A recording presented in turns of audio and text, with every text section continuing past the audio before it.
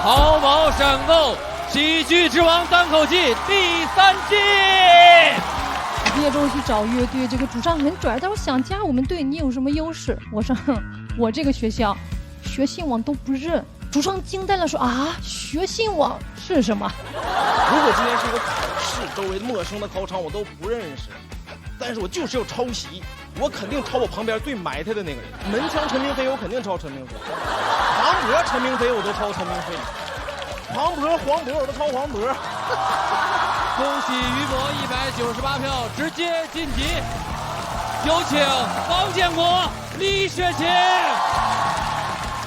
哇！跟雪琴还是要多多沟通的，毕竟3年后你俩会生一个大大的气。你刚说你瘦了60斤，我看他们那个反应是完全没看出来呀。哦，怎么样，师傅？现在外面人都看 sketch， 没人看漫才了。你吐槽不如吕岩。恭喜肉食动物直接晋级。哎呦！他说：“普拉提，你的血是黑色的，你这辈子只能站在别人的身后发烂发臭。首先，我叫普拉斯；其次，坏人的血才是黑色的。我的永远是 A 型。”朋友们，你想消费就是储蓄，借贷就是理财呀，浪费就是节约呀，淘汰就是晋级呀！再见。祝贺咸鱼直接晋级，请领取你的金牌。我们下半场精彩继续。欢迎各位来到淘宝闪购喜剧之王单口季第3季，欢迎大家！欢迎我们的气氛组组长，也欢迎我们的老友，我们的魔王付航、小鹿、雪琴、建国，欢迎！然后我正对面2楼的是已经在第1赛段晋级高枕无忧的朋友，祝贺你们！上淘宝闪购搜夏日拼团。点外卖拼团更优惠。本节目由淘宝闪购独家冠名播出。向各位介绍，我们这一场仍然是我们的第1赛段盲盒抢金赛的下半场。这一季是有史以来参赛人数最多的一季，整个赛段有60组演员同台竞技，上半场就非常激烈。魔王呢？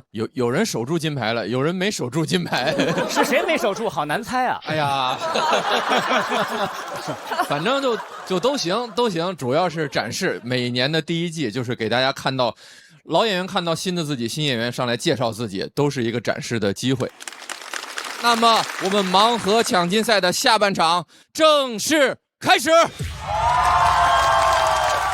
开场不容易，这句话说了10年了，但这位朋友，我对他无比安心，因为他是你们心中很多人最期待重新见到的那个人，我们的女侠嘻哈，掌声送给嘻哈，年度第2名。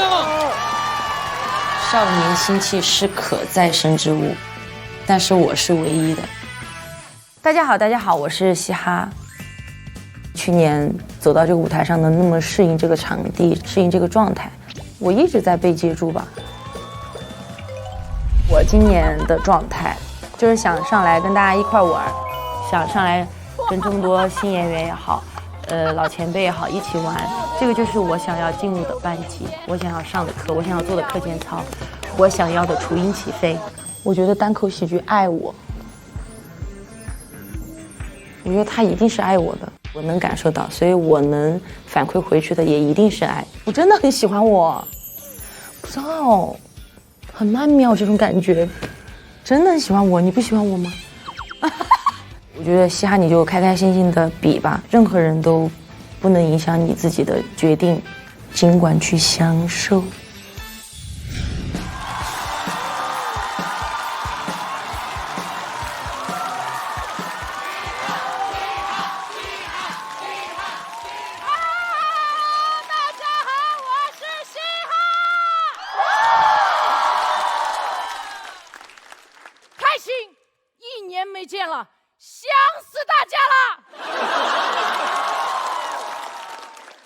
去年比完赛，人生发生了非常大的变化。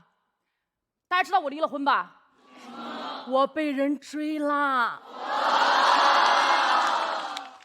追了1年呢，追着骂，骂成了我的微博金粉。前不久还在给我发消息，李希哈，你这个被资本硬捧的婆娘，你把冠军还给何广智。首先，何广智已经是冠军了。其次，我跟何广智是2个单位。朋友，你充个会员吧，对吧？你真的想让把冠军还回来？你看完，对吧？你看完你就知道这个消息，你发给翟佳宁啊。对吧？你但凡充我1边的会员，你都不至于来充我嘛。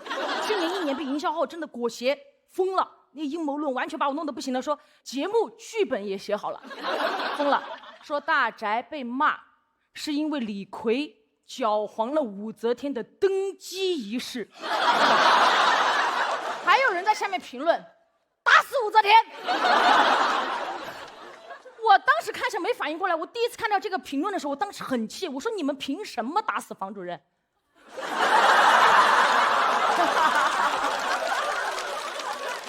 有什么冲我来？他给我私信骂的就是你那个。弹舌部分是一些不堪入耳的东西，我消化了一下啊，我就想着这个人是不是大宅的粉丝，我想点进去解释一下，避免造成不必要的误会。点进去，崩溃了，分裂了。置顶的2条帖子，第1条骂我，第2条骂翟佳宁。我当时就懵了，我说谁会做这么无聊的事情？这么无聊的事情一定不是水军干的，骂完冠军骂亚军，像季军干的，是吧？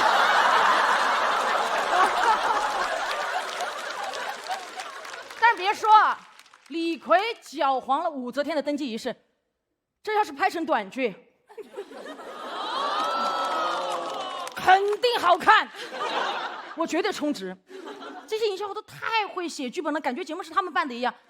好，都说有剧本，我摊牌了。今年我也写好了剧本，已经有了。等一下比完赛，一个直升机直接从天而降，直接接到我把我甩到浪姐舞台上，我就1天1。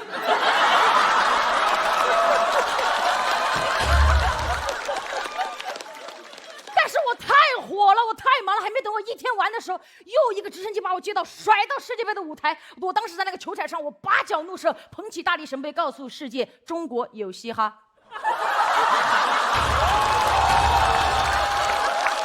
还有些营销号还没完啊，阴谋论真的疯了，说我抢完了翟佳宁的商务，一派胡言。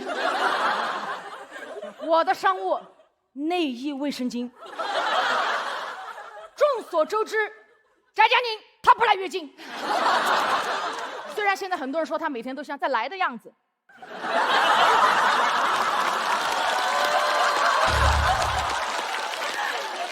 她要是真的来月经，她肯定是代言卫生巾，广告语我都给她想好了，对吧？我的霸气永不侧漏。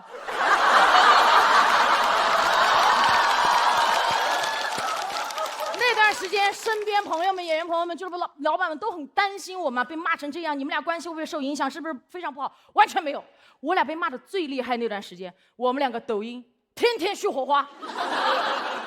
翟佳宁给我发，你被骂了，我也被骂了。节目结束后呢，他好在虽然被骂了，但工作还是比较多，和他呢也一起参加过好多次活动。有一次我在化妆，就收到他的微信。嘻哈快了，哎吧，受不了了，我就知道现场出事了，他受不了了，我立马冲到现场，没办法了，就叫来迟，根本钻不进人群，因为我看到好多人围着他，拿着专业的设备对准他，然后他的周围全部都是很专业的打光灯，然后他的脸上就很惊慌。上一次见这样场景的时候，还是我的小猫绝育的时候，我那个时候一下就明白，原来长大就意味一定要失去一些东西。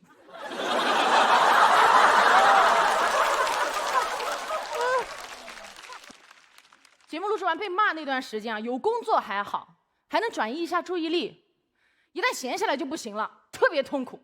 就特别想做一点别的事情去断掉这些信号，所以我去年就去考了飞行执照。因为起飞就彻底没有信号。第一天上飞机，我的带教师傅带着我飞到了最高点。我不知道为什么，其实飞到最高点，我往下一看，看到广阔无垠的大地，看到广阔天空的时候，我的情绪一下上来了。我觉得自己太憋屈了。飞到最高的时候，我跟师傅说：“师傅，我要发泄一下。”我师傅看着我：“你要搞什么飞机？”我也没管了，我当时憋不住，我觉得很憋屈嘛，我就开始尖叫，我就尖叫，然后各种咆哮，各种发泄。尖叫完了之后，师傅在旁边不知所措，看着我说：“开了这么多年的飞机，也是第一次开到尖叫机。”然后我就很痛苦，当时发泄的时候，眼泪就在眼眶打转。我师傅看着我说：“你别想这么多，你把你想做的事情做好就行。”我说：“师傅，我想把飞机倒过来飞，这样我的眼泪就不会掉下来。”他说：“倒嘛，可以啊，你眼泪不会掉下来，我们就掉下去了。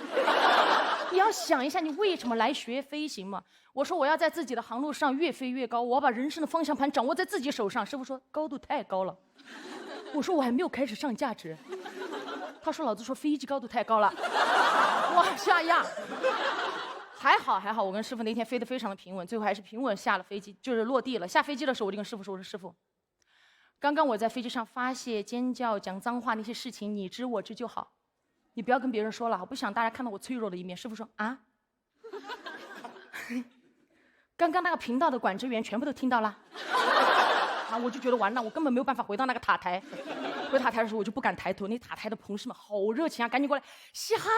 你飞得好棒！我们所有人全部听到你在飞机上用那个在天上用意大利语跟我们打招呼，在那里 ciao ciao ciao ciao ciao。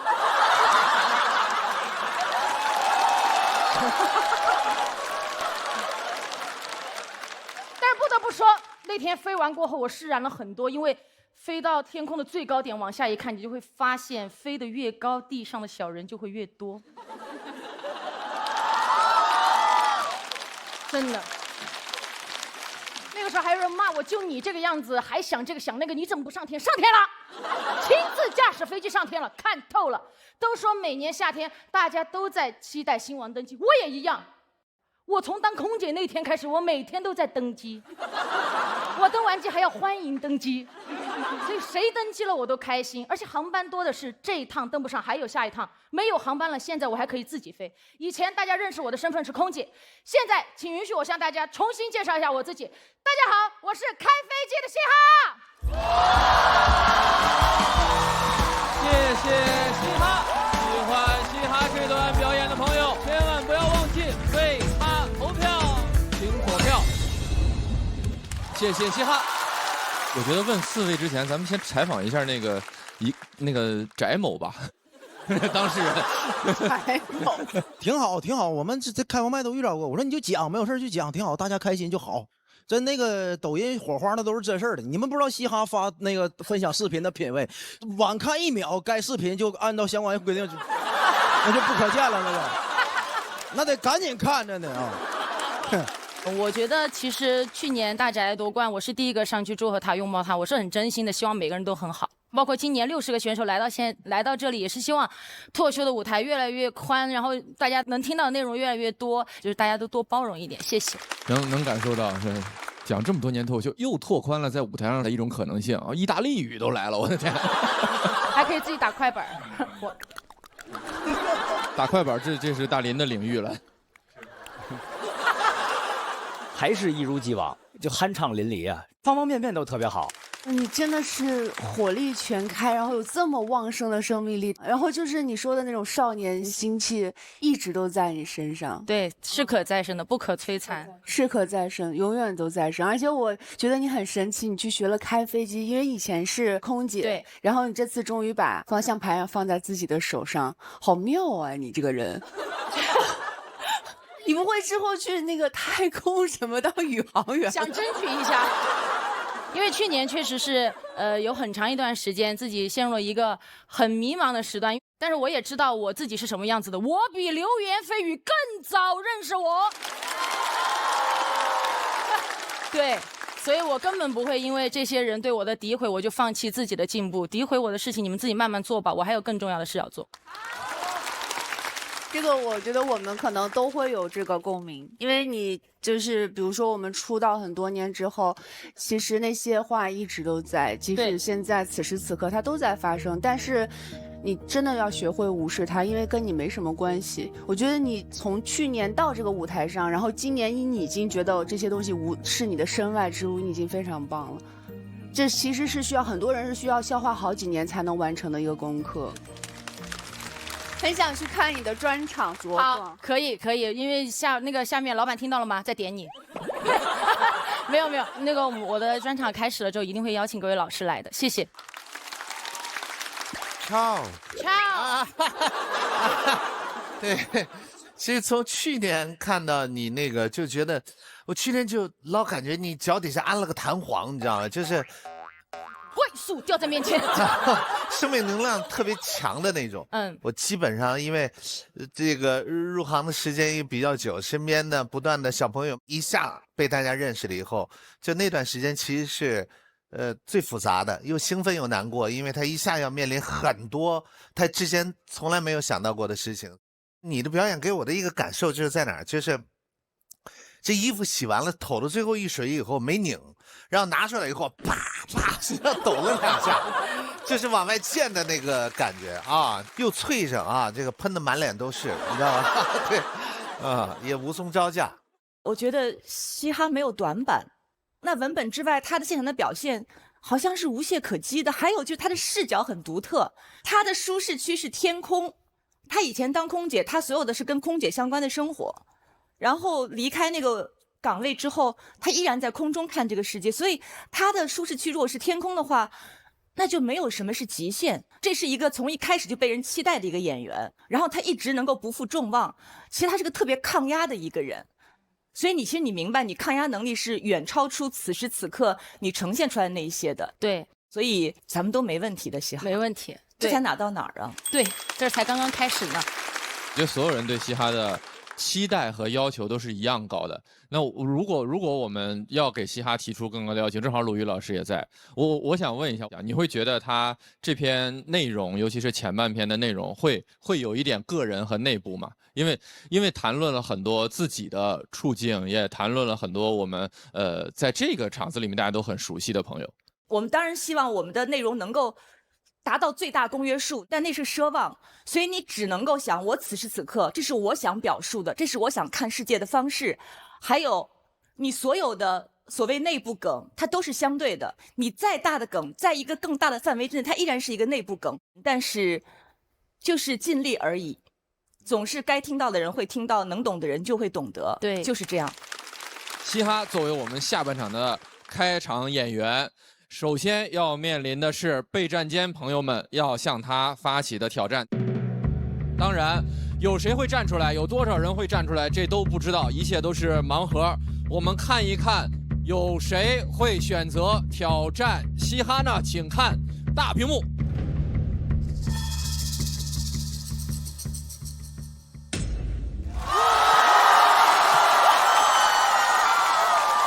无人挑战意味着嘻哈直接晋级，请为我们展示他的票数。198票，恭喜嘻哈直接晋级。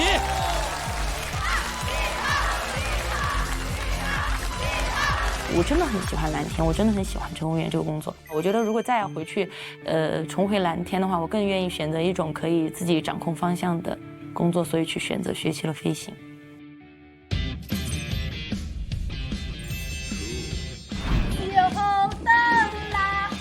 我们那个工作性质就是接一帮人去他们想去的地方，然后再送一帮人去见他们想见的人，每天都是这样的。但现在驾驶舱不一样了，你看到的天空就是完全是更广阔、更开阔、更辽阔的，而且你会感觉是方向盘掌握在自己手上，那种感觉是更不一样的。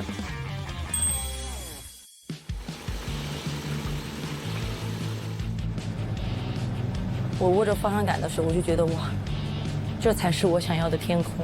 太自由了，而且你可以非常清楚地看到大地，看到天空，然后看到大地和天空接壤的地方，你会觉得这个世界就是没有边界的，你就可以无限制地去探索。这种感觉太爽了，我不知道怎么用语言来形容，就好像你就应该干这个，我就应该属于天空。接下来要上场的这位演员，去年第一次来到这个舞台上，但是给很多朋友都留下了深刻的印象。欢迎我们的大学生嘴替，谢谢。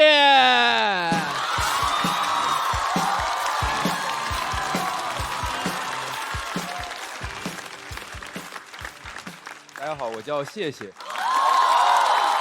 我去年在这个舞台上吐槽了我的高中，当时票数还挺高的，主要是咱们这个节目一录就录10几个小时，到后面演员们都累趴下了，就我精神啊，10几个小时在衡中还没上到晚自习呢啊！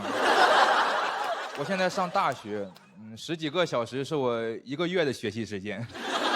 我平常没事的时候就爱刷点短视频。有事的时候就爱刷点短视频。我有时候也不是想刷，我就是控制不住。我只需要打开手机，查个单词，发个微信，随便干点什么，过几分钟，我就会发现，我在刷短视频。我前两天坐地铁，想睡会儿觉，怕坐过站，拿出手机想定个闹钟。等我退出某音，快到终点站了。我有时候感觉就是短视频刷多了，会自己的生活状态特别颓废。就得干点正事儿缓缓，比如说去学校上课，咱们寓乐于教。直到我前两天去上了个专业课，上完彻底崩溃了，因为那节课的授课内容就是刷短视频。老师把短视频下载下来拷到电脑上，拿教室大屏给我们放，我太梦幻了那个场景。我从来没在这么浓厚的学术氛围下见过奶龙跳舞。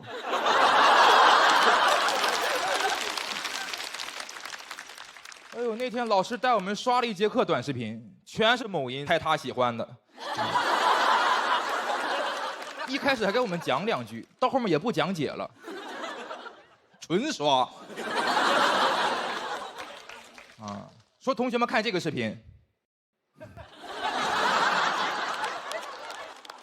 有意思吧？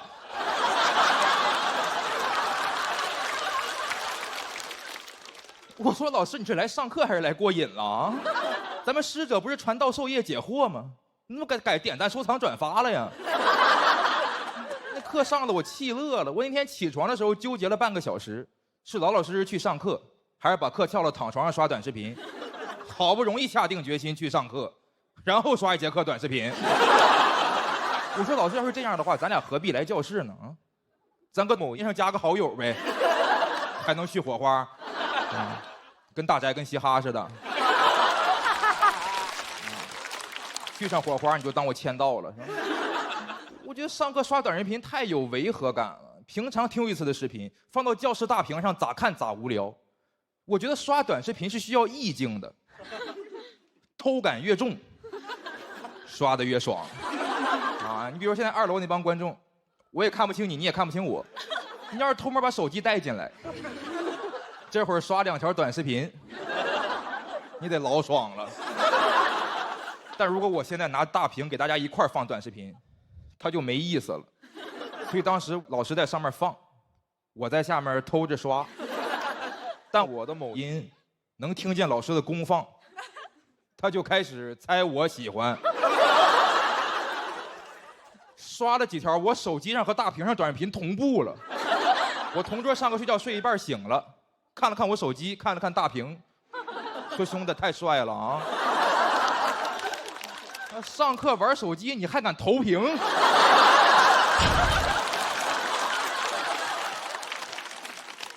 前两天我2姑带她家孩子来我家串门，还拿我教育孩子呢。说你一定要多花点时间学习，少刷那个短视频。你要是能像你谢哥哥一样考上北大，以后你上课刷都没人管你。我说2姑，你是不是上过北大？你不是我2姑，你是我学姐，你是李雪琴。我感觉如果我们专业真要学短视频的话，你最起码别让大学教授来教吧你说这些大学教授是什么人？知识渊博，博古通今，就这种人怎么刷短视频？你能想象吗？这帮教授白天在学术会议上传播真理，晚上回家对着手机哭哩哭哩哭哩哭哩，不可可能，你说教授教我们1学期短视频怎么创作，怎么引流，他自己的账号200多个粉丝，里面还有50个是我们班同学，剩下学长学姐忘取关了，可能还有1个是我二姑。短视频里有的东西也没人敢教啊，擦边儿，那谁敢教？老师上课让我们课堂讨论说，如果要做一个招生宣传视频，怎么拍最有流量？怎么拍最有流量？哎，你找一个肌肉帅哥，上衣一脱，氛围灯一打，嘴里叼一个学生证。啊，你看多有流量。哎，我觉得这个你是现在就是上课学短视频这玩意儿，我们学着难受，教授教着他也难受。人家埋头研究一辈子广播电视，好不容易当上教授，以为是那种热门专业导师，结果成非遗传承人了。我感觉像他们之前为了发顶刊研究社会变化，现在为了上热门研究推流算法。这鲁迅脱下了长衫，还得给自己标一个正常穿搭无不良引导。关键我感觉我能从这件事上看到自己的未来。我现在学短视频，等我毕业可能又过时了。但我现在要是不学短视频，我就毕不了业了。啊，所以等这段播出，希望你们多给我点点赞。我得交作业。好，两位谢谢大家，我是23新传谢听。谢谢。喜欢谢谢这段短视频的朋友啊，千万不要忘记为他投票，请锁票。想问问你，也不知道是你学姐还是你二姑，这个看完的感受？哇，你是23级的？对。我是13级的，我的妈呀！这是我亲学弟，我们俩一个学院的。我上学的时候，我们学院没有这么好的课，就刷短视频这种课没有。不是因为你在短视频领域做出了卓越的贡献之后，然后是，现在我们学院统一学我。知名校友。我们那个时候是做公众号。啊，那老师的公众号70多个粉丝，我们班一共就70多个人。10年老师涨了130个粉丝，挺不容易的。我觉得谢谢挺难的，首先他接在嘻哈后面，就是嘻哈太炸了，所以谢谢可能也会有心理压力吧。对我，因为我去年半决赛也是接嘻哈，就淘汰了。然后其次还有一个我觉得你难的点，就是你的人生经历到这儿为止，就一直在上学。其实你想讲一些很蹊跷的一些，或者大家都很了解的一些事情，可能你的人生还没经历到呢。是，不过他说的这个主题我倒是挺有感触的，就是一路我们上大学的时候，其实面临的一个尴尬是数字摄影机正在迅速的普及，但是学校的课程还在是传统的胶片摄影机。就那个时间段，我正好在学校里边，我能够感受到那个老师的无所适从跟学生的无所适从，其实特别像今天我们又到了一个十字路口， AI 来了，所以说还挺有感触的。没办法，就一直都在飞速的变化。但鲁豫姐是横穿各种周期的人，从广播时代、电视时代，然后网络时代，现在的这个短视频播客时代，都有您非常优秀的作品。我之所以能跨越周期，是因为第一，我比较能耗时间，我一直耗到今天。有些时候，其实所谓成功，就你把别人都耗走了，你就成功了。比如说，我跟思纯，我们是大学的校友嘛。我们这个专业还有一个特别的一个悖论，就是在我们这一行，此刻还在一线的，你是没有时间回去教书的。但其实我们有很多经验可以分享。等到我们有一天可以回去教书，意味着我们已经退出一线，意味着你的意识技术已经落后了，所以永远是一个悖论。所以他刚才这个角度特别的可贵，从一个在校学生的角度，在探讨一个大的教育的问题，你的弊端在哪里？你如何去改进它？而这个问题会一直都在。到目前为止，其实我也没有特别好的解决方案。是。所以我觉得谢谢讲得非常好。谢谢你，谢谢老师。但我怎么从谢谢的表情里边看出来啊，原来是这样，我咋没想到？谢谢在这听大师课呢，是吧？哦，原来中传的老师说的是这样的。我想记笔记，现在。那大林虽然是4位里最年轻，但其实你从事的是我们当中最传统的那个技艺。这不是觉得示威，所以换了一个行业。现在换的这个影视行业也示威了，现在也就是好像也要被代替了。我去年特别喜欢你，因为你非常的有棱角，有那种呐喊，那种反叛。那现在是因为大学生活实在是太舒服了嘛，然后现在你现在变得特别温柔，像一株君子兰，你现在。对，小生有理。是被磨平了。因为世界就这样，不断的会磨平你，长出棱角，所以让你不断生出新的棱角。是。谢谢总露出一种在听课的表情。我这全都是编造，我自己不好好学习，我还非得说人家。我本来以为短视频没有营养，消磨时间，但是其实老师教了以后，我感觉短视频这个东西还是很有意义的。这位朋友在比赛前1晚丢了手机。就录制的前1天赶开放麦，打车在车上没刷短视频，然后下车就把手机落车上了。那所以你们这个故事得到了一个什么样的教训？得到教训就是以后打车必须得玩手机。大学生朋友就是这样。那成演得挺好，但是还是有可能会迎来挑战。看看备战间的朋友有没有人会向谢谢发起挑战。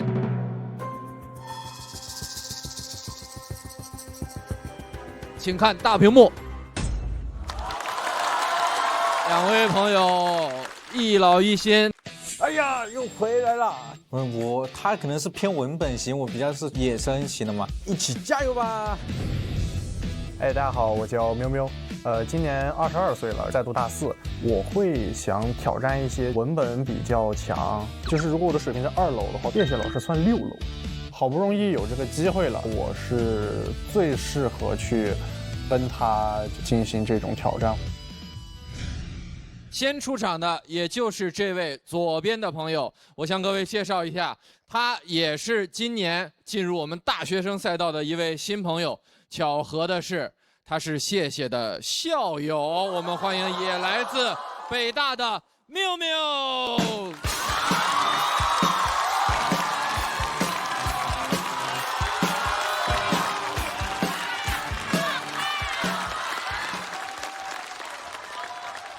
谢谢，没叫你啊，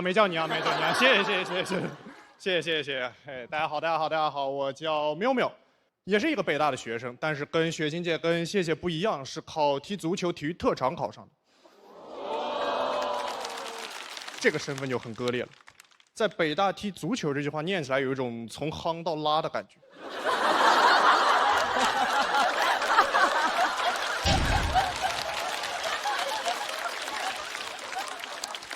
大家很热情，很捧场，但是在同龄人眼里，小体育生的风评极差。我之前在网上刷到过一个帖子，他问体育生和边牧谁聪明。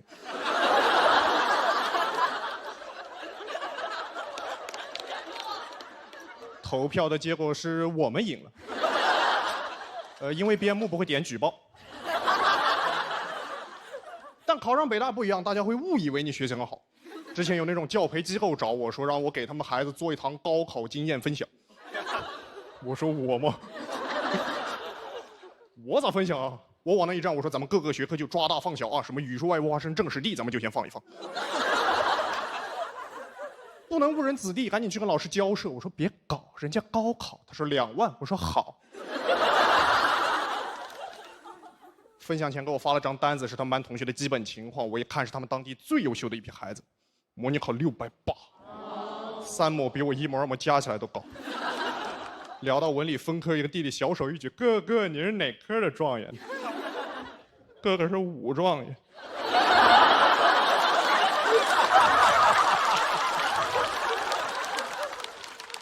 最后2万块钱没拿到，因为给他们分享知识点的时候，我说你们就多背背那些知识点啊，那些什么 cos 45度什么的。努力，不要做一个直垮子弟。就朋友们那件事之后，我会刻意的装一个高考状元，来弥补自己20年所缺失的学历崇拜。但朋友们，就我这张脸吧，它长得有点太体育了。就我云南老家高强度的紫外线，加上长期风吹日晒的训练，导致哥们儿看起来像一头沸羊羊。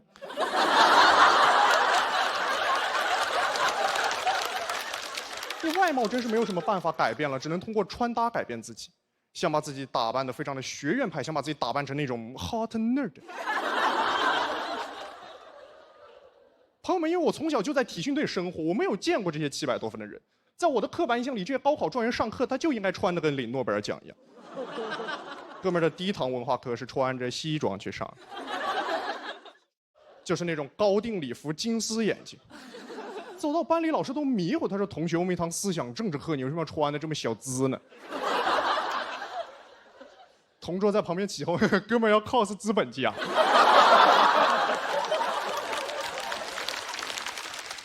我说：“不，念 cosine 资本家。”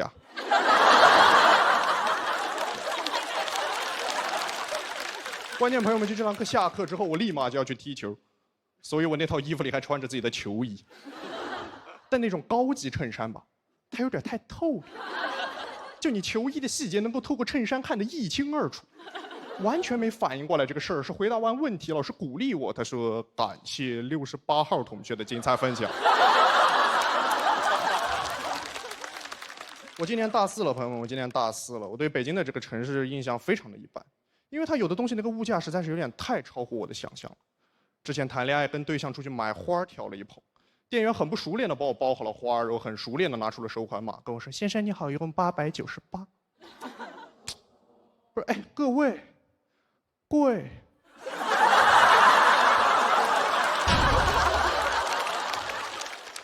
头一次买花用上了花呗。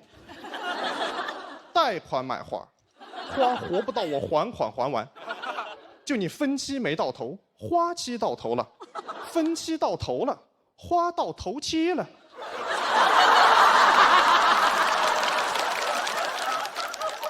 我的素质我是可以逃单的。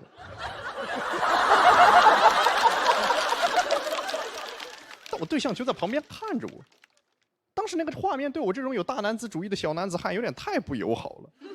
那个店员拿着那个扫码枪像一把真枪一样就这么对着我，哎呦，我就只能哆哆嗦嗦的又从自己的兜里掏出了手机，然后呢点开了自己的公交码，然后对扫码枪贴了上去。哎，朋友们，我当时就是在想啊，你们说有没有一种可能，咱们中国那么多人啊，就有那么一个人，他的付款码长得跟我的公交码一模一样？没有。还想挣扎一下，我在那跟那个店员我说：“你今天一定要给我个理由，你这花到底凭什么这么贵啊？”他说：“先生，是这样的，我们的花都是从美丽的彩云之南空运过来的。”我说：“哪里空运过来的？”哎，各位，全云南最不值钱的东西就是花啊！有没有人管管？你一个东西从老家到北京的溢价那么严重，我以后买花带过去那都算走私了。以后我过海关的时候就是带着个斗笠，背着个背篓，反正你们刻板印象里云南人就是这种样子。然后过了那个海关，机器也不响，但是警犬突然开始狂吠，安检人员神色凝重，海洛因不康乃馨。围观群众一哄而上，一起把我摁在地上，打开背篓，大惊失色。哎呦，狡猾的云南人，竟然把鲜花藏在了饼里。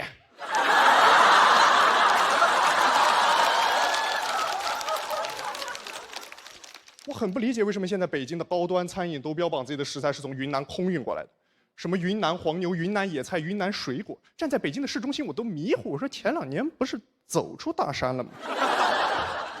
哎，能理解吗，朋友们？就是我高考毕业的时候，面对云南满地的瓜果蔬菜，我说 OK， 你们很好，但我要去首都大城市追寻我的梦想。到了北京勤工俭学，发奋图强，攒了一大笔钱，总算坐进了那个高级餐厅。来之前，哥们儿还在那演练的那个服务生走过来说 ：“May I help you, sir？” 我说：“啊 ，Could you give me a bottle of water？” 餐前水果一端上来，服务员说：“小伙子，这个水果是你云南老家呢。”讲完了，谢谢你们。谢谢喵喵。投票倒计时3、2、1，请锁票。谢谢喵喵。哎呦，演完长出好几口气啊！哎呦，挺紧了，挺紧，真是第一次来线上。但演得很好，是不是？我看罗玉姐是第一个拍的，对，而且拍在了那个从夯到辣上。是。但其实那个不拍的话，后面好几个点全都可以拍。它太稳了，节奏真好，你节奏特别好。谢谢。它的文本，你看它里面讲了好像好几个事儿，但它其实他一直在讲一个事儿，我觉得就打破了很多的刻板印象。其实是刻板印象是我的主线，然后我想把它写成一个像公路片儿一样的东西，但是就实际上也一个原因是因为体育生那篇想写7分钟没破出来，然后就加了一部分这种生活的东西。其实我一直觉得讲一件事儿往深里翻是难的，好像在一篇里面讲几件事儿相对容易，但其实这也是个特别好的一个创作方法，因为你找到了一条埋在当中的一个特别成立的一个线，所以你的这个结构是特别成立、特别好的。哇，你说你紧张完全看不出来，因为我相信观众会接住我。非常好，你打破了好多的刻板印象，非常成功的一段表演。谢谢娄烨老师，谢谢娄烨。他里边好多梗都特，也不是怪，是妙。博哥拍在那个各位柜上，是不是？对，这些吧都属于是从侧面戳了一下你胳肢窝，你知道吗？就是。就是你不光你的那些梗设计的很巧妙，包括你到后面还模仿那个英式发音，就是你刚才在聊天的时候，你才有一种紧张，然后那种稚嫩，或者是你有点怯生生的感觉，但是你在表演的时候，我们完全看不出来，就是你的表演是挺让我们惊喜的。谢谢。其实真挺紧的，因为就是我跟他是一个社团的。你是现在的社长是不是？对，社长。嗯。那你是发生了什么禅让吗？他就是忙了，他就是。就是我们社团每一届要换届，就换到他的人。哦。其实一个是确实是因为他刚刚的表现，大家其实有目共睹，真挺好的，就是说没压力是假的，但是。尽量不要让它影响到自己嘛，给大家奉献一个好的，我跟他拼起来的15分钟，我觉得这个事儿本身也挺重要的。哎，这特别像一个足球运动员的赛后发言。您在场上是踢哪个位置的？我守门员，我把门的。哦，就所以大高个嘛，啊，就这种大心脏啊，所以我觉得您既然这个心态有这么好的这个潜力，包括刚才表现能力很强，你放心，我们的观众朋友们会一直拖着你的。谢谢高老师，谢谢。那最后咱们问问这个北大的朋友吧。刚才我跟陆姐看到那个喵名字的时候说，你看拍招生简章的来了。那个学生证带了吗？把你的学生证叼在嘴里，把你的拍完就被开除了。你俩居然是脱口秀社团是吗？哦。哎呀，咱们学校这个社团做的还挺好的。雪琴姐，那这个我就是建议，如果您有空的话，就包括谢谢，我们可以邀请您有空来学校来社团看一看嘛。看一看行，但我现在说不过你们。不用说，您肯定说得过我们，只是也不用说，就来一起玩一会儿。行，谢谢。喵喵是不错，因为那个梗它又有一些很嘎的，又有一些很巧的，又有一些很传统、很标准的，厉害，还带表演的，然后还给你来点口音，还有英语，给你来伦敦腔，这个太全能了。到底是你们学校啊，我感觉北大体育生也比我聪明多了，这很好啊，北大的体育生，而且谢谢喵喵和甄勇他们站在一起的时候，喵喵很像谢谢跟甄勇生的。他继承了谢谢的脑子，继承了甄勇的黑皮肤和口音，完美的结合了腹部的优缺点。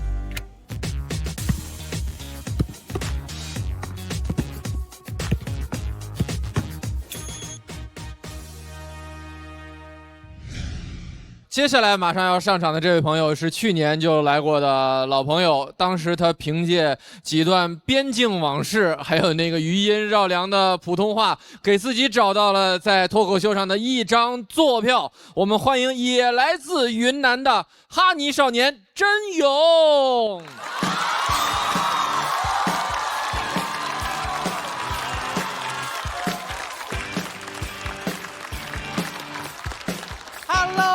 大家好！啊，你们不觉得我才长得像那个刻板印象中的云南人吗？去年上节目之后，很多人认识我之后，会开始给我取一些莫名其妙的外号。啊，之前有个人跟我说：“甄勇，你看看你，同样是来自西南地区的少数民族，普通话不好，皮肤黝黑，然后开始叫我丁甄勇。”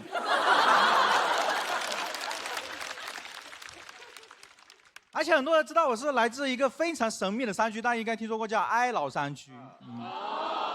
知道之后问我们民族为什么会生活在哀牢山区？其实我们民族啊是在很早的时候从青藏高原一路向南迁移到了哀牢山区生活。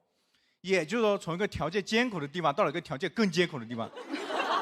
但是我小时候很不理解呀，我就问我家里面的爷爷，我说爷爷，当初我们民族从青藏高原一路向南迁移到哀牢山区的时候，中间要路过大理、丽江，为什么不停下来啊？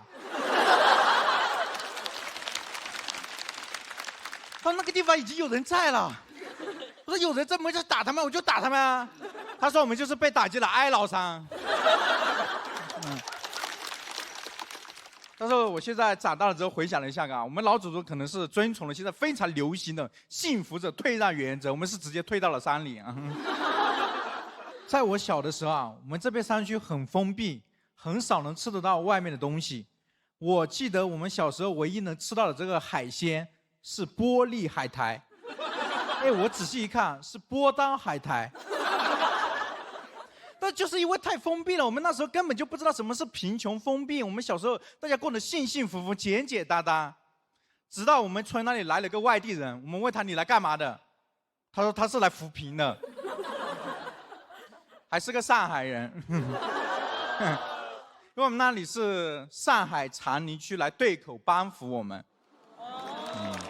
我们那里当时有多落后呢？听说当时上海长宁区扶了我们20几年。把自己扶成了上海市 GDP 倒数。这个说法肯定是不对的，这样说有点夸张。但是他们的确20几年来的时候，他们要面临着很多问题。就比如说那时候我们的卫生条件很差，那个上海人来之后问我说：“哎，小孩，你们这里的厕所在哪里呀？”我说：“男的这座山，女的这座山。”还有个更困难的问题是我们那里的医疗条件很差。所以我们那边基本上生小病是去找那种帮我们做法事的法师看病，所以我们那里没有中医，没有西医，只有法医。所以他说要给我们建这个诊所嘛，建完诊所之后说要帮我们全村的老人跟孩子全身体检一遍，但是我们根本听不懂他们的话术呀。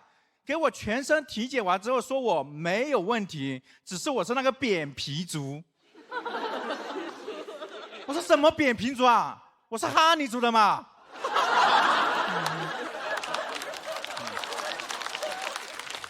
对，但是刚开始诊所建起来的时候，也没有人去看病，因为那个法师会给我们宣传说，以后看病还是来找我，不要相信医院。我都帮你们看了30几年的病，我也收钱少。后来是怎么扭转这种局面的呢？直到有一天我们发现，那个给我们做法事的法师，居然在诊所里面打吊针。我们就问他说：“大爷，你怎么在里面啊？”大爷说：“因为我有医保呀。”看了这个封建迷信，还得靠社会保障来治。而且他上海人来之后，也给我们带来了一些新的东西让我们种，就比如那个咖啡。为什么呀？他们是不是觉得我们那儿做这种能提神的植物比较有经验啊？他扶贫是一批一批人的来的嘛，他们要走了，但是那时候我们那里的山路很烂很危险，是我们亲自把他送出了大山。也就是说，我们那边真正第一个走出大山的人是个上海人。走之后他还特别好说：“哎呀，真有你们那时候特别好，他特别好的跟我们说啊，你们这小孩太好了，把我送出大，明年你们还要什么上海的特产？有一批扶贫的人要来，我都让他们给你们带。”但是我们小时候根本不懂上海呀，我们说我们想要东方明珠。最过分的还是那个村长，他很天真，他不知道外面的世界，跟拉着那些人说啊，你们也太好了，但是能不能求你们把我们这里扶成像上海一样发达再走嘛？把人家吓得说，哦呦，不行不行，我们要先回去扶宝山区了啊。是我听错了呀，他们是说要去保富山区了。所以我是去年录节目的时候是第一次来到上海的，我是特别感谢上海的，还有特别是长宁区，我也用我自己的方式在报答上海，大家知道吗？今天我但凡来到上海，我不管住哪里，我都只点长宁区的外卖。去年科学家说在我们哀牢山区发现什么真心的巨型天牛，只有武侠小说里面才有的能起死回生的神仙草。大家发现没？他就是没有发现我们穷人。这些东西我们早就发现了，你早点发现我们，我早点告诉你们呀。谢谢有人早就发现了我，谢谢大家，我是曾勇。谢谢曾勇，投票倒计时3、2、1，请锁票。紧张吗？没有去年那么紧张了啊。今年但是普通话还是没有进步，应该。哎，有进步吗？有进步好，那就好，那就好。也可能是他们听力有进步。我记得小马姐提到一点，说第一次在现场看，给你一种打引号的野生感，就因为不知道大家从哪里就生长出来。对，我就一直在看真友，我就觉得好纯真的一张脸，好干净的一。那为什么丁真火了，我还没火呢？你现在有点不纯真了，你突然浑浊了起来。主要是你们俩负责的2个字的不同地方，他负责纯，你负责真。谢谢黄渤老师。我觉得这个野生也来自于，就像大家是各自的角度不同，从各种石头缝里边长出来的，从这个飞机上长出来的，从哪儿长出来的，都是从自己的生命体验里边，就那么顽强的、那么肆意的生长出来了，然后用各种各样的方式在这个舞台上喷发，我觉得特别好。而且刚才我就是看着你，真的是就是一般说人一开始变幽默了以后，就离油滑可能有点近，但是你一边幽默着，但是还是感觉起来很真的。那可能是还不够幽默。你这样的在这个舞台上其实也比较独一份儿，就是特别天真憨憨的那个状态，特别好，特别可爱啊。他特别有分寸的碰触了一些别人没有办法碰触的话题，就是关于有释放善意的和我在接受善意的过程当中彼此视角是否平等。在我看，这是一个特别值得去探讨的，但是很微妙的。如果分寸拿捏不好的话，可能会辜负善意。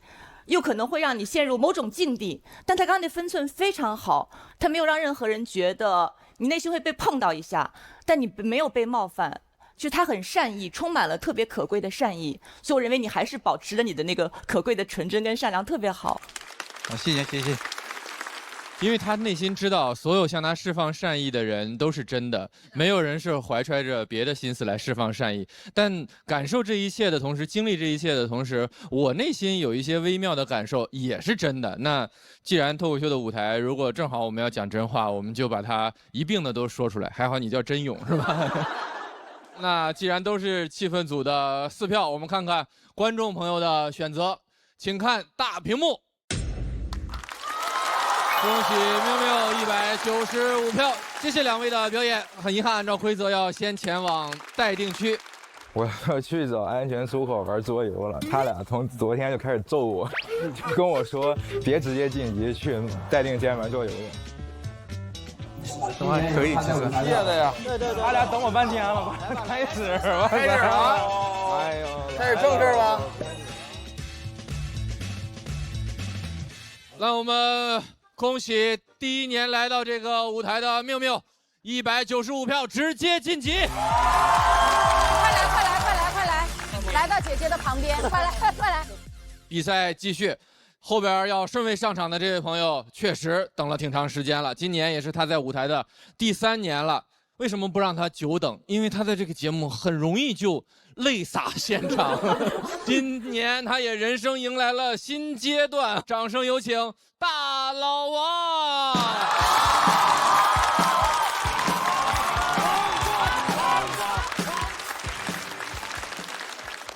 大家好，我是大老王。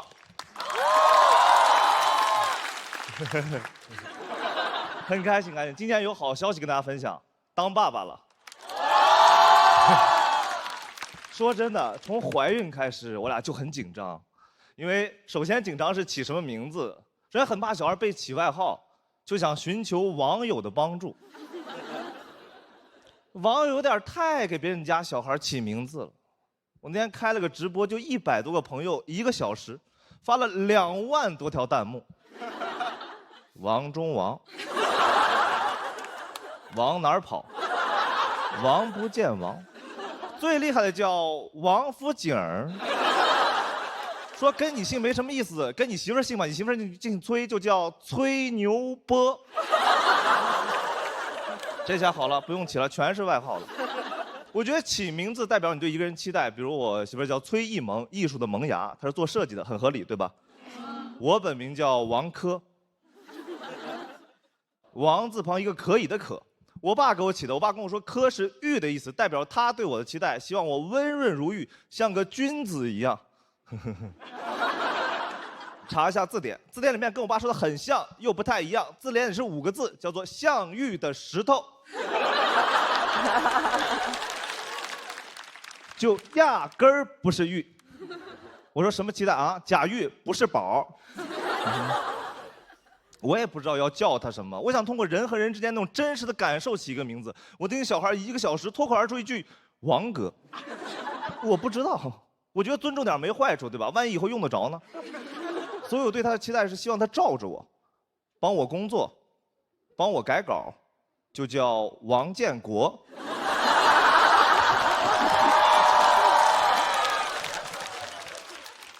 在高铁上遇到特别吵闹的小孩，我俩就会说，你小孩，你小孩，你小孩。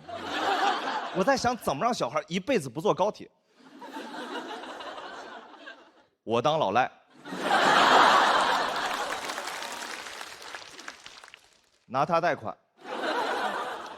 小赖赖，我觉得我是有点过度紧张了，对于这，我总觉得小孩你3、4岁赶紧在高铁上吵，7、8岁你不得逃学，11、12岁不得打架，是吧？15、16岁不得打他爸？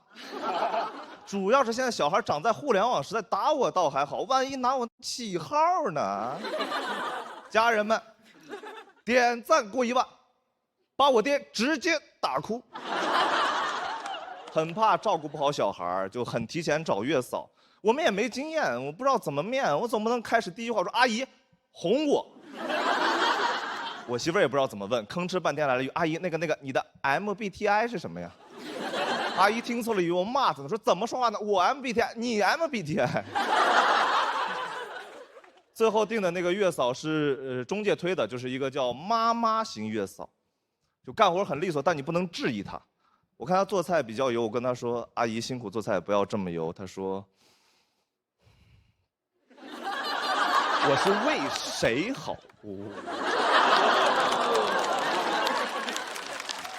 太帅了！哎呦，解决了我原生家庭没有问题的遗憾。最紧张的还是生，对吧？一旦怀孕以后，医院会给你一个预产期，比如3月4日，特别准确的日期。直到快生的时候才知道预产期是那个预产期的前后2周。我说1个月随时有可能说，那你们就是猜不准嘛？早说呀！我提前准备2个星座运势了。那双鱼白羊正经差挺多呢。星座预测不了，但宝宝底子要打好。幸好有皇家美素佳儿，3重真萃，3D 预护，守护宝宝成长。甭管双鱼还是白羊，有皇家美素佳儿，底子打好，运势怎么都差不了。知道这个事儿以后，我俩就完全不工作了，每天就是在家等小孩出生。那段时间怎么说呢？就是每天早晨一睁眼，唉，昨天又是平安夜。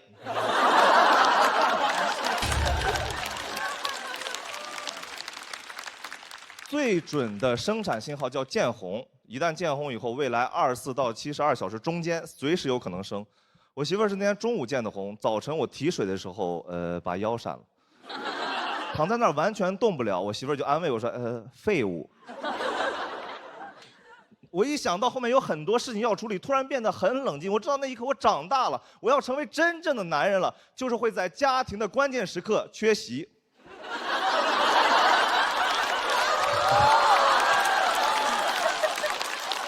肯定不能缺席，肯定不能缺席。到了医院，但我跟我媳妇在医院，我俩场面太滑稽了。我扶着腰，她挺着肚子，侧面看就是这样的。进电梯，电梯里的人说：“哎呦，这对香奈儿夫妇要去几楼呀？”一进病房，我就赶紧开始吃止疼片。大夫说：“啊，你吃止疼片？谁生？别跟我说是看着你媳妇儿这样心疼。”她被推进产房，我们那个医院是不让丈夫进的，但是你在门口能听到里面的声音。但我做不了任何事情，我只能在外面做我最擅长的事情。哭，我在外面整整哭了2个小时，给护士都哭烦了。出来跟我说：“先生，怎么，您出生了？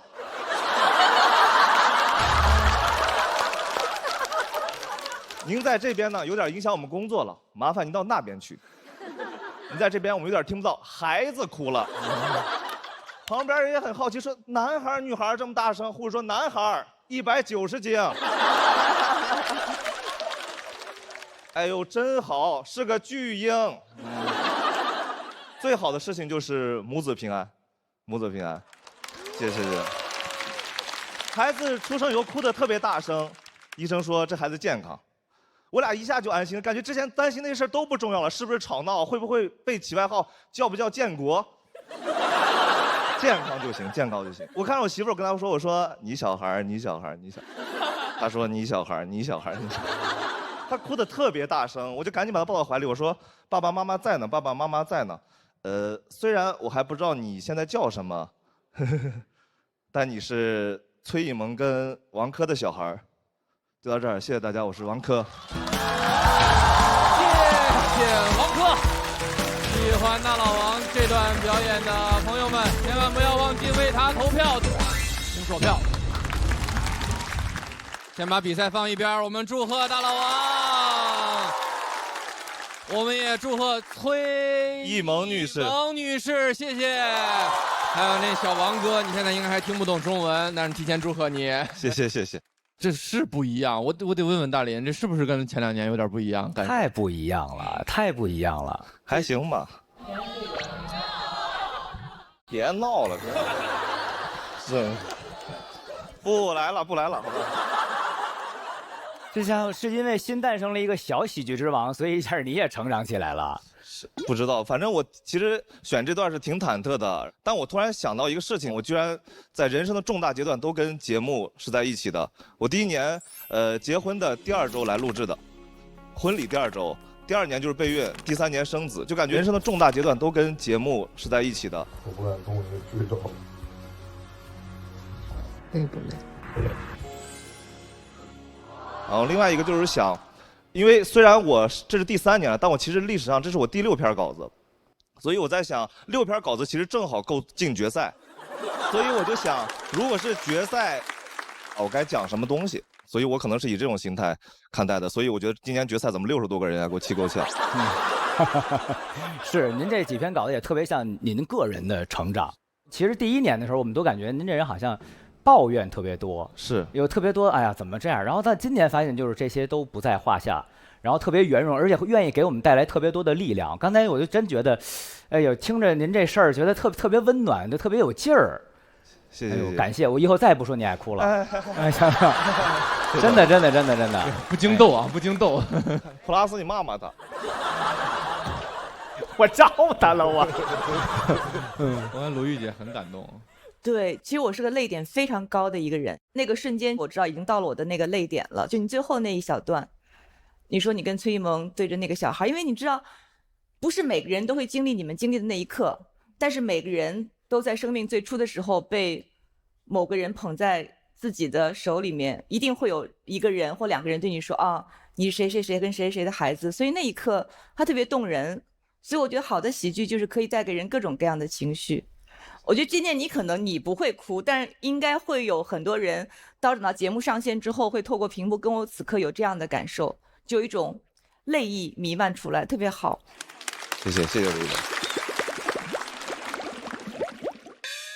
我也很感动，就是你说你在产房外等你媳妇儿的时候，你哭得很大声。你虽然没有太多的表演，但是你的语言和你的状态完全可以让我们感受到那个很具象的画面。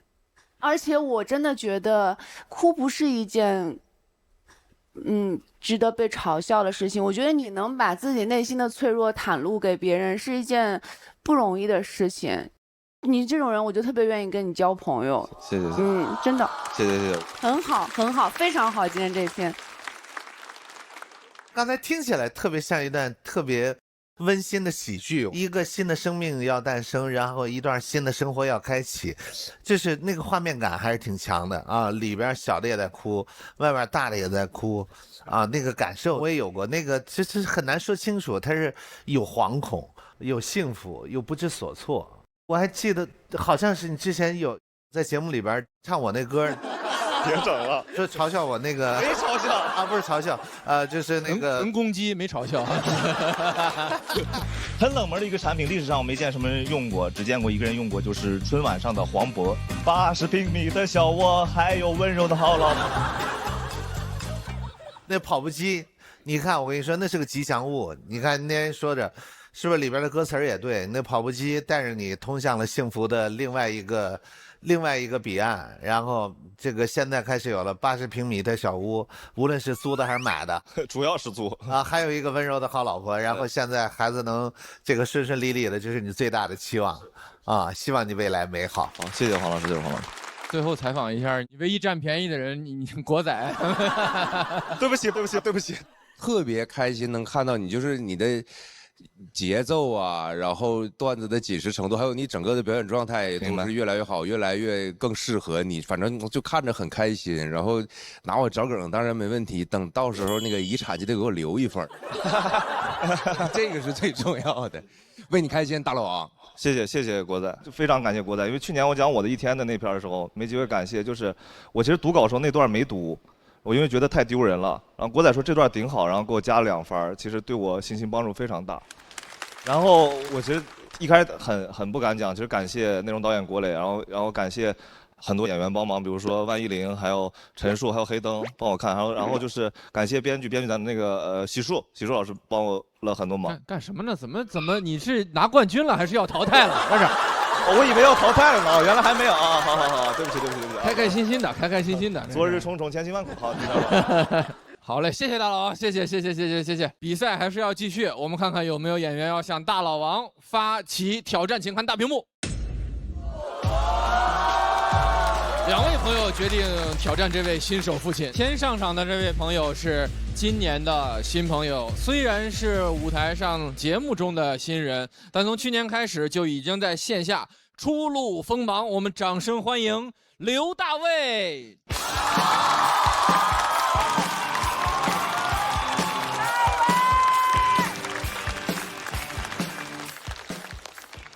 第1年参加节目，很荣幸见到大家。简单自我介绍一下，刘大卫，是艺名，能听得出来。虽然叫大卫啊，但其实看起来更小松一点。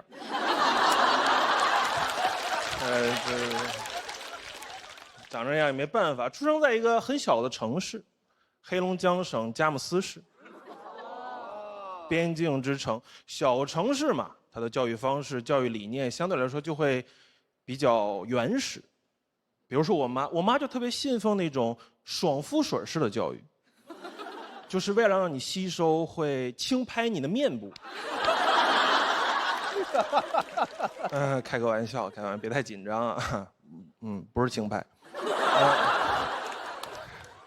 即使这样，大部分时间还是我妈教育我，因为我爸这个人不善言谈，我妈就是单纯不善。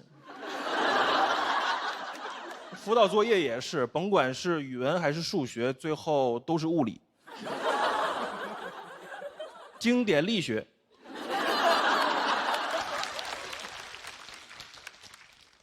就是这个声音。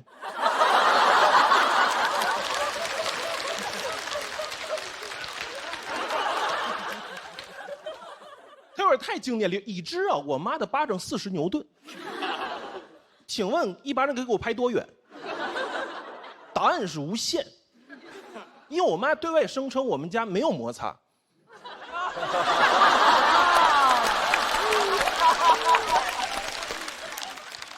但说起来轻巧，其实小时候确实被打得挺狠的。最狠的一次是我小时候因为不写作业，我妈打完我之后还不解气，让我只穿着内裤在楼道里站着。哎，我不觉得难过啊，你们也不要觉得难过，我只觉得有点荒谬。我往那一站，跟海尔兄弟丢了一个似的。我说干嘛？我学习不好，你给我报个班儿，或者咱们两个聊嘛，没必要这样。那冬天楼道里挺冷的，我甚至都怀疑他这么干的动机是因为我姥儿拦他的时候说的那句“你动他一下试试”，理解错了。邻居下夜班回来说：“哎呦，孩子，你怎么不进去？”我能说什么？我说你看不出来吗？我哪有地儿放钥匙啊？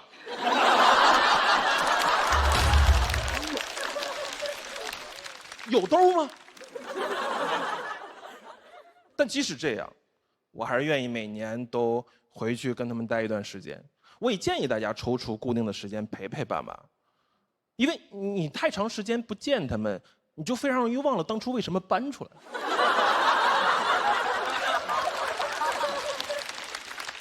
前2年有一个观点叫把自己重新养一遍。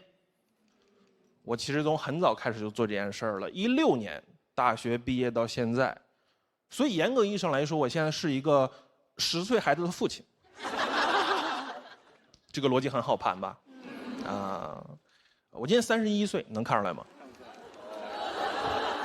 行，确实有点显老是吧？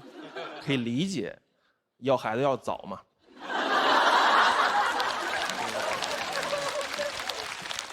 做点让自己开心的事儿。抗争第一步就是开始蓄长发。我第1年留长发回家，我妈气疯了，瞅我，这都不是劝我，恐吓我，感觉我不是在蓄发，我是在出轨。吓唬你的话也都是一样的，等你睡着了，就给你那玩意儿剪了。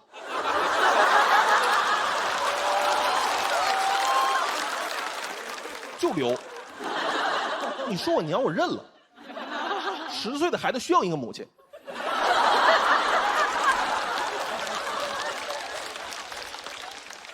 其实不光是我希望下一代的孩子能够过得更自由、开心、自在一点。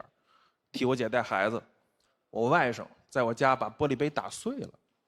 我说没事的，没关系的，这不是什么大事儿，对吧？他才3岁，他连句整话都不会说。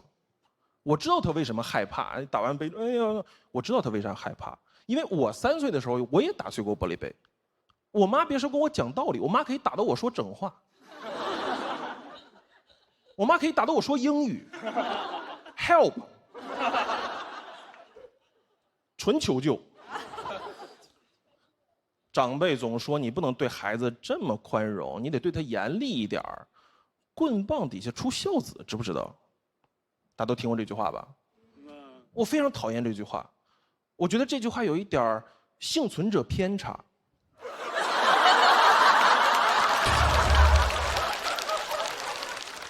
有没有可能那个孝子也不是打出来的，是活剩下的？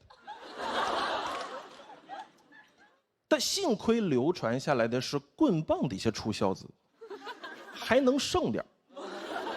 那要搁刀枪底下就都没了。你不能拿刀枪去教育孩子吧？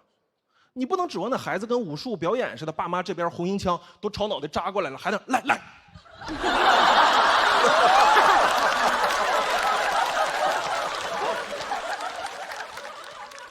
你不能把孝子的生产率压在他的闪避率上吧？我也不是说指望以后的孩子多跋扈，多不能管，可以管，咱们分方式方法，但你不要管完之后，你还给我们扣帽子，说你们这代小孩子不能打不能骂的，都是小皇帝。哎，你叫我皇帝可以啊，那你是不是应该给我皇帝应该有的待遇？我爸妈天天在家弑君，也没见你来救驾呀。我来面试这个节目的时候，导演问我说：“哎，老师，原生家庭这个赛道有点太拥挤了，你有没有什么特殊人设呀？”我说：“这段子，这造型看不出来吗？溥仪。”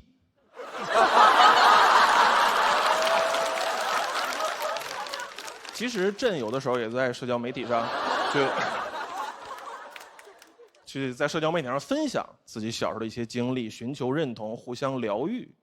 有一个评论我看的还挺心里咯噔一下的，说：“哎，孩子，我知道你小时候过得很辛苦，但你有没有想过，你期待的那些爱，你的父母也没有享受到过。”我说：“又更新了。”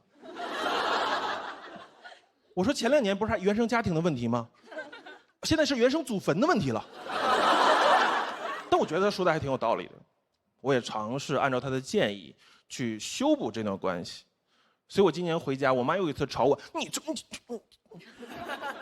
我说 OK 妈，我知道了，我也爱你。我妈当时眼泪就下来了。我妈哭得不行了，搂着我开始说儿子，你是不是得癌了？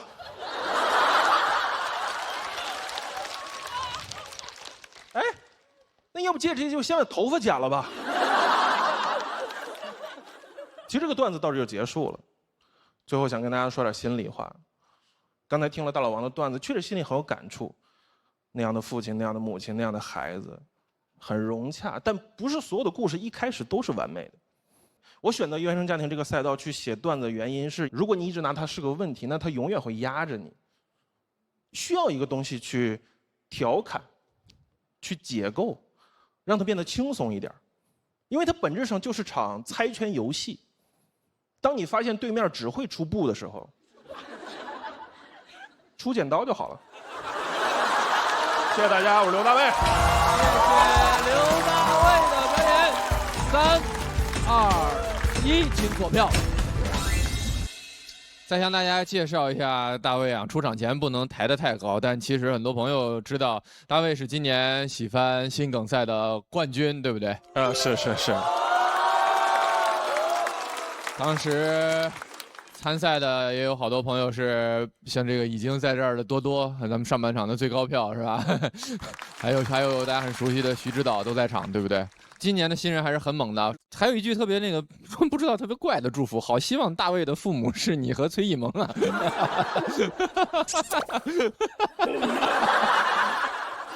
还真的是突然美好了起来。不过这段表演。对，他把我带回到了我的童年。哎，我首先说表演特别稳，而节奏特别稳啊，这个能沉得住气，而且就是躲红缨枪那个。对，表演也是，所以是个挨打。小时候挨过打吗？没有，是吧？没有，一点都没挨过啊！真没有，我们不干那事儿。那是因为你好还是爹好？是我们家一般都冷暴力，他们不是。你看采访了。哎，你会责怪你的母亲吗？其实不责怪，我只能说我恨我妈不爱自己，因为一个不爱自己的人很难知道人是需要被爱的。所以其实这个段子有更长的版本，是一个寻求跟我妈之间和解，我也希望她能从这个错误的教育循环中摆脱出来的整个一个过程。你自己也说这个赛道真的很拥挤，但是你依然就是会让我们感觉到有一个新的角度去切入，然后说的还那么好，特别喜欢每一个包袱，然后虽然你都很轻轻巧巧的，但是又很重重的落在我们心里。谢谢马老师，谢谢马。鲁豫老师这次好像是另一种陷入思考，是不是？因为像这样的话题，你中间不断在鼓励我们说你们不敢笑。因为的确，我在每一次笑之前都有一些不知所措，但即便如此，你有一种很神奇的力量。我带着不敢笑的心情，每一次我都笑了。你能明白我作为听者那种，因为我好像在旁观一个小孩在这样的成长，尤其你站在外面的时候，你没有过经历，但是人能够那种就是人同此心的感觉，就是人性当中那种很复杂、很幽微的东西，特别的奇妙。我觉得您这个都是同样讲这个赛道的东西，但是您给了很多人一个解决方案。我就特别喜欢钱德拉夫有一电影叫《地下》，然后他结尾里有一句话，就是我可以原谅你，但我永远不会忘记。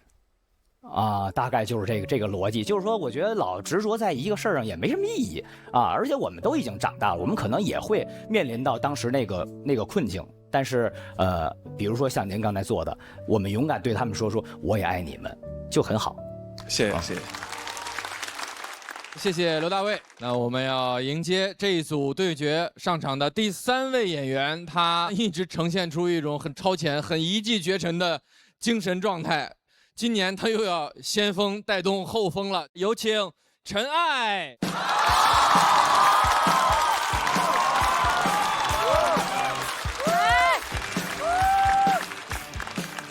大家好，我是陈爱。我去年讲了一些有关于精神疾病的话题，讲完就有人记住了我，见到我不是表达喜欢，而是给我加油。之前讲凉了，观众说下去；现在讲凉了，观众说活下去。而且上次我去宛平南路还碰见一个女生，见到直接就把我抱住了，还抱得特别亲密，我妈都没这么抱过我。我就开始疯狂回忆，把我这辈子见到所有人都想了个遍，那种感觉有点像死前的走马灯，区别是死前我都没这么着急。最后还是没想起来，我就问他：“请问你哪位？”他说：“爱奇艺会员。”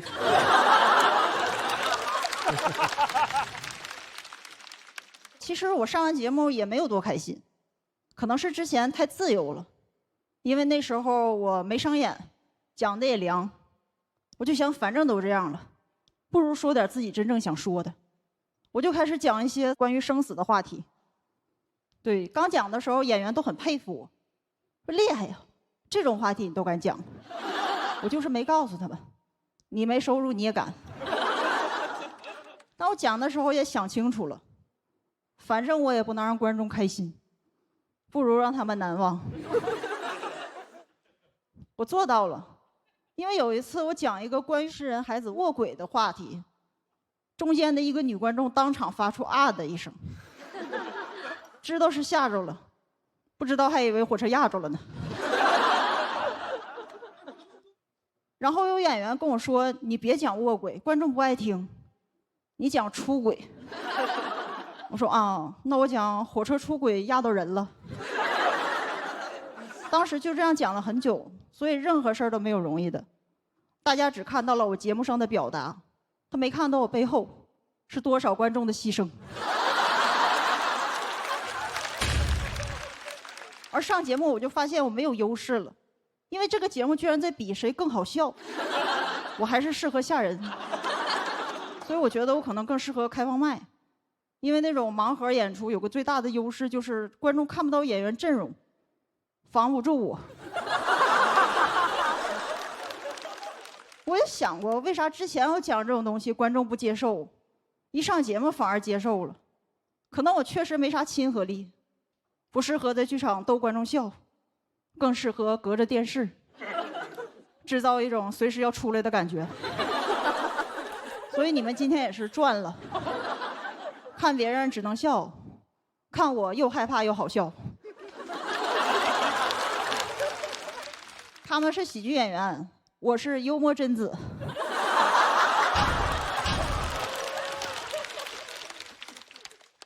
其实我只是很多时候不知道怎么活下去。我其实不是长大的，是死大的，所以我是 super star。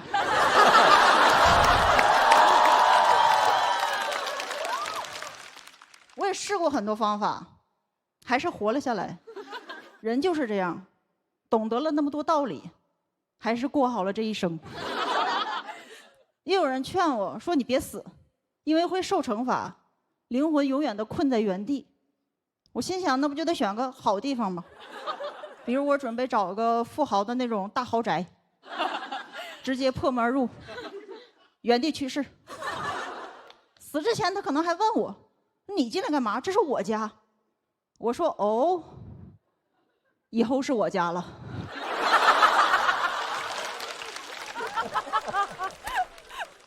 我本来觉得这些经历很丢人，直到进入这个行业。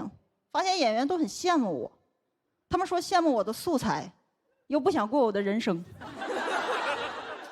想抄我段子。然后真的，我觉得我这样的人生挺好，挣钱别人不眼红，因为现在很多演员年纪轻轻要啥有啥，你看了甚至会想给他一些挫折。但我现在挣钱，大家又会觉得算了，让多活2天吧。而且其实我讲这样的话题也不是想让谁难受，只是它正好是我真实的人生，我不想否认，当然也不提倡啊，因为我是那种反面教材，说着不活，结果现在越活越好了。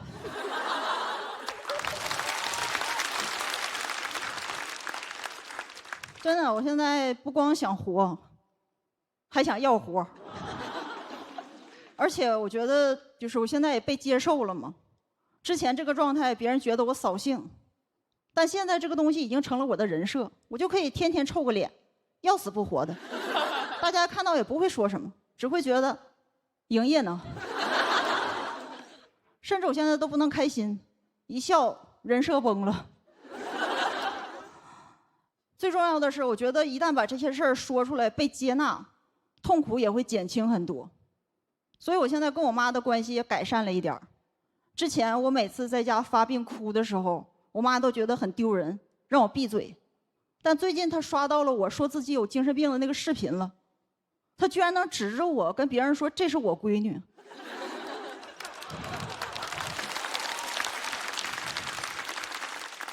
我才知道原来精神病不能在家偷偷发作，得上节目当 super star。谢谢大家。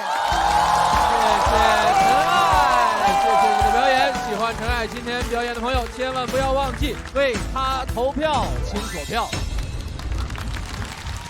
哎，陈爱，你比之前爱笑了哎。你好。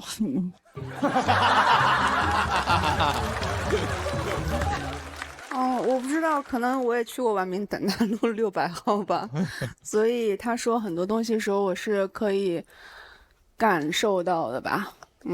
你别哭。没有，但我昨天小鹿说过一句话，小鹿说其实做喜剧是讨好别人，但是咱们有一些这种情绪方面的问题，其实最不能就是要讨好别人。你会觉得疲惫吗？比如说下面他们观众没有笑声呢，没有笑声我也能讲完，我习惯了。那你真的很强大。对你来说，就是这个舞台是一个窗口，你能够打开你自己，这对你来说是一个释放的契机。这个问题问得非常好，就是谢谢。因为我有想说的话，就是我在这个舞台上当做一个为自己发出声音的机会。如果我发出声音，跟我一样有想法的人，他们听到有人认同他们的想法，就会好很多。我也是，就是之前就自己表达过，所以我听到你的时候，我发现你也在说这件事情。我觉得有我们这样子有同样经历的人，越来越勇敢的站出来说，大家也越来越不逃避这个病。我也很感谢这个舞台，就是让我表达这么边缘线的话题。但其实有这种问题的人是很多的，我们并不是特例，但是总有人得说呀，总有人得知道呀。对，你很棒，谢谢你，谢谢你。我去年就特别喜欢陈爱的表演，而且我觉得您其实特别适合我们这个舞台。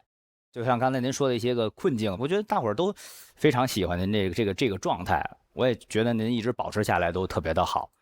我有被莫名的鼓励到跟鼓舞到，其实不是一定要有过相同的经历的人才会被鼓舞到。我觉得这个舞台应该允许各种各样的话题，各种各样的声音存在。而且陈爱刚才以那么智慧的很高级的方式在处理了一些特别难以处理的话题，他就点到为止，而且是他充满了温度跟善意，在讲述这样一些在他的口中是很边缘的话题的，但是再边缘的话题总能够触及到很多的人，所以这样的话题就是有意义的。谢谢。刚才看他从后台就是单单薄薄的走出来，听完了他整个的讲述，我觉得就是真的整个的就像背后我说那个黑黑的那个洞，从这里边走出来，外边是灯光，是面对的一张张的笑脸。其实站在这个台上，把该诉说、该释放的把它释放出去，然后这周围的这一圈人像一个一个能量场一样，然后把他们的能量再回输给你。我觉得这是一个特别好的过程。刚才我也听到这个上面那些巨大的能量啊，这个想越过千山万水，想把这个能量释放给你。于波笑得好大声。谢谢。到陈爱的时候，我哭了，我要崩溃了。然后我哭，我不是因为觉得他不好笑，而是因为他把这些很沉重的事情非常轻松的讲出来了，而且也非常好笑。陈爱老师是一个非常有意思的人，有的时候陈爱老师会在酒店下面那个大圆台就晒太阳，什么都不干，也不玩手机，不听歌。我觉得他是一个很纯粹的人。你最近一次感到特别幸福的瞬间是什么时候？幸福可能就是平凡的时候。最近我发现我周围的人都是那种，我使劲说话，他就使劲听，使劲给我情绪价值，我就使劲的发疯。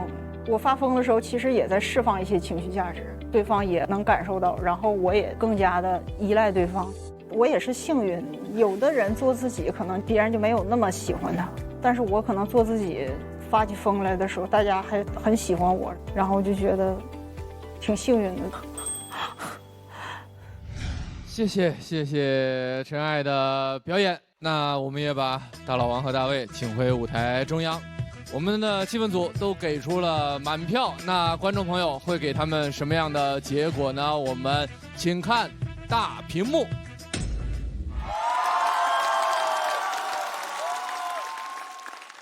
我觉得这组对决特能说明脱口秀喜剧也好，它就像艘船，上面点着一盏灯。你说这3位朋友没商量过，碰在一起，给我们讲了人这从起点到终点中间各种成长，生生死死，哎呦，是哈。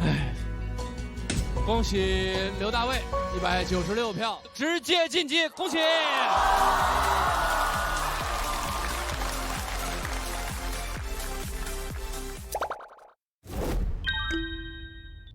接下来上场的这位朋友，他经常对身边人说的一句话很有意思，叫“哎，你有病吗？”哎，为什么？掌声欢迎几鹏！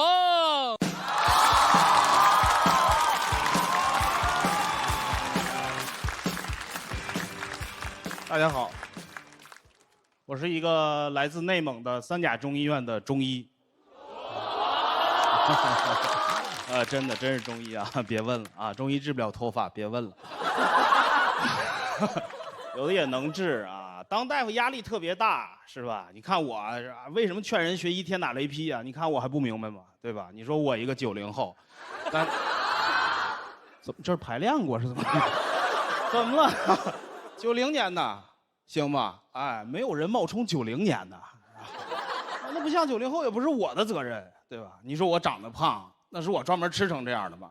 不是，从小就胖。第一次看见镜子，里面就有一个胖子。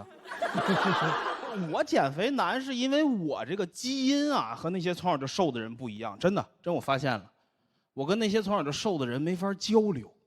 啊，就我有一个朋友，哎呦，从小就瘦，哎呀，那瘦的呀，怎么形容呢？就是那贵宾站起来了，对，也留一个那个咸鱼那样那个贵宾头。对，我就是嫉妒，行吧？啊，他说话有时候我跟他没法交流。哇，前2天中午碰着他了，就随口打个招呼，我就哟，这不斌哥吗？啊，中午吃什么了？中午吃了吗？他说那话我都听不懂。啊，中午啊，我没吃，我忘了，这是人话吗？他吃饭能忘，这不有个闹钟呢？这是，我这辈子就没因为任何一件事儿耽误过任何一顿饭。吃饭就是我的正事儿，就连初恋跟我分手那天。哎呀，我就感觉天都塌了，我人都碎了，我瘫那儿就不能动了，我一直躺着，到中午12点自己就起来了。当时脑里头就一个想法，哎呀，赶紧让我死吧，哎呀，但绝不是饿死。所以我当时我就问他啊，要不你瘦呢？一顿不吃能忘了是吧？我这不行，我这记性太好，一顿不吃都不行，吃点就胖，多烦人。他下一句话更可恨。啊，你想瘦啊？那还不简单吗？你每顿吃7分饱不就行了？这就更不是人话了。什么叫7分饱啊？那叫3分饿呀！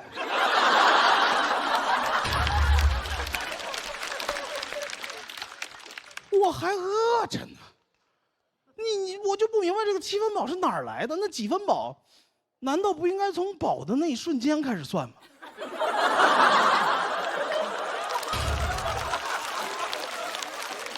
饱就是饱，饿就是饿，对吧？你比方说我活了36岁，你跑过来跟我说，你这叫活了7分死，讲理不讲理了是吧？所以当时我也质问他呀，我说我怎么7分饱？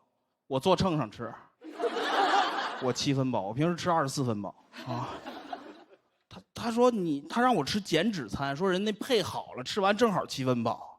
我就买了一份还减脂餐，我打开一看就明白了，绝对减脂。但是它有一个致命的缺陷，太开胃了。朋友们，那减脂餐就是3个凉菜拼的，啊，大拌菜、鸡胸肉、荞麦面、油醋汁，酸酸甜甜那么一拌，那吃完哪是7分饱啊？那10分的饿呀。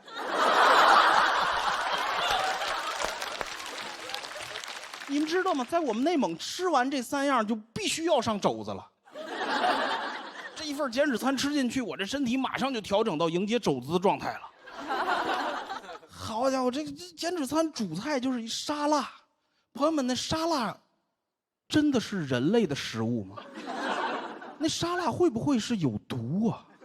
为什么我每次吃完沙拉肚子是鼓的，心是空的？我把我这辈子委屈事儿都想起来了。我吃完我这减脂餐赶紧睡觉是吧？睡着不就不饿了吗？我趁那菜叶子在里头还有点支撑性，我赶紧睡觉。哎呀，睡到后半夜我就感觉我这个肚子里啊有一只手在找肘子啊！哎，我就感觉我的胃在拽我的食道，肘子呢？我都做噩梦啊，就一只手顺着食道往上爬呀，肘子。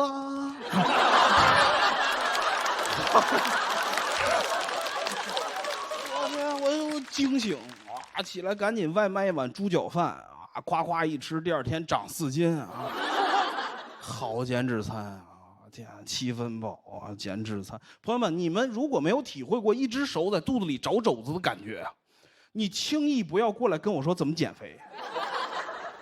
我跟你说，网上那些减肥小妙招啊，都是那些从小就瘦的人编出来的。我能看出来，那说的都是胡话。我研究好长时间减肥了，人就这么告诉我，直眉瞪眼告诉我，减肥最好的方法是带着饥饿感入睡。我为什么睡不着，你不知道吗？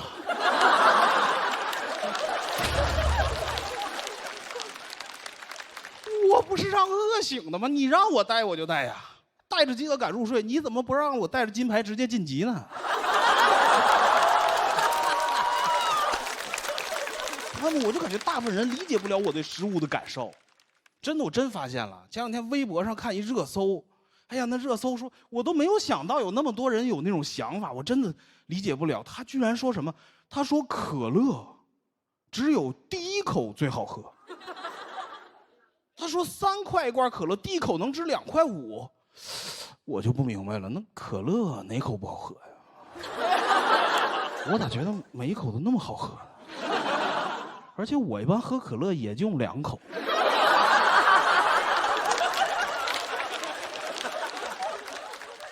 3块可乐，呱，就剩这么多了。那我确实第一口2.5块。但是你容量限制了我的发挥。你要给我8升可乐，我口口2.5块。谢谢大家，我是季鹏。谢谢季鹏。投票倒计时3、2、1，请坐票。我看这段美食脱口秀还是减脂脱口秀，给博哥逗得嘎嘎的啊！我觉得他是我的嘴替，你知道吗？一模一样，我天哪！一开始他说他是中医，我以为这大哥要上来讲讲什么养生啊，讲什么东西。对啊，大哥确实是看起来，大哥，哎呦呵，哎呀哈，看起来像啊，小黄不是，哎，好嘞，哎呀，太有感触了，你知道，我曾经公司给我配了一个营养师啊，这是一个给你训练，另外一个就控制你的饮食。我正好在成都拍戏呢，哎呦，那多遭罪啊！成都啊。天天吃减脂餐呢，反正后来那个结果就是他辞职了，人多少天说怕职业生涯上有污点，人就辞职了。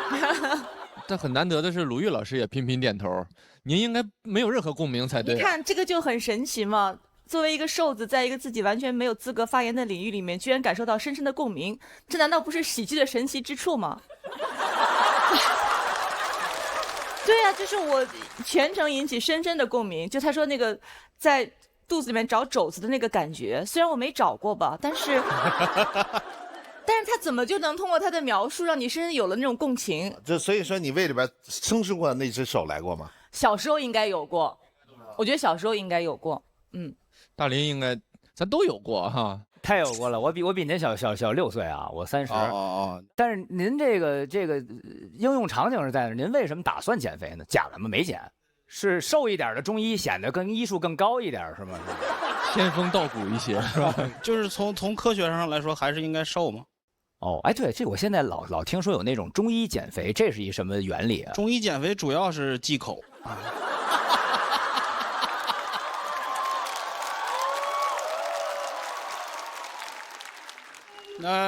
扎针、拔罐、抹油、忌口。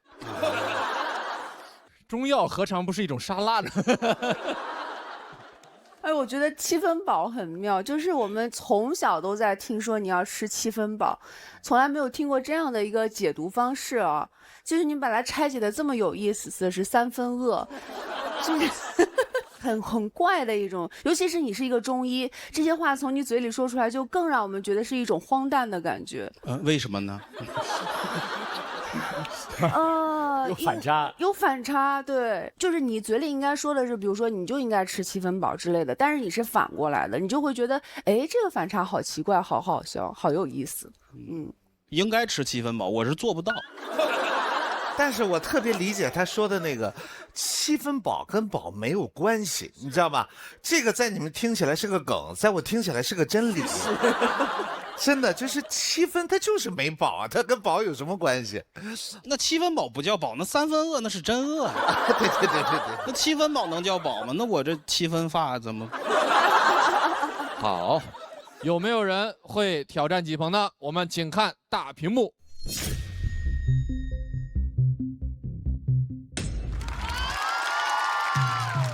加油，耶！加油加油加油加油！干着！两位朋友发起了挑战，接下来要出场的这位朋友，去年就来到了舞台上，散发出一种生人勿近的气场，一种天生臭脸的风格，但也成功的杀到了很多观众。我们掌声有请李卓妍。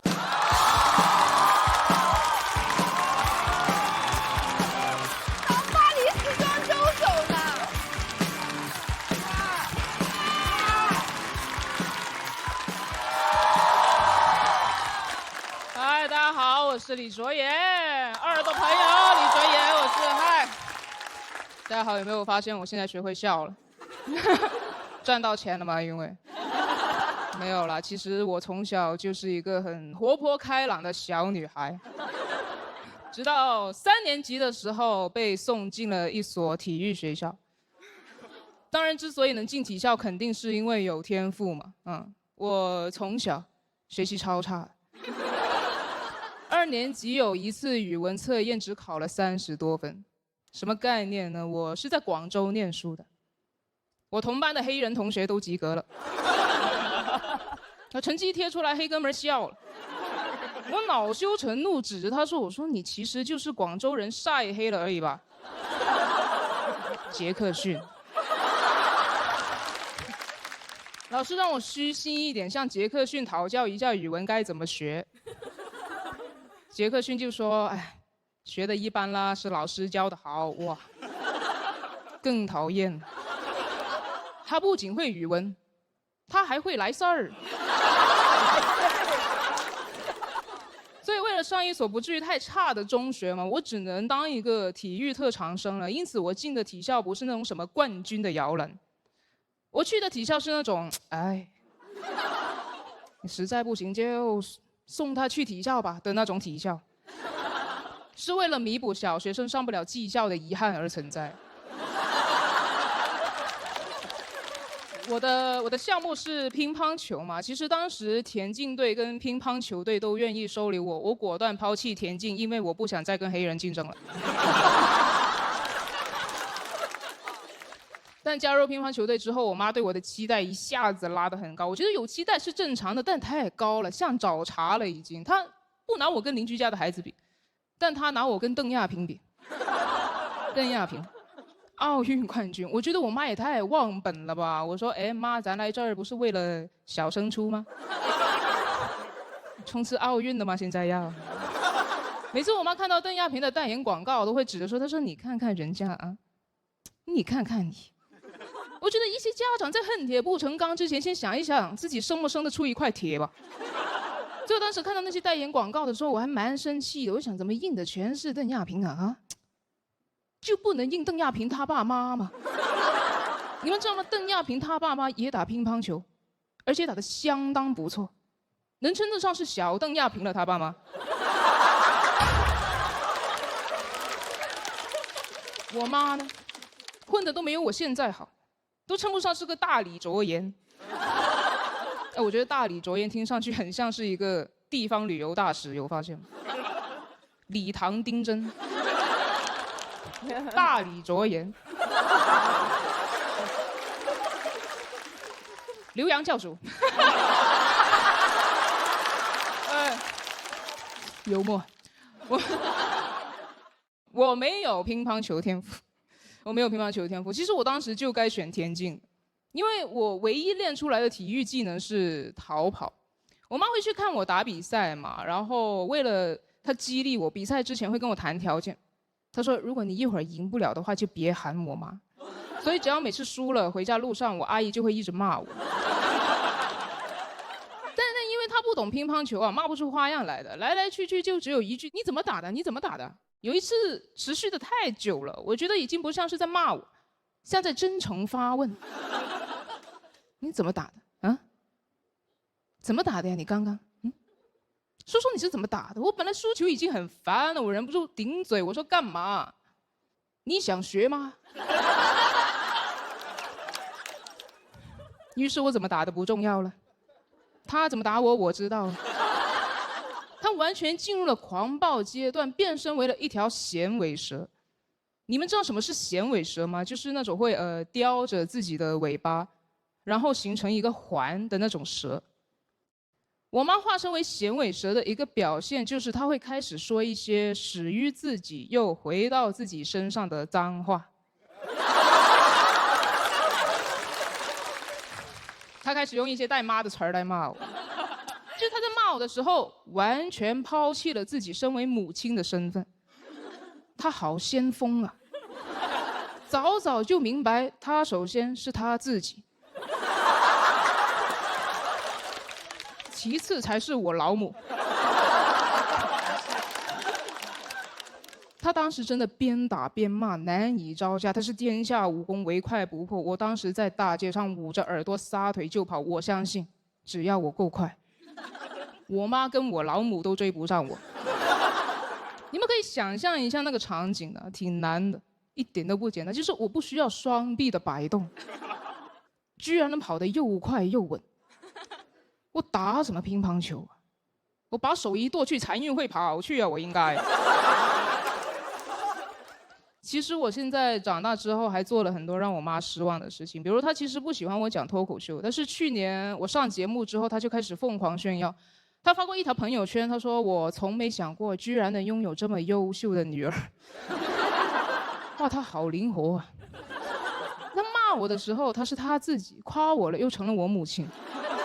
然后直到第2轮，我不是跟那个翟佳宁打 PK 淘汰了吗？然后他就问我你怎么打的？你怎么打？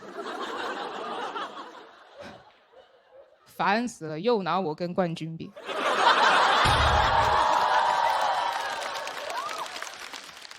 然后今年不是也参加节目嘛，他也给我一个很高的期待，他希望我夺冠。我说算了吧，阿姨。我对我今年的期待还是蛮恰当的，知足不辱，知止不殆，可以长久。你们知道是什么意思吗？我也不太清楚。杰克逊教的。讲完了，谢谢各位。谢谢李卓颜。3、2、1，请锁票。还是这么酷啊，可不嘛。而且这个。我觉得应该就是我们这舞台给大伙儿的一个变化吧。您第2季刚来的，第3季就是整个人，包括这个现场选手们的反应，都会让人觉得像到家了一样。就是你随便说，然后大伙儿这个氛围就是也不像比赛，就特别松弛的把所有该说的东西都说出来了。我说的很随便吗？刚刚？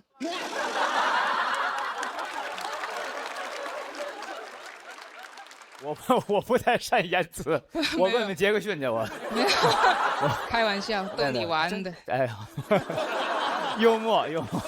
我觉得越来越漂亮了。哦，谢谢。然后也越来越松弛了。我觉得你之前真的是很冷酷的状态，但是今天我觉得装的啦，是一种那种姐姐杀我的人设，是吗？犯法啦，那个律师在上面就。别聊这些。嗨，这个风格这个东西真没办法，跟每个人的性格都一样，他就带到自己的表演里边。同感是在哪儿？我爸爸妈妈都算是老的知识分子，所以呢，他们就错误的认为我们大概也应该是这个方向的。我估计我爸我妈从小就认为我早晚是清华北大的，知道吧？就是他这个期待，老跟冠军放在一块儿也是一样的。那阿姨现在会失望吗？没有，我跟你说，这个真的也就是一样，跟你一样。就自从我看电影上来了以后，就是跟我一块儿出来后，有人找我拍照片了，然后我就在旁边看他那个表情啊，这也行，对，然后再慢慢才转过来。然后他刚刚描述一段特别活灵活现的童年记忆，我小时候会很羡慕这样有丰富的课外生活，就你不用过特别循规蹈矩的学生的生活，你可以去训练。所以每个小孩你永远不知道另外一个小孩在过着怎样的人生，会因为陌生产生羡慕。就是我那种生活，那倒没有。卓妍我觉得是一个有特别独特鲜明的，包括舞台形象，包括整个外在造型特别统一而且很酷的一个单口喜剧演员，我觉得非常棒。谢谢李卓妍。那下一位朋友是今年第一次来到舞台上，风格有点独特，甚至很多我们熟悉他的朋友会觉得，有那么点老艺术家的风范。掌声有请来自过载喜剧的王凯峰。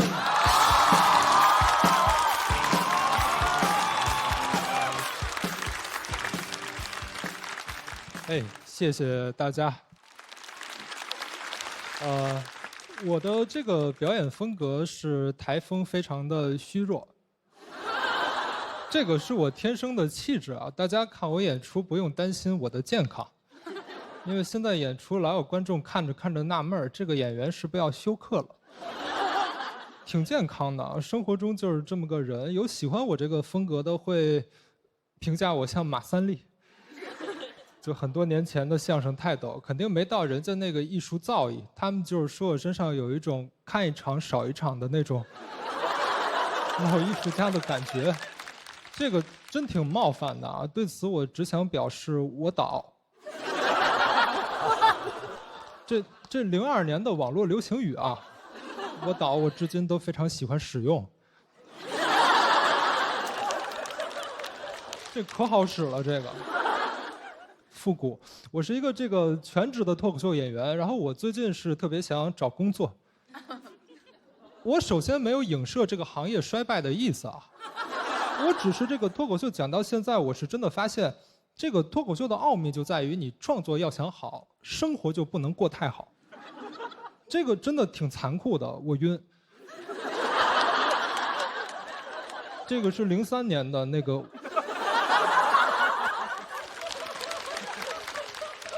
我导的升级版，这个更俏皮一些。所以你明白这意思是吧？工作很重要，得找一个工作让自己吃点苦才行。有一些找工作的设想，首先我的第一个设想就非常的艰苦，第一个设想是创业。创业我具体的赛道是餐饮。哎呦，太苦了！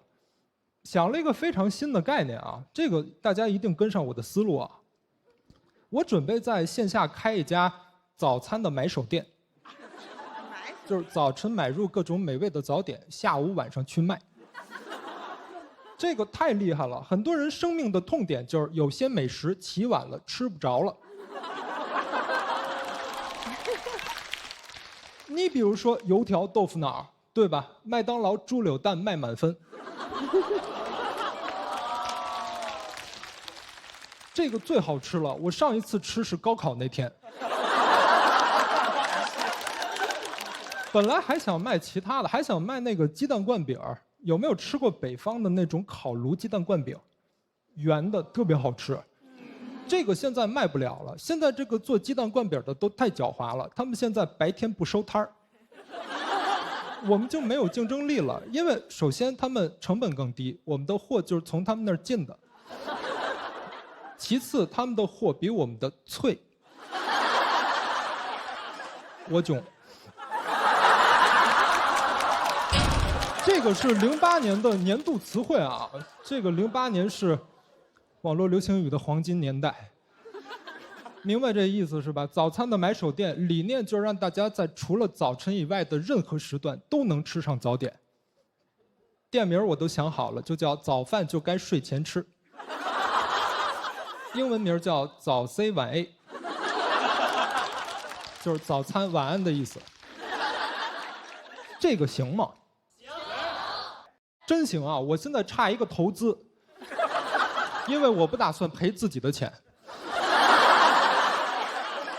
还有另一个设想，这个更加浪漫一些啊，打算当一个深夜里的那种脑洞作家。脑洞作家，我每天都熬夜啊，这个就是我身体虚弱的秘诀。熬夜熬多了，就发现熬夜有好处的，人在深夜会迸发出很多那种脑洞和哲思，你就感觉世俗就是有一个误区，它就是默认熬夜没有早起勤奋。早晨你看见公园里有一个人跟那儿800标兵奔北坡，哎，你会觉得这个出早功练声呢非常勤奋。但你要是大半夜看见有一人跟那儿800标兵奔北坡，你就会感觉他是不是真看见了？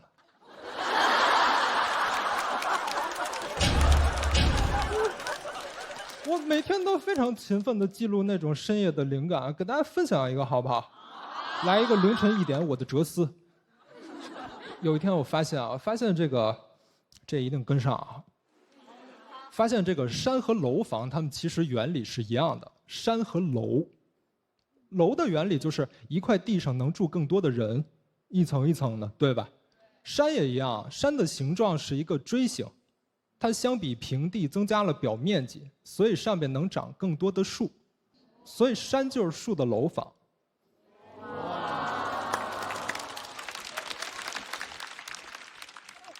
这个感觉有点像乞讨。都能跟上，对不对？能跟上，咱们再来一个凌晨3点的。这都循序渐进啊，3点这更烧脑一些。我进一步我又发现，我觉得人的生活不一定比树自由。我们的古人把山里的树制成了书籍，然后书籍指导人类盖起了楼房，搬进了楼房，也就被困在了2点1线的生活里。有没有可能，其实这一切都是树的阴谋？就是树想把人类困在2点1线的生活里，谁叫人类首先砍伐了树木？这个就是我凌晨3点琢磨的东西啊。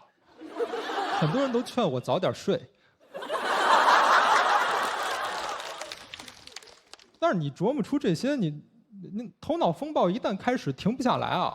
最后再给大家来一个凌晨5点的。5点这个我最喜欢了啊，这非常短。向平静的湖水射箭，成绩永远是10环。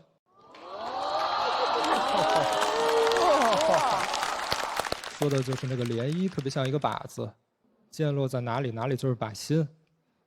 我觉得这个挺浪漫的啊，这个写完早点都出摊了。我就直接奖励了自己一顿早饭，顺便还想出了那句早饭就该睡前吃。这个就是我们脑洞作家的工作啊。其实作为脑洞作家，我们相信每个人在深夜都能迸发出这种脑洞和哲思，都可以。只不过有的人睡着了，灵感就变成了梦，醒来你就看不懂了。所以我们要熬夜创作。其实不是真的想找工作啊，这个创作本身就是我的工作，也是我的10环。谢谢大家。谢谢王海峰，3、2、1，请锁票。咱们是先从表演风格聊呢，还是先从内容聊呢？那先问问大林吧，这种又年轻又复古的。哦，对，是我这特好奇，您贵庚啊？您高寿？这个26岁。这是算着，那您26岁怎么能知道这么多？刚才现场观众都不了解的，什么02、03、08，喜欢考古，您是2岁开始上网。您的这个节奏其实是很酷，我觉得，啊，他这个一直在延宕，但是他就到那个点儿，好像还真就卡在那个 timing 上了。他很象形，反正是就是那个箭射到湖水里会产生那个涟漪呀，它会就是那800个标兵，到了北坡之后就是那个状态。你现在体会到我们刚刚的感受了吧？可迷糊了。你这下边的这些选手应该了解，他平时就这性格还是？那普拉斯说说吧，这也是你们过载的朋友。是因为他这样，我们才签的他。喜欢凯峰，超喜欢，特别无法改变，就是让他做他自己啊。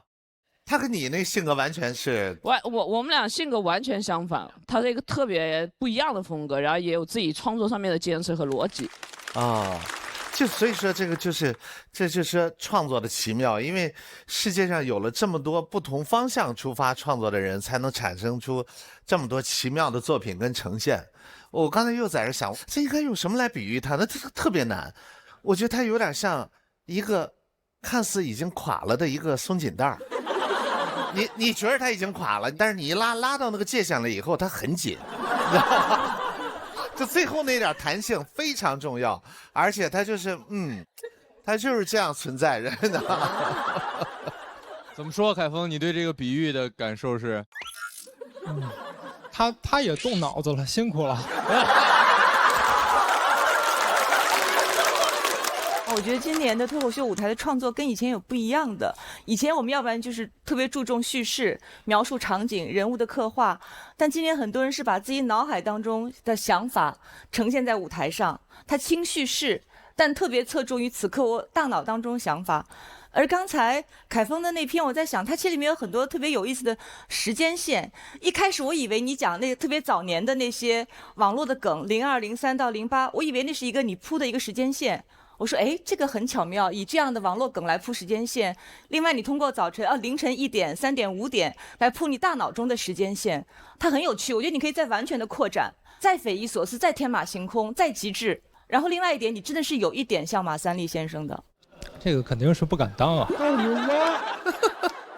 我是非常能共鸣，就是因为我也熬夜，就是你说的那种。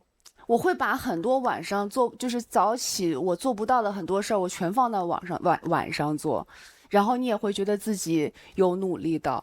我挺共情你这个感受，包括我非常觉得你那个早餐店是很有用的，因为我总是吃不到早饭，我也很多年没有吃过早饭了。找到投资人了。而且你俩是校友，好像。传媒的？不只是传媒。咱们高中对怪不得呢，一个系统下训练出来的。你这个系统都是早上10点开始上课是吧？就是，你对我们学校放尊重一下。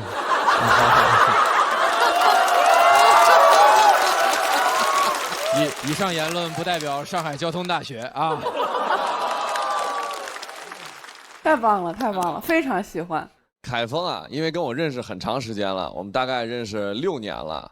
然后6年前呢，他就是这个风格，他非常怪。他有的时候，我们那时候演完出，他会就是在我走之前，他说付航，我说然后走了之后，我已经下楼了，然后我就打上车了，他给我发一条微信说再见，就是你就琢磨吧，你就琢磨吧，很可爱。现在在我心里边，就是昨天呢，咱们喜单就有4怪，林简七，完了之后咸鱼。还有多多卡卡，但我觉得要跟凯峰相比，多多就必须要退位了。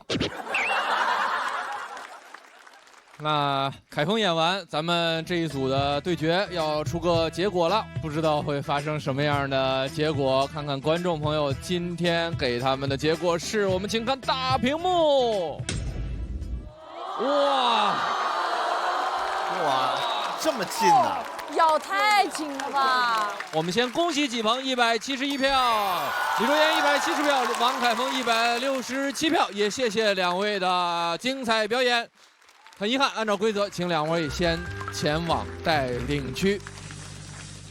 我们恭喜90后的季鹏拿到这个直接晋级的名额，请前往你的晋级区。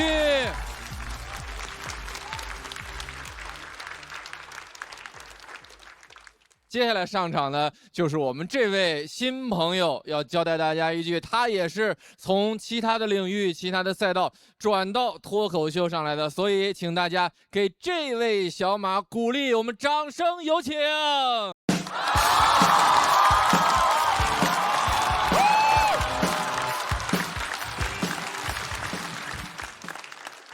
Hello， 大家好，我叫小马，相信大家能看得出来啊，长得男女小少的，28岁，是个女生，谢谢。现在上来之后会先报一下我的基础信息，因为确实之前会听到台下有观众小声的问，多大呀？男孩女孩啊？我就感觉我刚在台上被接生出来了。平时也经常会被认成小朋友，我遇到过那种特别执着的人，就他一旦认定我是小朋友，他就认定我是小朋友。前2天我去买菜，遇到了一个大姐，大姐看见我就说：“这么小就一个人出来买菜啊？”我是个大人，真懂事儿。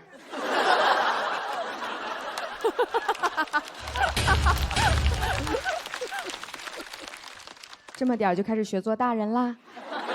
我28了，这么小就28啦？就你真的是拦不住他。然后我身边有些朋友就会说：“哎，你这个劲儿有点像《家有儿女》里的刘星。”我觉得特别好，下回再有人把我认成小朋友，我就知道怎么回他了。跟我说学习了吗？我说学了，忘了学，忘了还得学。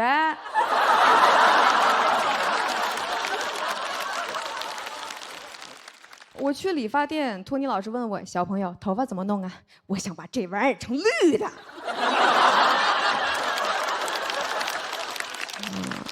跟大家聊聊之前的经历，我之前是一个跳水运动员。有朋友可能会想啊，这个号就长对了，确实个子小更容易压水花，所以我身边就有朋友就说：“哎，你长得这么小，都没喝过牛奶吧？”哎呦，我说对，牛奶这玩意儿我可不敢沾呐，但凡要是沾了，这辈子可就完了。从小都是喝可乐长大的，这样才能促进钙流失啊。跳水它确实是一个比较小众的运动，所以有一些朋友会问我一些问题。我听过最离谱的就是说：“小马，你是练跳水的，那你会游泳吗？不然呢？练跳水不会游泳，那这个项目岂不是很废人？一次性跳水。终于知道为什么我们跳下去之后得看水花了，为了方便知道从哪儿掉下去的呀。想象一下，我一个向前翻腾3周半，唰，救援大哥拿着网兜，哪儿呢？孩子掉哪儿去了？哟，活着的。能听得出来啊，之前在天津练的跳水。现在提到跳水，大家第一个能想到的人是小马，对吧？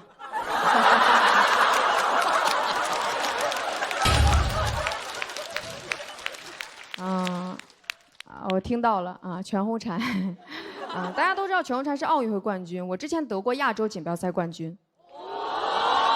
哎呦，谢谢。成绩还行，但确实没多少人认识。我这个成绩的知名度就相当于音乐圈的淡曾尼玛。就这种感觉。他是好声音第7届的冠军今天因为有我，他变得更有名了。我主要跳的项目是10米台，比我高一点我教练跟我说，你这个小个儿就适合跳10米台，你比那些高个儿的灵活。你想，你跟姚明同时在空中旋转，你翻腾720接转体，他翻腾720接120。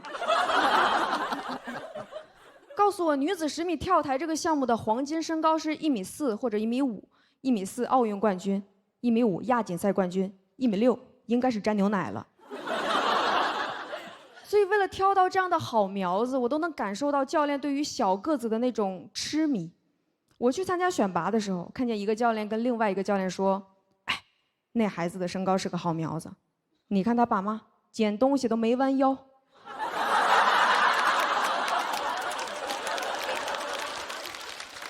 他爸妈是黑猩猩吗？啊？好，我第一次站在10米的时候，8岁，真的很害怕，我不敢往下跳，我教练就开始鼓励我：“小马，你就这样想，很多练跳水的奥运会冠军都是从这跳下去的。他们拿了金牌之后，照片都挂上了。你想挂吗？我想挂，但你得保证照片是彩色的。”有一回我就把这个事儿跟我闺蜜聊了一下，我闺蜜知道我是跳10米的，她就觉得我很勇敢。现在我站到高处，她都不觉得有危险，甚至对我产生了一丝期待。前段时间我跟她一块儿去贵州黄果树瀑布玩儿，我站在那个顶端往下看，我闺蜜说来一个。你疯了吗？旁边有个阿姨都吓坏了，哟，这娘俩干嘛呢？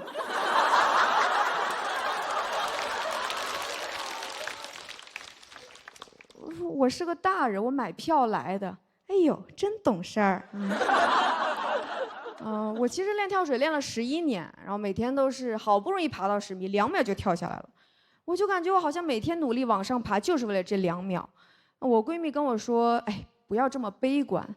你想，虽然你在空中的时间很短暂，但流星划过天空也是这样的，很短暂，但是很唯美。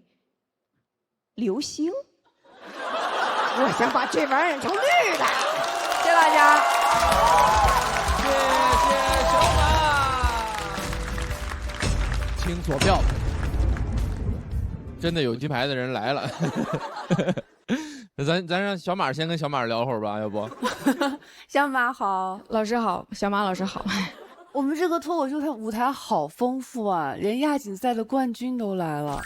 而且你说的好好，可能跟你在10米跳台上一样的灵巧和轻盈。哎呦，谢谢老师，真的很舒服的听完，然后还有这种 callback， 还有一些小深度，就是都会是很轻松。深度我真没想到。有啊有啊，你那个爬上去，然后很快跳下来，像流星一样，然后你又一转折，就会让我们很舒服的听完了你的故事。谢谢老师，就是堪称完美的完成了一个线上首秀。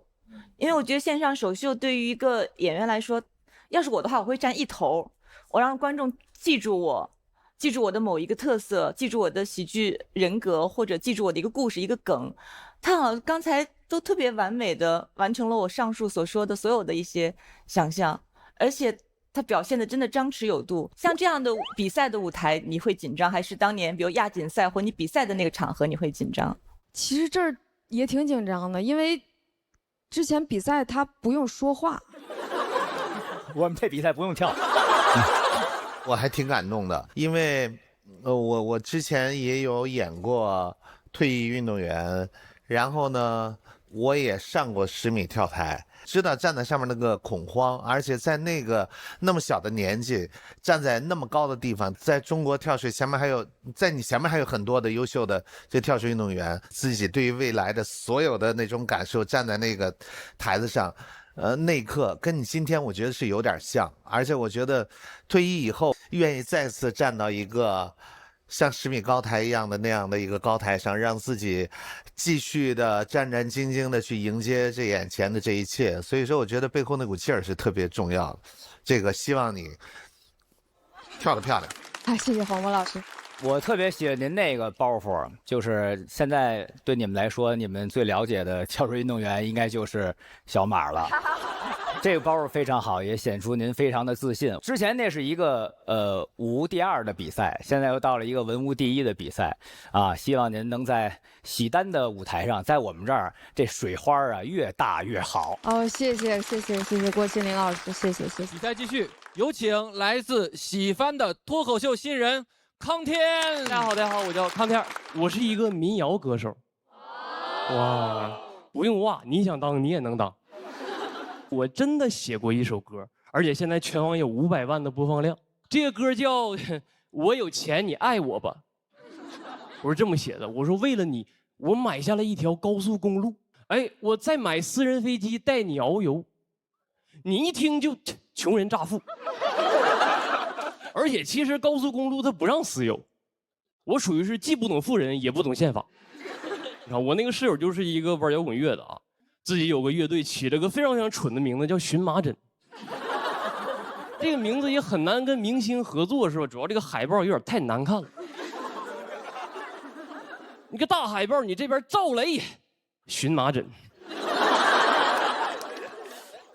痛痒回春丹，你这不赵雷的病历单吗？你这不属于啊？姓名赵雷，疾病荨麻疹，症状痛痒，吃回春丹就好了。掌声有请万依林。Hello， 大家好，我是万依林。我看到别人穿那种特别时尚那种 legging 瑜伽裤、骑行裤，你知道吗？哇，你感觉人家好时尚，感觉人家都不需要上班，人家只需要运动。我穿上那个骑行裤，感觉我特别的会骑行，可以用4个大字来形容我：奇形怪状。我每次穿骑行裤骑共享单车，我都感觉自己是那种上班骑晚了赶路忘穿裤子了。朋友说，要不然你尝试一些老前锋。你们知道吧？老前锋，我第一次听到老前锋，我说，这怎么这么的心酸呢？我还以为是那种踢了一辈子足球，到老了还得踢足球赚钱那种很老的前锋。老前锋，我说我不怎么看球，是范志毅那种风格吗？朋友说你太土了，不是，是 old money， 老钱。哇，我就想象自己，你知道吗，在那种英国的庄园里面，然后我的仆人还要给我倒一个红茶，跟我说什么小姐爱德华伯爵已经在来的路上了。然后我就喝着那个红茶，我就 well， 感觉特别的优雅，是吧？但我经常穿上老钱，就特别像我家隔壁邻居老张、老王和老钱。我们看一看观众给这组对决给出了怎样的结果，请看大屏幕。我们恭喜小马187票直接晋级。虽然过往的职业生涯中已经拿到过很多比赛的金牌了，但是毕竟是新的职业，是吧？毕竟是新的舞台，拿到一场胜利仍然是非常开心的。怎么了？这边的小马？那像跟他2个叔叔坐在一起。不夏东海吗？旁边这个。那造成这个误会，你俩都有责任。各位朋友来着了，这是这一轮最后一轮魔王挑战。这位朋友不光在舞台上陪伴了我们3年，也用他的脱口秀陪更多人走过了他们的中女时代。掌声有请小鹿。我很庆幸自己今年还是回来了喜单3的第1期，因为我会觉得大家又丰富了很多，而且大家还是在线下演了很多年，攒的很好的东西在这里绽放，我就觉得哇，就是砰砰砰砰砰又开始放烟花了，我就觉得很幸福。就是你会很希望呈现出一个很好的这种对决。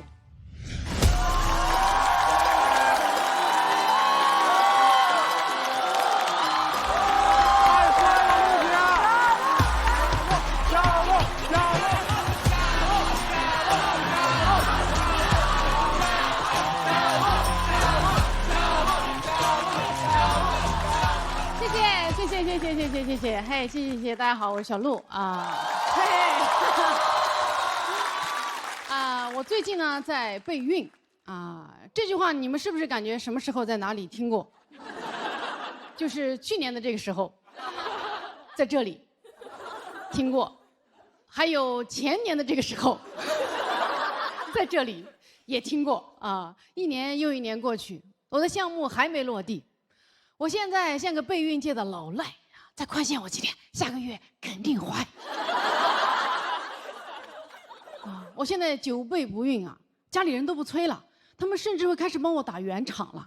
有那种亲戚问过来说：“哎呦，小鹿他们是不是身体有问题啊？”我爸妈：“哎呦，没问题，他们身体没问题。”哎呦，这现在大环境有问题啊，什么 AI 外卖预制菜啊，还有她老公托马斯他们家英国祖坟风水有问题啊，别听他俩瞎说什么备孕，其实私底下烟酒都来。我从来都不抽烟啊，现在也不喝酒了，每天都喝中药。扎针灸、吃叶酸、补充维生素 A、B、C、D、E、钙、铁、锌、硒、辅、镁、Q、10，基本每天送服一张元素周期表。我的身体在炼丹，再过3年我能生下一颗魔丸。啊，我现在太补了，现在托马斯亲我一口都要流鼻血。亲完之后，哦呦，好上头的女人。托马斯也在喝中药。这个外国人喝了人生中第一口中药，就理解了为什么中国人形容努力要说吃苦。啊，他现在吃的苦中苦，就为人造人。也理解了比冰美式更苦的只有热中式。我听说塑料包装里的微塑料是有可能会导致不孕的，所以我现在全面拒绝。刚才在后台，演员递过一瓶瓶装水，我说啊，不用了，不用了，我在备孕。他看了看那瓶水，以为自己递的是一瓶避子汤，又看了看我，那个眼神好像我是那种冷宫里的风妃。就在他的想象中，我肯定每天都在讲啊，微塑料，微塑料，杀了微塑料。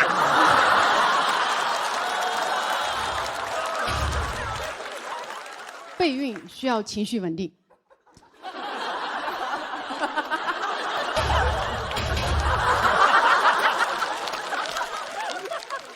脱口秀最重要的就是情绪不稳定。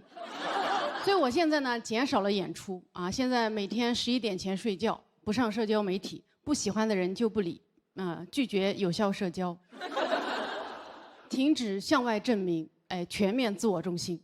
再这么发展下去，要么孩子出生，要么我出家。我朋友听完我的备孕日常之后跟我说：“哇，你现在好爱自己呀！”我说：“啊，爱啥呀？我都是为了备孕。”他说：“你就是为了自己呀。”你在善待和照顾自己，你想想，你现在都愿意为了自己暂缓事业生孩子了，还说不爱，妈呀，磕到了。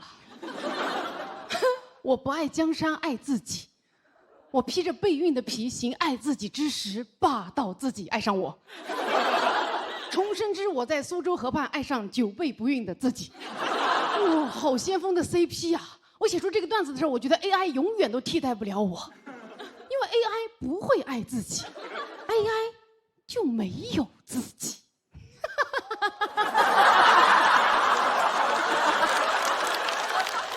真的很像一个风飞。我现在太爱自己了，你想想，我都愿意复制自己的基因了，那相当于愿意把自己的专场放到线上了。说明我对自己太满意了。你想想，我去复制一个携带我的基因，但是又比我更好的小孩，那算不算遇见更好的自己？家人们，不要爱抽象的自己，去备具体的孕。啊，备孕可以帮你挡掉所有你不喜欢的事情。你出去应酬，别人让你喝酒，你说啊，不用了，我最近在爱自己，听起来像个走火入魔的嬷嬷。但如果你说我在备孕，道德高地，对吧？周末团建不想去，我在备孕啊。对象想跟你亲热，我在备孕。不能熬夜，备孕太好了。我觉得备孕把爱自己具象化了。我现在沉迷备孕啊，我现在都有点怕怀上了。我甚至产生了一个疯狂的想法，我觉得如果全世界都开始认真的备孕的话，这个世界将变成美好的人间。你们先别骂，听我解释一下。首先，我们要破除对备孕的刻板印象，备孕不是怀孕，就像背单词不是考托福一样，不想生也可以备啊！不要因为你是一个单身男人、绝经女人或者100岁老人，就不去备孕。备孕是一种生活方式。备孕不是为了生人，是为了人生。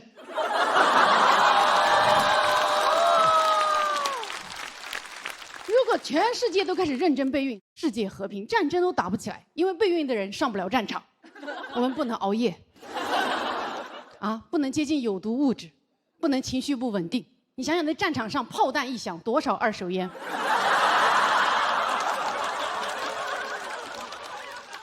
无人机一炸，多少微塑料？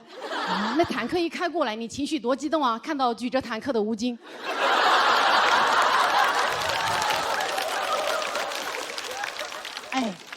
我现在沉迷备孕，我甚至还录了一个真人秀节目，全程记录我备孕，隐私全部暴露。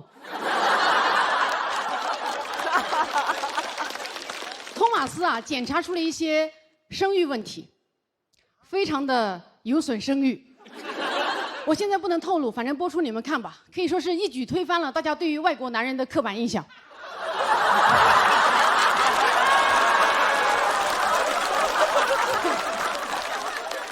他现在啊，都开始顺着电线杆找偏方了。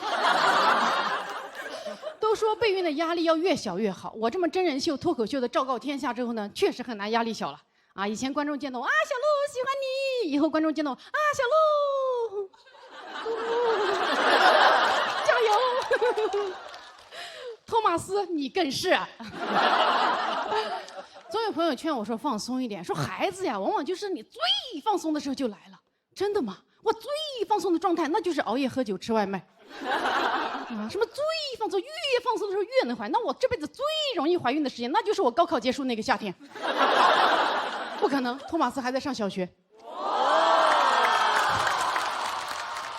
我真的不知道该怎么放松的干成一件事情，因为我人生所有的经验都是这种竭尽全力之后先苦后甜，所以我会觉得这种久备不孕、苦尽甘来遇到你，才是我的孩子该拿的人生剧本。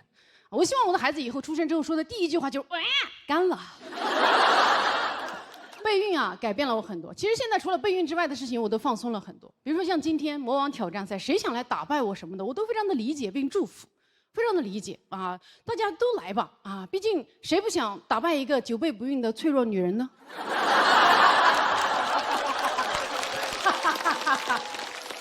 开玩笑，开玩笑啊！我觉得脱口秀比赛啊，跟怀孕一样，努力很重要。很需要努力，也需要运气。很高兴能成为大家脱口秀的验孕棒，谢谢大家。谢谢小鹿，请坐票。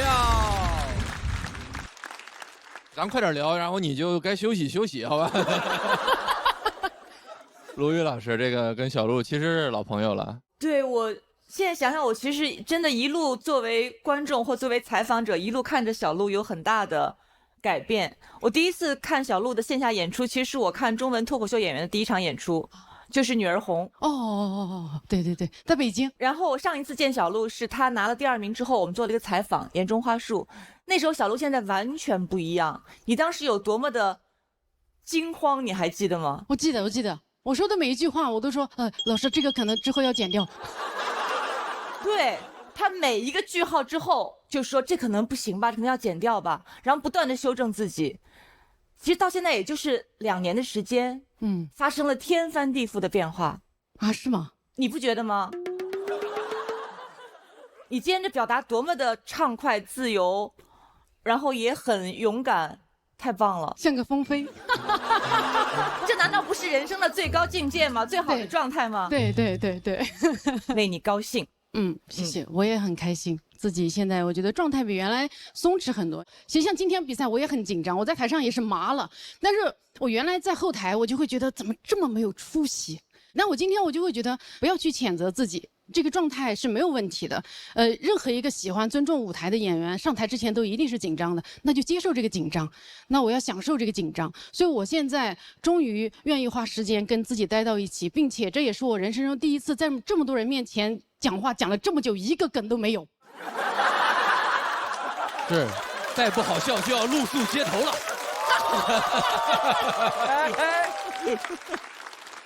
我的天哪，你这能量太强了！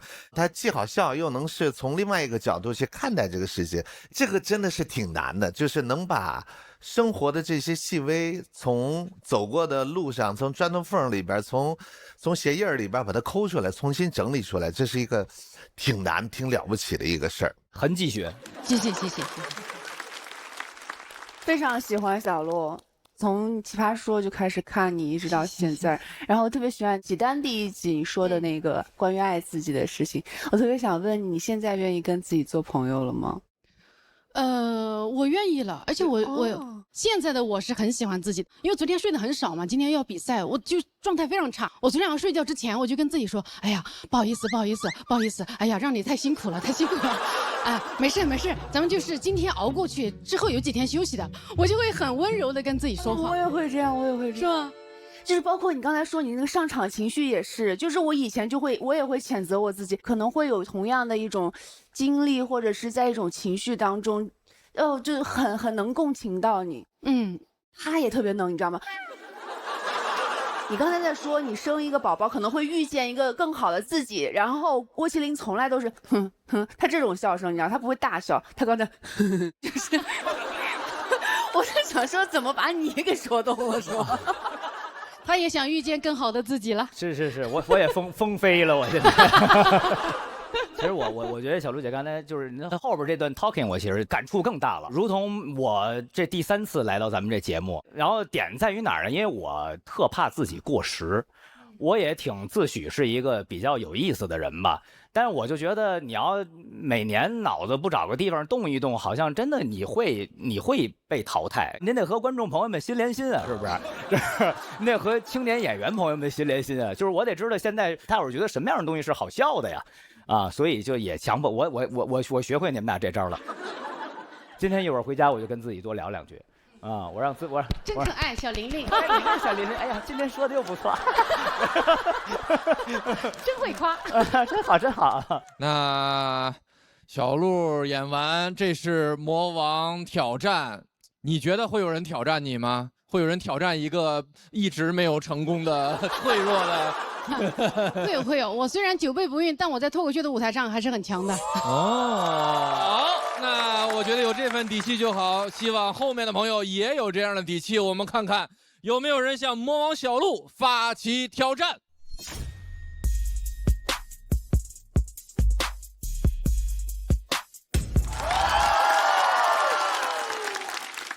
2位猛士。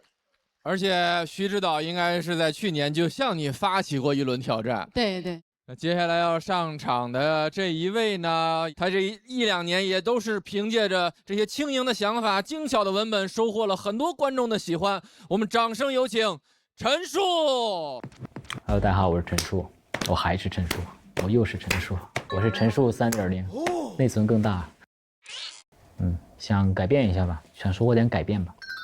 可能今年再好好努力一下，以后能够更自由一点。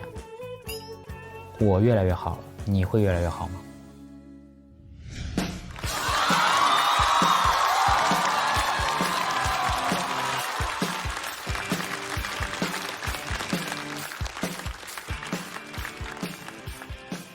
？Hello， 大家好，我是陈数。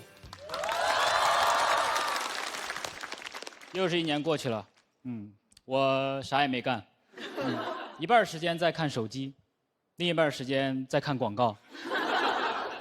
现在广告也太多了吧，每天干什么都要看，让我感觉人生非常虚无，感觉我活着就是为了看广告，一直看到死，然后看广告复活。一出门也到处都是，很多广告也不好看，明星都不找了，非要大厨自己代言。就前面放盘小炒肉，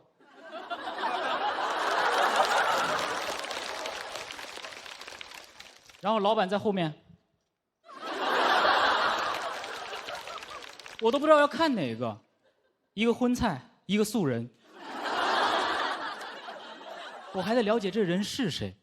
哎呦，我比流言蜚语先认识你。查了一下，不完全是素人。2020年有一届线上全国小炒肉 PK 大赛，他拿了大王。20年，青春有你最火的1年，他参加了个青椒有你。小炒肉都有选秀比赛，这要怎么选？会让员工过来应援吗？那可是真饭圈啊！老板在上面做菜，员工在下面，哥哥加油，加油！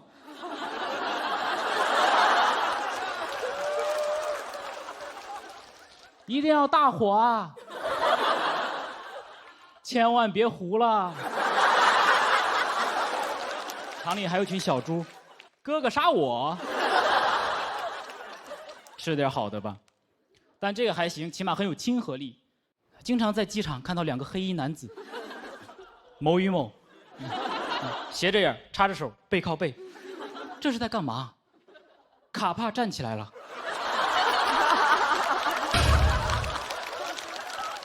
我都看不懂，这就是他们对客户的态度吗？靠背。他俩这样，我不会想看第2眼的。他俩要是这样，那我愿意看。放广告的地方越来越多，甚至会印在飞机的机身外壳上。我不知道这个目标受众是谁呀？是天上有人要买神仙水吗？关键也不是所有广告都适合这里。我有一次登机，看到飞机外面印着“和平精英”的广告，我当时看到吓一跳啊！我说啊，这该不会要自己跳吧？不光外面，飞机里面座椅的椅背上也会放。那是我看过时间最长的广告，从北京看到上海，这也是一种北上广。关键你很难不注意到它。我一坐下来，广告就离我这么近；前面坐下来，离我这么近了。人肉推送过来一条广告，直接推到我的门牙上。睁眼一看，口腔正畸。广告很有效，现场就矫正了。即使不出门，你啥也不干，还是会有广告，对吧？你待在家里，你躺在床上，你什么也不干，你躺一天，你没事吧？有时候好不容易休息一下，刷会儿手机，开一屏广告；看会儿电视，开一屏广告。单身20多年，只有广告对我开屏。广告对我是真爱，广告对我强制爱。他想让我不论干什么之前都先看一眼他，还是个高需求宝宝。我必须耐心，不能不看，不然他就生气，说：“那你去找别人吧。”就给我跳转到别的软件了。很讨厌，但广告只在我休息的时候出现，从来不在我工作的时候打断我。我打开 Word， 打开 PPT， 第一个页面就是开始。不是，我广告呢，我弹窗呢，谁说我要开始了？到这一步我就已经累了困了，想喝点东西。还有那种线上会议软件，直接就是加入会议。快速会议一点秒进，我广告呢？会议能开2个小时，广告呢？这时候该放一个广告了吧？换工作，跟别的老板谈。你很难专心沉浸的看内容。为什么现在这么多 ADHD？ 就是看广告看的。AD 广告 ，HD 高清。ADHD 广告好多，总有朋友跟我说，我有注意力缺陷障碍。我说你就是广告看上火了，怕上火呢，就多开点会员，但开也不管用，对吧？现在想不看广告是不可能的，因为现在不是导演中心制，也不是编剧中心制，现在就是广告中心制，对吧？你在平台上，你看到再好的剧，再大的咖，但你只要一暂停，他们就会缩到一个小角落里，地位高下立判，对吧？不管你是男主还是女主，看见广告主就得给广告主子请安了。综艺也是，每年这么多演员，真的是给大家带来欢笑的吗？顺便，逢场作戏罢了。我们挖掘自我，献祭家人。层层筛选，互相残杀，最后站上舞台，拿起麦克，就是为能在这里也夹上一个广告。办的根本不是脱口秀比赛，是拳击比赛。我们站上来就是为了能在每回合开始的时候，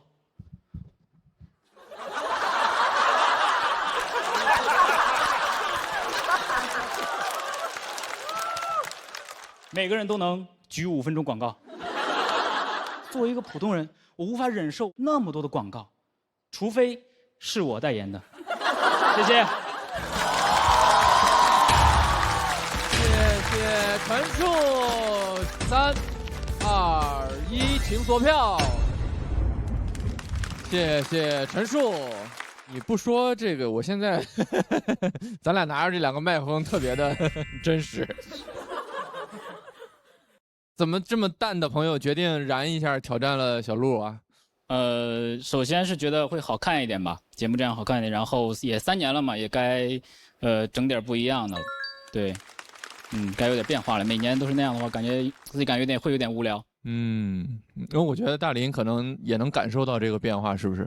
我觉得特别好，因为他最开始给我们的感觉是那种特佛系的，然后讲点什么，反正我有一点看法，然后呢，不管你们认可不认可，我讲给你们听。现在就是感觉和大家的，这也不能说叫共鸣，就是他的这些个锋利程度比过去更甚了。你是这3年逐渐成长起来的锋利，还是说之前其实也有，就是不细的说？其实我每次写段子都会设计非常多的呈现，但前2年从来没有使用过，因为每次都失败。今年终于勇敢的。对，最初就是想到这个会很好玩，然后就弄了一下。那今年的尝试很成功，谢谢您。单飞的尝试也非常成功。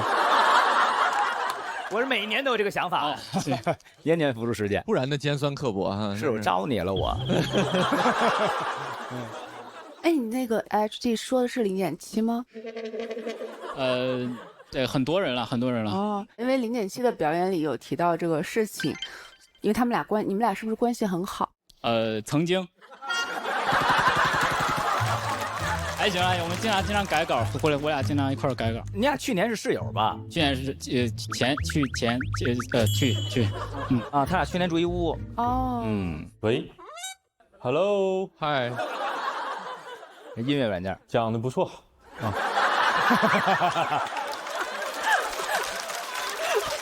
那个我特别有想到你说那个某与某，你知道是哪什么人吧？上海机场嘛，一下飞机不就这个吗？我到现在不知道他们是卖什么的。我也不知道，他们是广告公司哦，他们出主意的。这哥俩在虹桥机场待好多年了。牛群冯总点的公司，这就是属于对，是的。以为是寻人启事呢哈，说哎呀，还没找着呢。对，他就是前面讲的特别好，这个世界就是这么的对立又复杂。随着经济的发展，这个广告的存在它有它的必要性。就像我们说，我们看这个脱口秀，其实也有各式各样的。有人是这样的，有的广告是这样的，你会喜欢一点；有的广告很特别，有的广告其实已经是一个艺术品了，你觉得很有趣。我们过去看到很多类似这样的广告。您不就拍过特别那什么好的广告吗？拍子。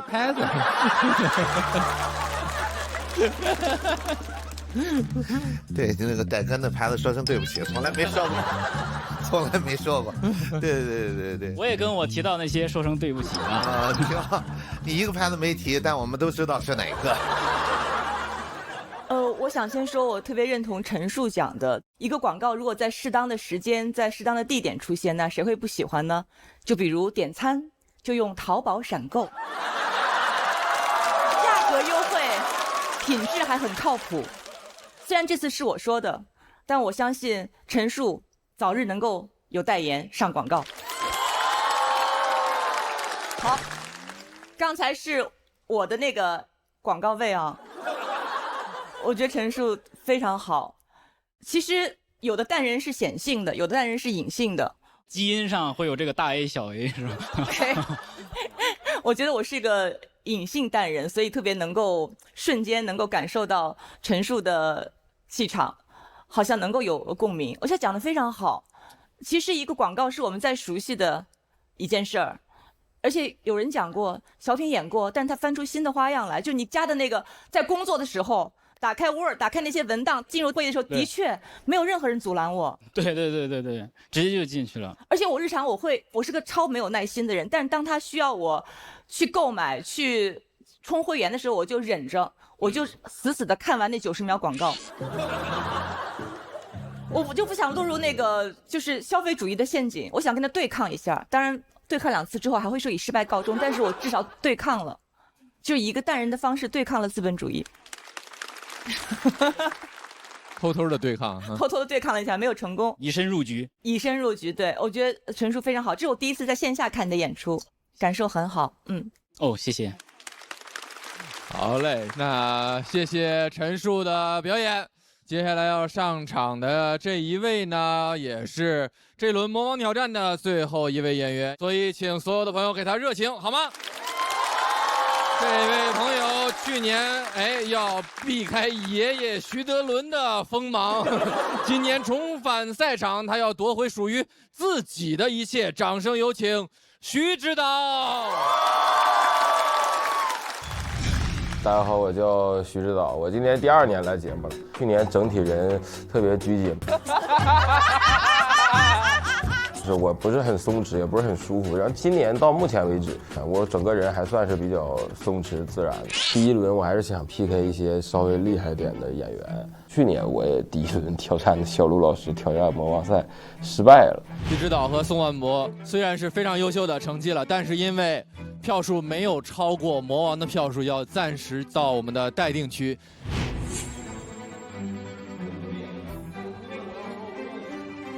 今年想再试试，看看自己有没有成长。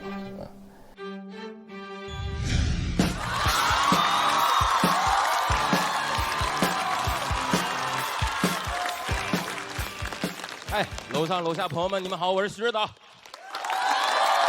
去年刚刚也聊到了，讲了一下我的书法家爷爷徐德伦先生被诈骗的故事。我爷爷很聪明，播出以后做了个小某书号，1个月的时间涨了1万粉丝，我自己涨了1200。我努力了1年，我没追上他。你们有人刷到或者关注他那个号吗？取关他。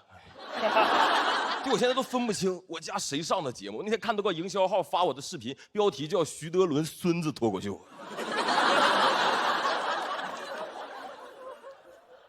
各位，我要早知道徐德伦这3个字去年传播比我快这么多，我真后悔了。我去年在这个舞台，我就应该说大家好，我叫徐德伦。希望你们关注一下我的爷爷徐指导。我去年一边录节目，一边还在北京上班。节目组听说以后，就非要去我单位拍一下我工作的1天，公司没让他们进。于是这个节目组为了能够拍到我真实工作的1天，可以说是非常天才的，在外面租了个办公室让我去上班。各位，那是个礼拜3，我请假去的。这个请假理由是太难写了，领导，我想上外面上1天班啊。本身我领导就挺烦我，我记得我入职，他给我的第1个工作是把我派到我们在海南的一个旗下的免税打折的那种商场，让我去支援卖那种打折免税的奢侈品。但各位，我是那种对奢侈品价格完全不懂的人，我真丢大人了。我去第1天，那个领导拿了一个打了2折的围巾跟我们介绍1800，其他人都惊呼真便宜，就我提问，我说那打完折呢？后来这个领导按照能力给我们几个新来的分配工作，这个同事 A 卖包，因为他懂包；同事 B 卖鞋，因为他懂鞋，安排我安保，因为他懂我。我那个主要工作防盗就可以翻译过来就是抓小偷，就你们也能理解，因为有很多人他商场里逛街的时候逛着会觉得你们这个折扣力度还是不够大，决定自己动手。我们碰上个大爷穿上我们那个加拿大鹅的羽绒服就要往外走，我拦他以后，他跟我说是从家里穿过来的。哎，我一直以为我们店里的大鹅都是加拿大来的，我没想到还有加拿来的。但我愿意相信，有的顾客就是会穿着羽绒服来逛街，毕竟那天的海南38度，就他下半身还穿着短裤呢。一个上半身穿着像在南极的人，下半身居然就一条南极人。那个长宽羽绒服一穿，我都看不见他短裤了。我说太潮流了，大爷，下身失踪。只见他旁边那个羽绒服模特，上身失踪。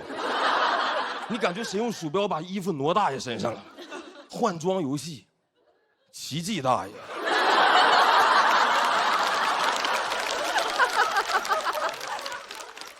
穿的暖暖，大爷第2天卷土重来，那是更加凶猛。从帽子到鞋全是我们店里的。就他往外一走，我以为哪个模特活了。而且我觉得他直接扒模特身上，这个偷东西方式也太可怕了。你说我哪天要是站在那个店门口站岗，我要是一动不动，过了一会儿安保服给我穿走了啊！每天过来扒2件衣服，大爷，我天天就得防他扒衣服。我那阵那个工作干得跟个阿凡提一样，我天天就研究怎么智斗这个扒衣老爷。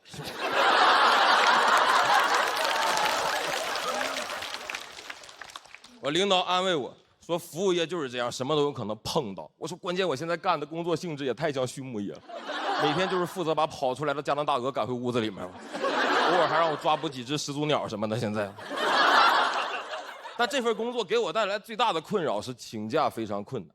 去年第1轮来录节目那2天，我痛风发作非常严重，就实在是出不了门啊。这几句是跟我领导说的。到了这边以后，我发现录节目那2天，我们中午12点到晚上10点要收手机。我那天晚上10点一出来的时候，我满屏幕好几十条我领导远程找我干活，质问我为什么这个失联的消息，我真是百口莫辩，我压力爆大，我想跟他胡说八道。我说不好意思，领导，那个其实下午那个不好意思，这是不小心这个死了，我跳出还行，被复活了。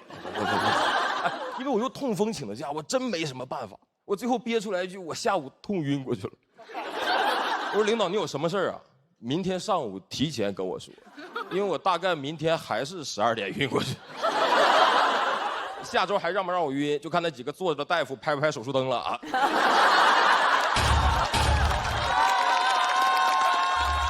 妙手回春，妙手回春。但我说实话，我去年就是用的那种合法合规的年假来的。我不大理解为什么有的领导你用这种合法合规的年假，他会拼命的刨根问底问你的理由。我说家里有点私事，什么私事？出去旅游，去哪旅游？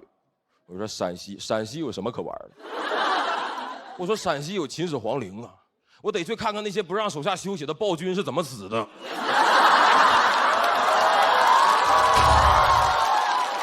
说实话，现在请假压力，你们不觉得吗？有点太大。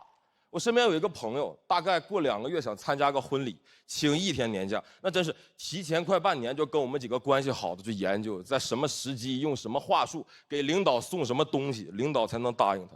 我说你要跟你领导求婚呢，你是怎么跟你领导请的假？你跟他说的该不会是那个领导嫁给我吧？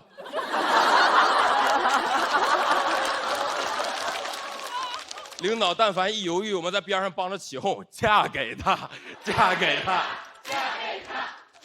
以后我请假，你们几个都来啊！我说，那你以后没病也能请下来病假了，毕竟嫁给你是无论健康或疾病嘛。但病假是我心理压力最大的一种假，就我从来不敢休病假，请到我病完全好透那天，因为那样没法跟领导证明我病过。我前段时间崴脚还挺严重，拄了几天拐。我请完病假以后，我休完以后刚好隔了个周末，就我恢复有点太快了。我上班那天我有点健步如飞了。那天我内耗了一早上，我决定在公司楼下找个医疗器械店再买套拐。但各位，装瘸这个事儿啊，真的很容易忘的。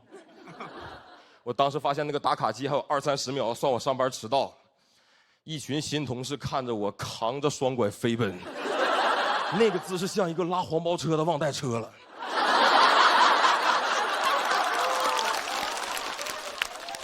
关键他们看着我打完卡立刻就瘸了，这还不是那天最尴尬。我领导找我交接我不在这几天的工作内容，各位我真不知道我怎么做到的，我真不知道我怎么做到的，我给拐落领导办公室里。怎么回去拿呀？我不能现在回去，不好意思，领导，我这个爬了好几步啊，过来啊，聊的时间有点长，好了，好不好？我现在那个拐还在领导办公室里，没什么机会拿了。因为这次来上海之前离职了，感谢各位。主要我这么考虑的，这段节目一播出，我这辈子都请不下来假了。那我还不如干脆请个这辈子的假。谢谢各位，谢谢你们。谢谢徐指导，倒计时，3、2、1，请投票。确定辞职了，专注脱口秀了？我不能说专注脱口秀，录完再找吧，反正就是。觉得今年整个他的风格就更成熟了，还是说因为说的内容的问题？去年感觉特像一个学生脱口秀，是吧？今年感觉是一下人物转换了，还是说去年其实这是准备？去年学生脱，去年那可能是谢谢，然后不是那谢谢我那么喜欢他，我还能不认识他？你少来！主要很多人分不清我俩。现在还有那个在谢谢评论区下面说最喜欢他那个讲他爷爷的段子，就是现在。那不能，兄弟，你不是讲那个什么跟孩子们打架那个？对啊，那些心理活动那个是吧？对啊，可能去年老讲爷爷的事儿就嫌小，啊，今年讲自己。我真的有刷到过你的爷爷，他关注了，挺火的，这都推给我了，主要是。对，然后你爷爷那个备注也特别可爱，就说什么希望我孙子的脱口秀更好一点。那阵是我爷跟我妈共同这个操持那个账号，当时但也半年多没弄了，具体原因就主要是因为我爷去年年底又被骗了，然后这个人家就建议我们家里把他的手机号注销掉，所以我爷现在暂时登不上那个，最近就没太更新。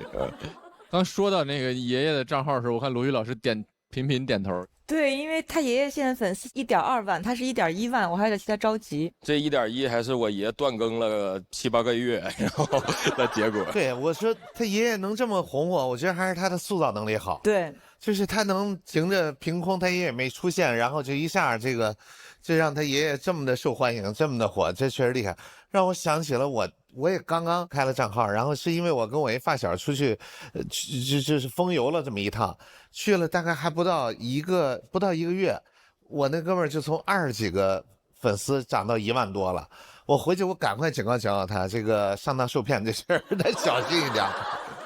我有一个事情想说，因为其实我第2次那个挑战小陆老师，我特想当众感谢一下小陆老师。然后我当时第3轮讲了一个也是工作相关的段子，淘汰后2、3天，小陆老师加我微信，让我坚持这么写。然后我大概也就是1个月后，然后写的是这篇段子的前半段，也是工作的内容。然后我也是想借此机会再和他一块儿演出一次，也想把这个跟他说一下。然后真的感谢你，小陆老师。投桃报李，就用这段打小陆，看看到底骗没骗我。挺好，开玩笑，挺好。那我们这一场比赛是魔王挑战赛，所以请大屏幕先为我们揭晓一下魔王小陆获得的票数是。有点难啊！我们把陈数请到舞台中央。会不会超过这样的分数呢？其实前面2次魔王挑战的时候，魔王的分数也都超过了200大关，但是我们的挑战者有人越过去了，也有人没有。陈数、徐指导，结果如何？请看大屏幕。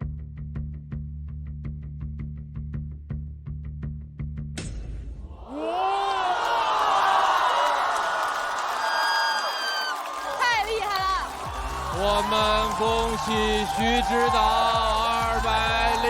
209票。我就说徐导行，徐指导，我最喜欢徐指导了。同时，陈数197票也是非常非常优秀的成绩，很棒，给这一季开了一个好头。当然，规则如此，很遗憾，我们要先请陈数前往休息区。请小陆为他颁发金牌。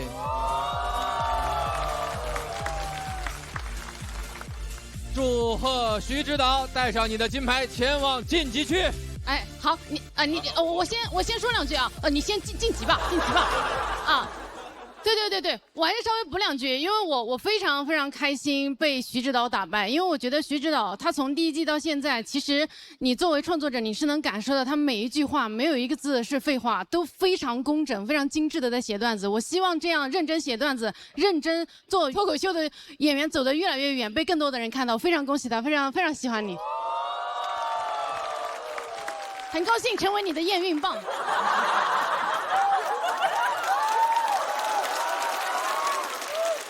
首先我必须说，这是我活了20多年赢的最大的东西。对于这个结果，老天爷给着我就接着呗，然后那就带着这份好运也好，带着它接着往下走吧。我之前是做的是这个产权管理相关的工作，如果有相关的老板呢，如果让我去您那儿上班，我一定不会请假出来讲脱口秀的，我也不会在节目上说你。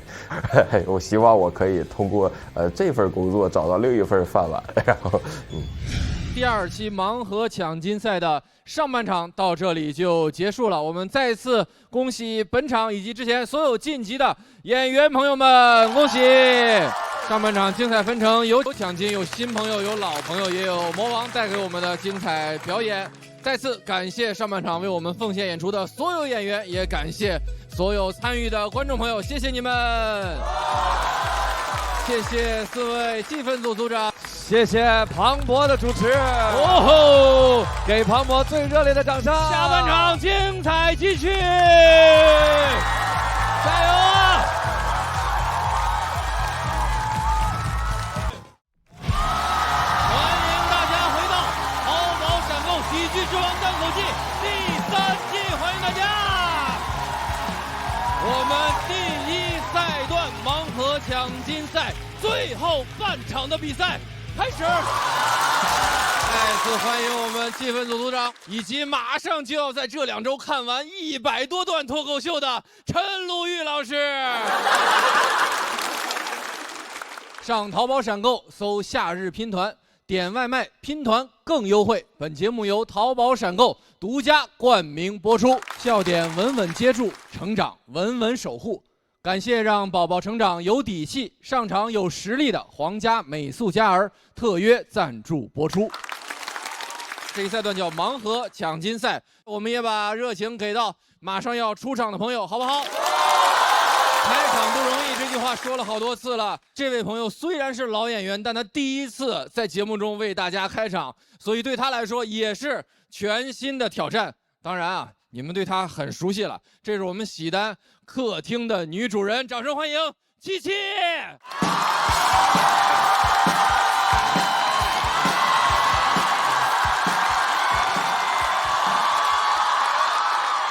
家好，我是七七。我不是第3年已经上节目了吗？跟大家说句老实话，我已经不想再突破自我了。我现在就想找一些认识我的观众，然后爱我。我是真的好想要粉丝啊，要那种真正的粉丝，能理解我吗？不是那种说我好喜欢嘻哈，我好喜欢大宅，七七也不错。我不要这种，我要那种会说黄渤跟七七比起来也是略逊一筹啊。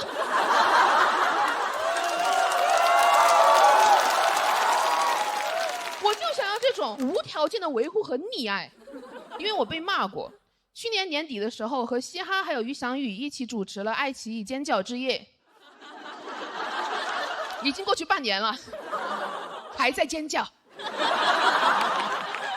就是我们那一天啊，因为主持的不好被骂上了热搜。我本来那天可高兴了，你们想，我见到那么多娱乐圈的真帅哥，但我平时都是跟我完全没有想过自己会被骂。就你们想想，那个场合全是明星和他们的对家，谁顾得上骂我呀？那个热搜骂的都是尖叫之夜主持人，因为不知道我们分别都叫什么名字。刚开始知道被骂的时候呢，还是有一点喜悦的。娱乐圈嘛，被骂也是一种在乎，但是就不能只在乎我嘛。好想要那种指名道姓的黑热搜啊，一系列的那种。首先是愤怒，说七七凭什么？然后得出答案，七七资本。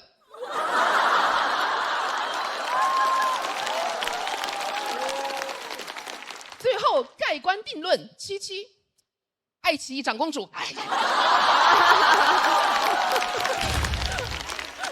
OK， 我当时还为了自己蹭热度发了一条视频，那个评论区特别的有意思，主要分成3类，一类就是问我们家哥哥到底有多帅啊，他们身上香不香，香不香？我说倒是没有刻意去闻，但是感觉是香的啊，主要是也不让我去闻。第2类呢就是好奇，问我你的口红色号是什么呀？避雷。当然最多的就是批评嘛，批评我普通话不标准。我那一天太紧张了，我把张若楠说成了张若兰。有些人都没听出来错在哪儿。呢了不分了，我当时好慌张，只能用那句经典的话安慰自己，我说没事的，只是犯了一个所有南方人都会犯的错误。其实呢，还是在这边一片混乱之下，还是有一个粉丝在帮我说话的。然后我就发现，我们脱口秀的粉丝啊，就你们这帮人，活得太理智了，好没有战斗力。别人说我不配当主持人，我的粉丝说那也不是他要去的。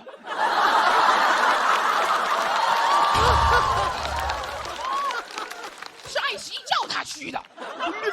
对。我说你骂他呀，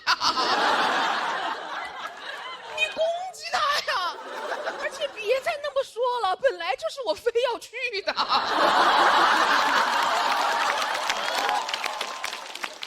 我真的不懂，为什么爱我爱的这么客观？能不能爱我爱的失去理智？你爱的是非不分，你爱的胡搅蛮缠。你就说七七的普通话没有问题，他就应该叫张若兰。虽然我们对外都说粉丝的爱太盲目，但谁不想要盲目的爱呀？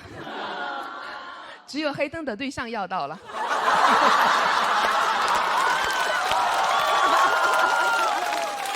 一个非常高级的内部梗。而且我当天在尖叫之夜，我也非常的努力，一直在媚粉。没有粉啊，就硬媚嘛，反正。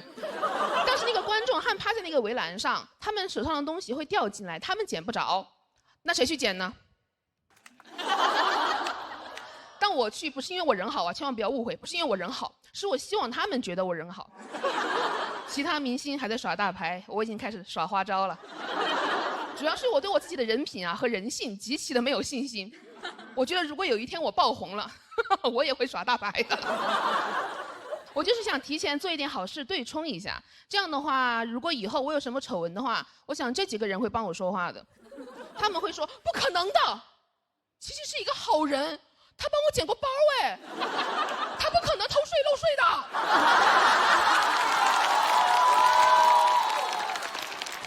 我的朋友特意叮嘱我，他说如果你要讲这个梗，你以后就绝对不能偷税漏税。我说怎么？不讲就可以吗？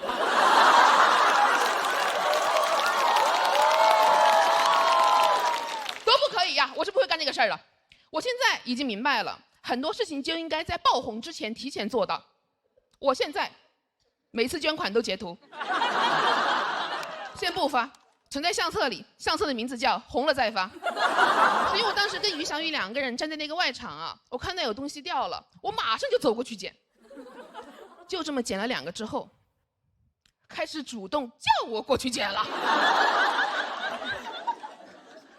我当时真有点不高兴了，我说我想演的是一个好人，不是一个好使唤的人。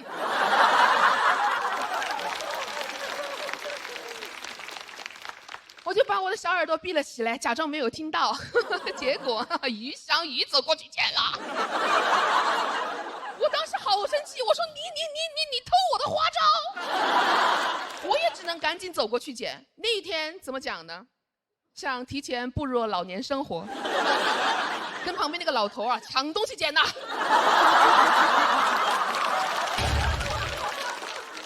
那天我这么努力，得到了什么呢？得到了骂声。不过好在啊，他也没有被夸呀。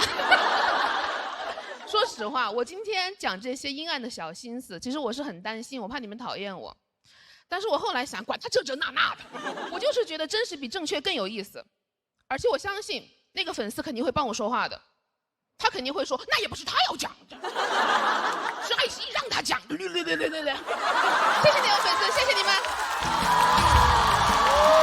谢谢七七，喜欢七七这段表演的朋友，千万不要忘记为他投票，请投票。哎呀，开场怎么会这么紧张？他们看起来都好镇定自若呀。那你开的挺好的，很好啊，一下把大家都感染到了，这就是你的客厅，对不对？是是是。其实我听到题材的时候还有点担心，因为讲一个自己参加咱们叫娱乐圈吧工作，然后又一个小事儿，我就担心会不会，比如观众觉得太小了或者怎么样，但讲出来好像效果很好，而且这个心态很有意思哈。啊，我不觉得小，我觉得多好玩。这个上台我就跟着他乐，一直乐到结束。又是在下半场，一个高能量啊，这高浓度、高喜剧啊，我觉得特别好。谢谢谢谢。刚才黄渤老师说话的时候，七七这么看着，那你说吧，我听听。我是那个想听您的指教，我是。其实就是刚才讲了一半，那就是我们说说问题哈，就是啊，哎呦，突然变得诚恳了起来，啊，没有问题，很好很好。哦，原来你是在开玩笑啊？对，我知道那问题也不是你想有的，是平台让你有的，对不对？你还插后面那句，对。黄渤老师，现在你是我的大粉头，好不好？哎，好嘞。哎呀，太倒反天罡了。就他天天在网上说，哎呀，这黄渤比七七还是略逊一筹。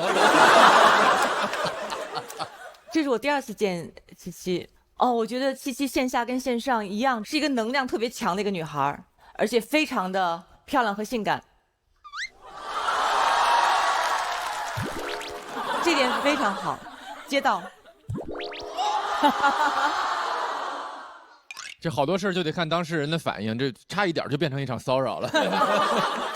刚才他表现的我觉得非常好，因为你要知道有些时候我们会说论迹不论心，就你看到我做的是什么，我剪起来就够，但是我剪之前那就是戏剧，那就是一段情节，那就是一段内心独白，那就是喜剧。你懂我，鲁豫姐，你都不知道我们几个女演员在后台就说哇，好想被鲁豫姐点评啊。我懂你，你懂我，你真懂到我了，我真感动。那他只想被鲁豫姐点评，我不说了。来，七七，使出你的。我们在后台男演员都说了，好想被那个思纯姐点评啊。好了，别编了啊！我昨天在那个电梯口碰到七七，我说你真的好漂亮，因为我看节目的时候我就觉得你好漂亮。我其实从小就觉得自己漂亮，但是我以前不敢说，因为怕被人嘲笑嘛。说出来。对，我现在就是确实我觉得我自己很漂亮的，是吧？啊，大家都一样。我总觉得你的那个尺寸特别神奇，就是它其实多一点吧，会有点油。但是你少一点吧，它又不够，你就正好卡在那个最合适的位置，你就把你的可爱和你的真诚全部都奉献出来了。我都不知道你是怎么做到，但是可能这是你天然的一个天赋。你说的那个观点我也特别喜欢，就是其实真实比正确更重要。更有意思哦，更重要的话，我怕不让大家觉得我在说教。对，更有意思的话就是很巧妙，就你说那个是的。那我问问七七，那个大林点评你想听吗？当然了，这是老朋友了。我是先提出这个会客厅这个概念的，因为他特别像是真的在家里头，这就像家人一样。然后他回来给你讲我今儿怎么样，哎，他不管讲的是什么样的事儿，是你要放在一个特别客观的平台，可能有人说，哎，他这人怎么这样？但是只要七七说，我们全盘接受。啊，你是这么一个有魅力的人。是我最近也是决定要利用我的这种天赋，讲一些可能其他人不太方便讲的一些心理的阴暗的小活动。我准备坚持这个喜剧风格。要黑化了哈。对，酷坏女人今年的人设是。他太厉害了，既可以把这个舞台演绎成他自己的客厅，把观众的注意力都放在这个舞台，而不仅仅是他自己身上。所以我觉得他把这个场开得非常漂亮，连我自己都不知道我有多强。七七给我们开了一个好场，也是一个精彩的演出。那难题丢给备战间的朋友，有没有人会向七七发起挑战？请看大屏幕。2位朋友向七七发起了挑战。因为前一天我在酒店碰到了七七，我非常焦虑。西西和我说：“你别焦虑，你要是谁都不敢站的话，你就站我，我会把场子给你开得很好的。”因为她是我们俱乐部最先上节目的嘛，觉得一姐上去开个场，开得挺好，让我们这些后进俱乐部的演员很有安全感的那种感觉。我心跳正在为我鼓掌。接下来要上场的朋友是一位新人，他看起来啊，可能也是活泼无害的那种，但是他经手的那些事儿，经常有时候啊，人命关天。到底为什么？有请来自高校喜剧的巴拉。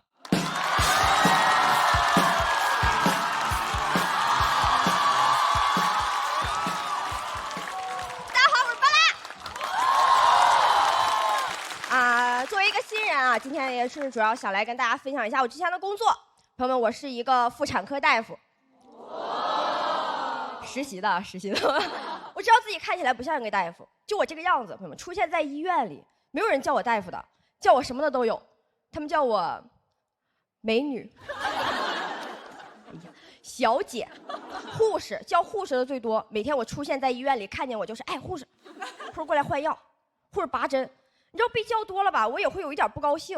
然后有一天我就跟那个患者说：“我说我不是护士啊，你不要再叫我护士了。”那个患者吧，他其实他很有礼貌的，他只是不知道怎么称呼而已。他开始措辞，他说：“真不好意思啊，那个服务员。”那朋友们，在医院里，你见到一个女大夫，你就叫她护士；见到一个男护士，你就要叫他大夫，是非常常见的事情。就经常我一个人在诊室，那个患者推开门，看着我的眼睛，和我说：“这咋没有人呢？”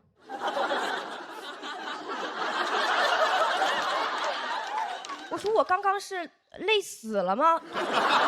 看不见我，谁强调都没有用。我有个很好的朋友，1.85米，骨科男护士，很帅，每天就被患者追着问病情，然后他也很真诚。他和患者说：‘他说我不知道，我是护士，我不是大夫。’那个患者也很真诚，跟他说：‘没事儿。’过2年就成大夫了。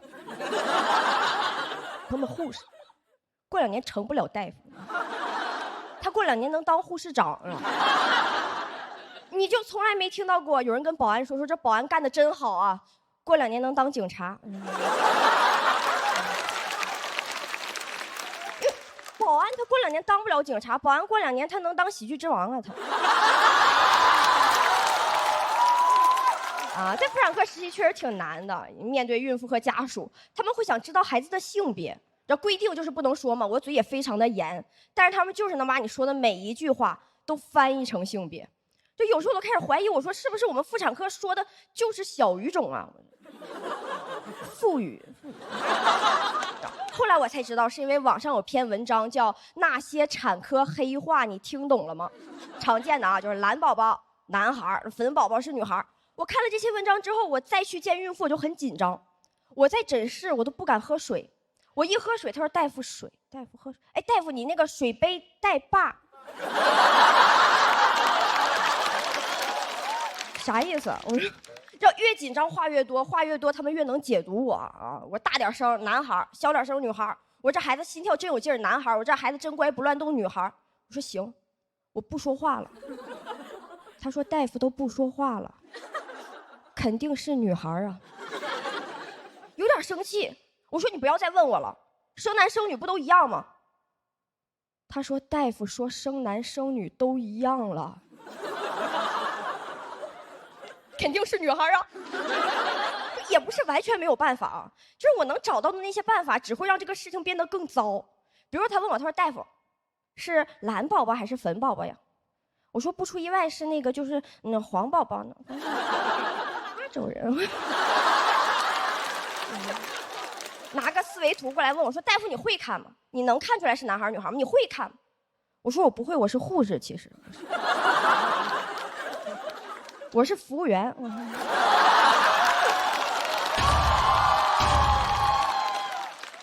因为我工作是很多年前的事情了嘛，我很想知道，就是现在还会有家属问这种问题吗？我还特意的给我老同学打了个电话。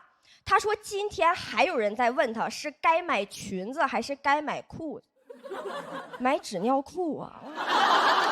我就是觉得这个问题很可笑，买裙子还是买裤子，这是孩子出生前的必需品吗？你真的很着急准备吗？你要真着急准备，你怎么不买学区房呢你？还有那种骗我的，我最讨厌的就是骗我的。他就跟我说大夫，我那个什么，我重女轻男啊，想要女孩，是男孩我给他打掉，能不能告诉我？我说你想打掉谁我都不能告诉你啊。就那孩子爸爸有点生气，说大夫，那我媳妇到底怀的什么？怎么样你才能告诉我？我说怀的3轮车我就告诉你。我和我的好朋友吐槽我的工作嘛，然后他说他妈妈当时怀他的时候也是这样，一直问大夫，然后但是大夫就是保密，一个字都没说。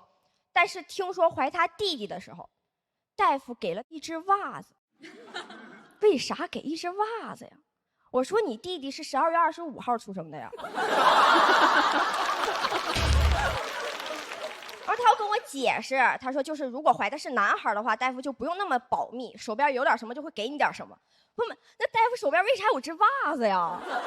大夫脚痒脱下来放旁边。你爸也真敢拿呀！要我可不敢啊！他说我其实会羡慕我弟弟，出生前就有大夫给的东西，不像我出生前大夫就保密，什么都没有给我。我说给了，我说大夫保密，就是给你一条命啊。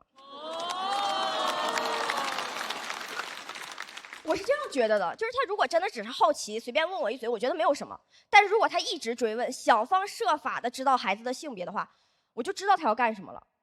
我是大夫，我知道这是个女孩，但朋友们，我也是个女孩，所以他们每次问我的时候，我都会有一点点难过。我是绝对不会告诉他们孩子的性别的，只有一种情况我会说，就是在这个孩子出生的时候，我会说，恭喜啊，是个女孩。讲到这儿，谢谢大家，我是巴拉。谢谢巴拉，2、1，请锁票。谢谢巴拉。是紧张还是激动，还是都有？有，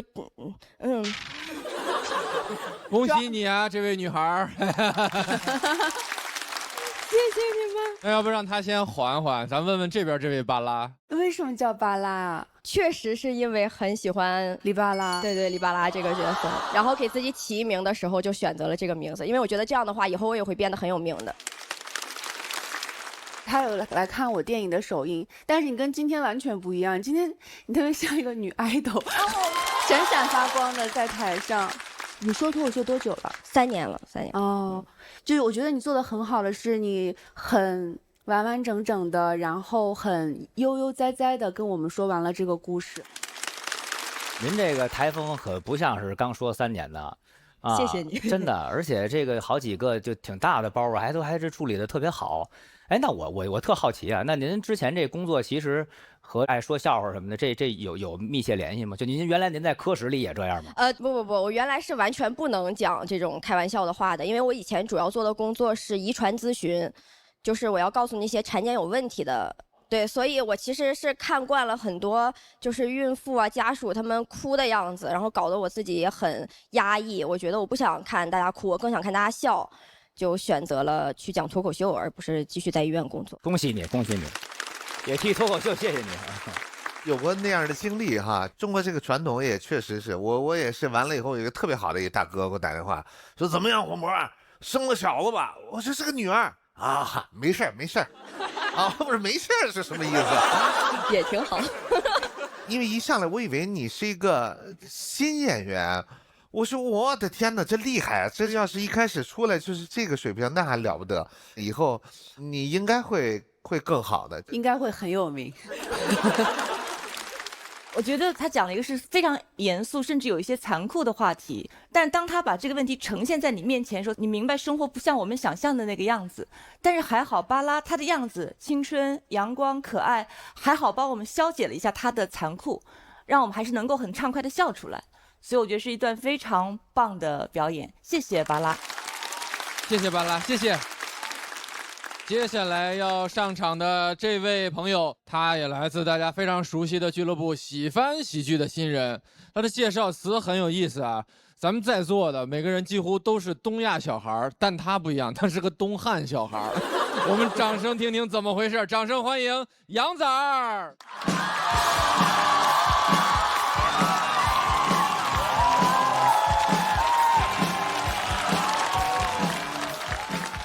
哎，大家好，大家好，我叫杨仔儿。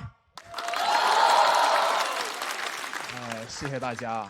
我是一个建筑师。朋友们，你们知道建筑师之间一般相互称呼，特别喜欢叫别人什么工是吧？对。像张工，我们公司就这么叫，就连我们公司养的狗都叫黄工。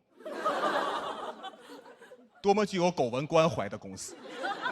我本人也姓黄。为了避免重名，他们叫我大黄。我不是很喜欢自己的姓，你说我为什么非得跟我爸姓呢？也没有人认识他。但我爷爷的名字大家应该都听说过，黄忠。显然啊，我的爷爷不是五虎上将的一员，当然也不是一名射手。这是我的爷爷给他自己改的名字，但改的理由竟然是因为他年轻的时候看完《三国演义》，最崇拜黄忠。哎，我真没想到改名这个行为在我爷那儿，他能成为一种应援方式。问题是，我爷他本来姓张。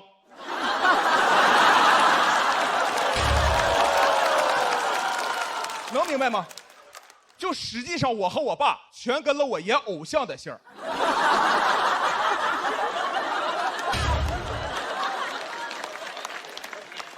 你们要知道，历史上真正的黄忠是没有后代的，我爷给人家续上了。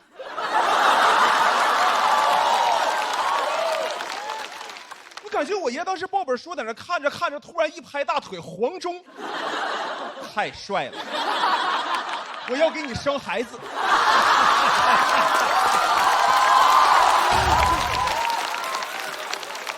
当时我爷爷随便把自己姓给改了，家里人也没有反对，因为我爷这个人他没有生育能力。就是我父亲的亲爹其实是我爷爷的哥哥，啊，这个能捋明白吧？这里说的哥哥指的不是黄忠啊。家里人看他也没法传宗接代了，实际上根本就不在乎他姓啥。就在家里人眼里，你生是老张家的人，不生就不是了。现在看来很荒诞的观念，你没有生育能力，就没有性张力。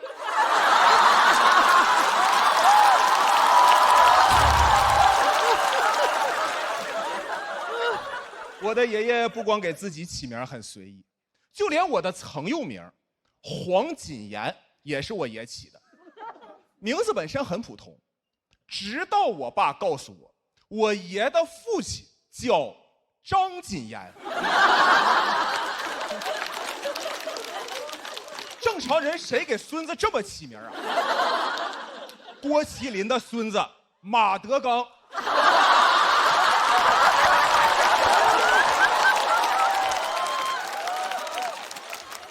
说是我爷特别喜欢锦言这个名字，那我问我爸为啥你没叫黄锦言呢？他说因为那时候锦言还活着。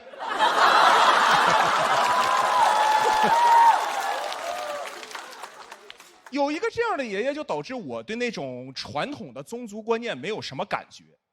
小学的时候，班里有个同学总跟大家显摆，我家家谱最上面，岳飞。大家都觉得哇，好厉害！就我感觉，那不定咋回事呢？那没准就是咱们两家老祖宗当年看了不一样的书而已嘛。岳飞能咋的呀？黄忠放学能来接我。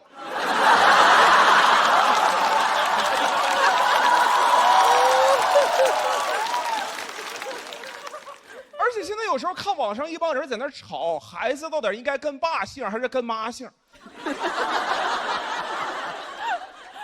我寻思是争什么呀？只有这两种选择吗？假如啊，我是说假如，我的父母是雷军和董明珠，那他俩有必要争一下。你要是孙富贵和董明珠，还有什么争的必要吗？我不仅想姓董，我甚至想姓董明珠。那我还叫什么杨崽儿啊？我就叫董明珠崽儿。但我爸就是一个普通人，可是他依然保持着那种传统宗族观念下对自己姓氏的自豪感。我爸最常说的一句话就是：“咱出去那可都老黄家人。”我不知道他在骄傲什么。那咱老黄家不就咱仨人吗？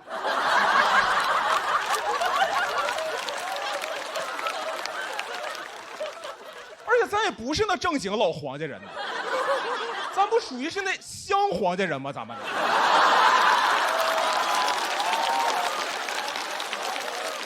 如果我能选择自己的姓的话，我肯定不想跟我爸姓。我也不是嫌弃他，主要既然我爷的姓是这么来的，那咱家这个姓它真没什么必须得往下传的必要。那别人家传姓传的都是香火，咱在这传的是个什么玩意儿啊？这是粉丝灯牌。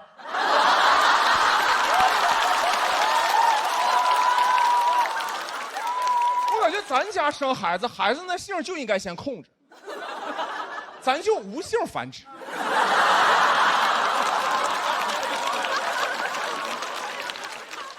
孩子姓啥就看孩子喜欢啥，多好，一家人百家姓。我爸也有自己的偶像，但凡他再多那么一点魄力，现在我家黄忠的儿子邓丽君。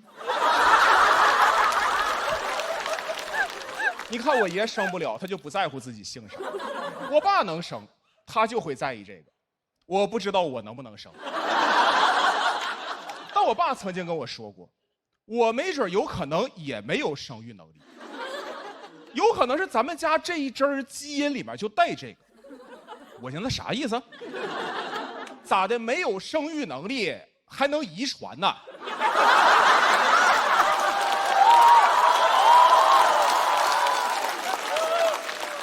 啊，骡子还能生出骡子了？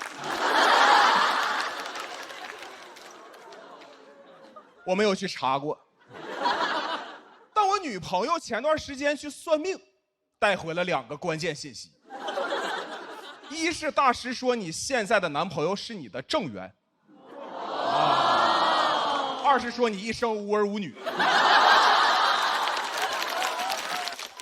我寻思这样的话，我也没有必要在意自己姓啥了。我可以姓张，也可以姓黄，我甚至可以姓一匹来自北方的狼。老有人说孩子跟爸姓是因为父权，我觉得姓啥这个事儿，子孙也该有子孙的权利。啊，我支持孙权。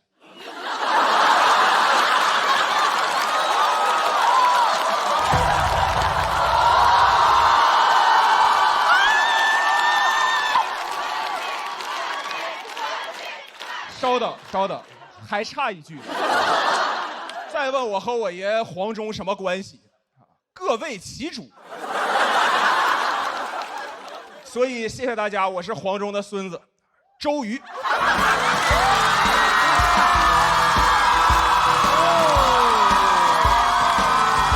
谢杨子。虽然大部分人好像已经投错票了，但还是不要忘记投票，请左票。哇哦！恭喜你第一次来到舞台上就拿到这样优秀的成绩，谢谢。要向各位说明的是，有演员达到200票，我们就会开启金牌挑战。杨仔是第一位在表演过程中就征服了至少200位观众的演员。咱们问问这边的老黄。对，他一开始说了第一个黄，我就愣了一下啊。首先不得不说，这个稿子我觉得一个废字儿都没有。对，谢谢老师，谢谢老师，真严谨呢，这是照着文言文写的，真确实他非常这挑不出来一个字儿的废话，这就是一字千金那种啊，非常而且是个新演员。今年是第一次站在这个舞台上嘛，然后我现在讲脱口秀大概是4年的时间。哦，厉害！谢谢，我替我们老黄家高兴一回。你看，得亏你姓黄，你知道吗？真的，爷这名没给你白起，你知道吗？谢谢谢谢。马德刚的爷爷，好背德。对不起对不起对不起。好刺激，好喜欢。我就一个问题，既然我孙子叫马德刚，想必我的偶像是马思纯吧？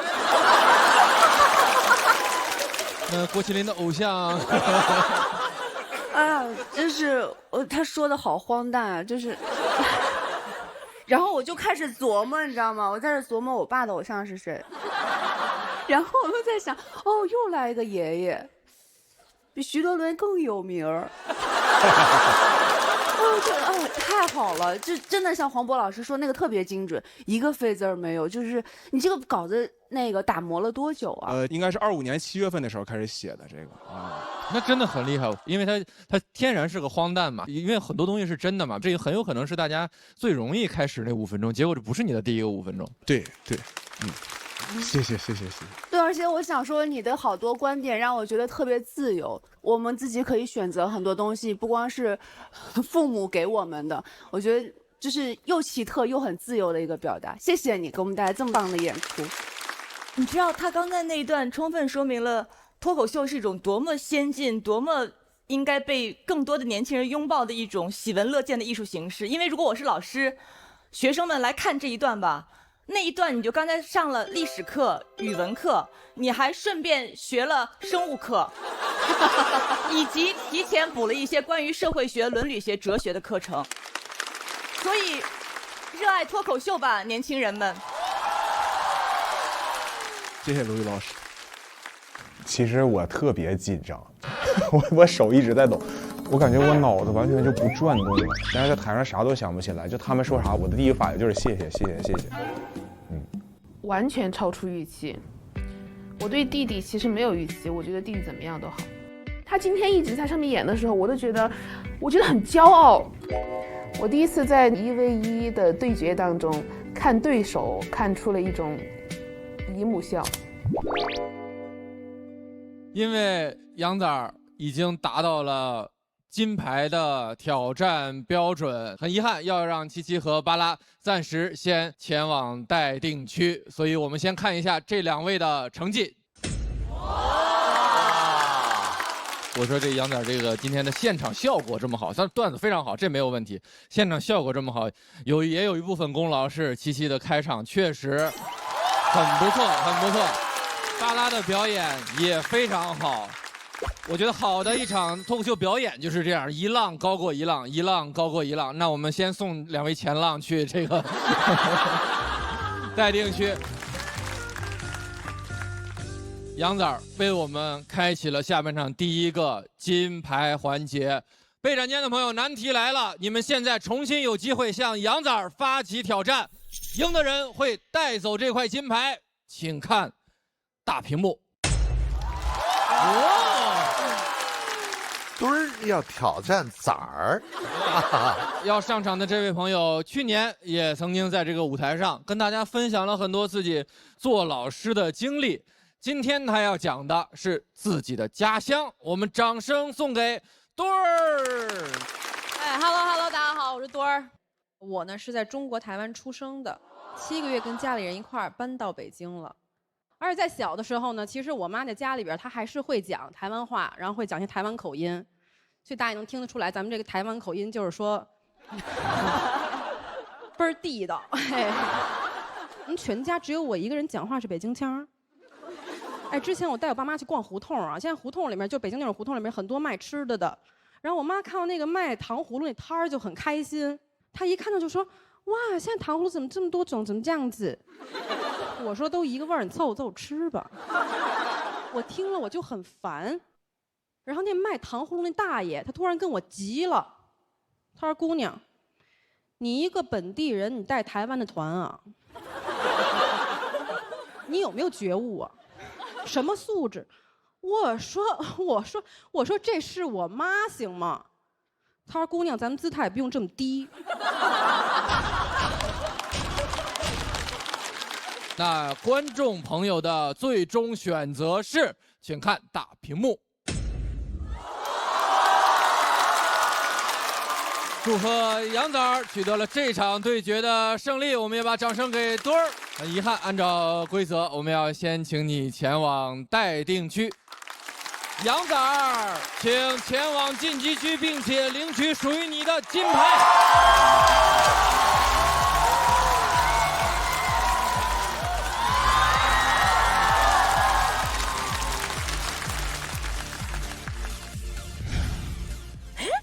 有红包，买杯奶茶。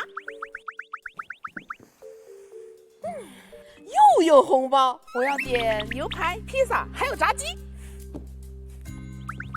这就是资本吗？他不会真是爱奇艺长公主吧？有这么多红包，淘宝闪购、悦享会员，怪不得每月都有免单，点外卖还能优惠不少。原来不是爱奇艺长公主，而是优惠不断、红包满满的淘宝闪购悦享会员啊！上来就是一场3+1的对决啊，很精彩。那比赛继续，演出继续。接下来要上场的这位朋友，这是疑似德云社的烧饼流落在我们这个领域的一位小姐妹，我们掌声欢迎喜单舞台上那个小开水壶精月明。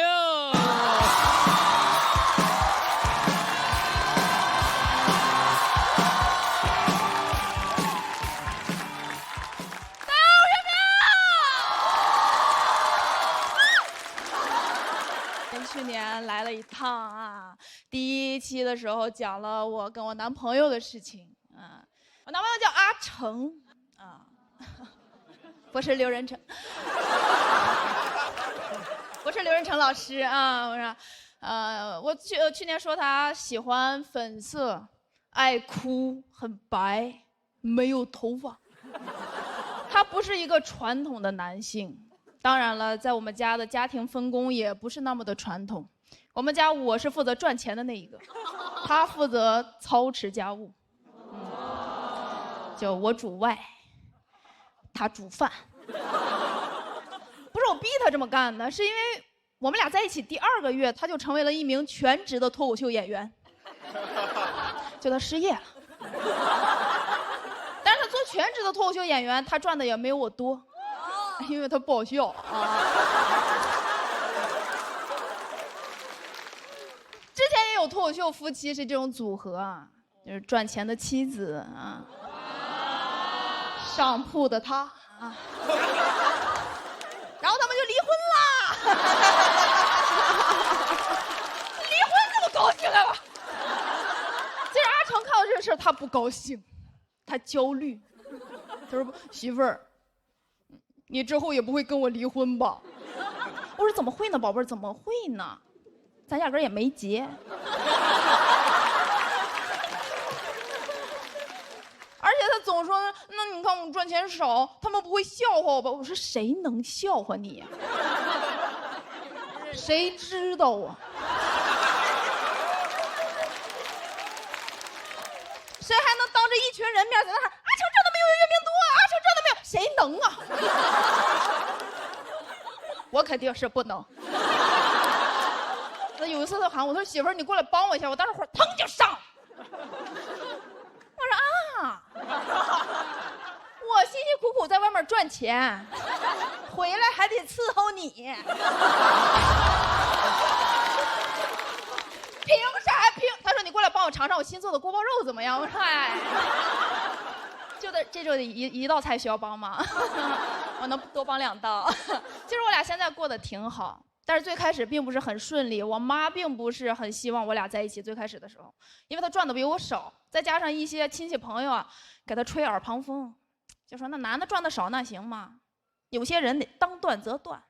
我妈听进去了，我说妈你别听别人说什么，阿成真的很好，你不信你自己过来看看，你过来考察一下。我妈来我家考察5天，这5天阿成大鱼大肉给她做，我妈1天考察3顿，有时候半夜也考察，有时候也烤肠，也烤馕啊，烤肉啊。那5天考察的很开心呐，但是我妈没有把亲戚的话忘掉。回老家跟亲戚当断则断。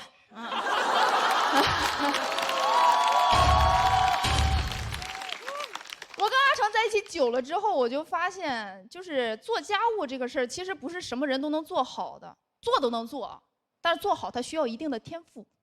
你就像我在家，我也会洗衣服、拖地、做饭，阿成就会洗我洗过的衣服，拖我拖过的地，倒我做过的饭。有一次他生病了，病得很严重，我就看他我也心疼，我说做点热乎的啊，让他好得快点。我打算给他做疙瘩汤，疙瘩放多了，没汤了。我把那一坨给他端上去的时候，他说这是什么？意大利面拌42后混凝土。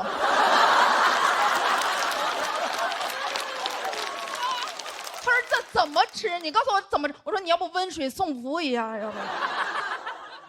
他那一天都没下床，他唯一一次下床就是把我那锅疙瘩汤给倒了，顺便点了个外卖。后来他也不让我做饭了，因为他说我一做饭，他心里就有块疙瘩。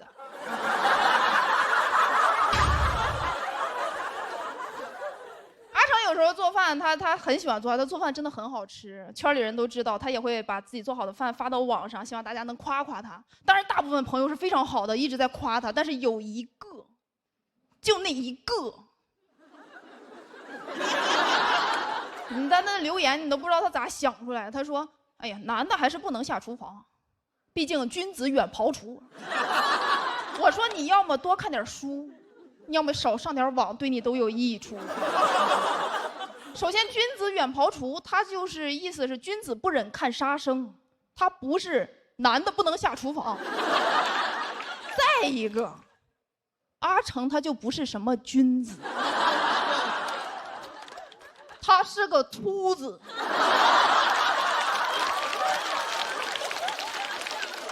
他做的饭好吃、营养、没头发。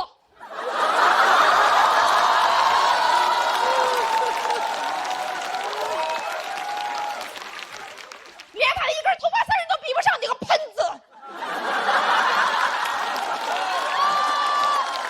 气死我！但是我也能理解这种人他为什么这么说啊，因为在他的观念里，他就觉得做家务就是没有赚钱厉害。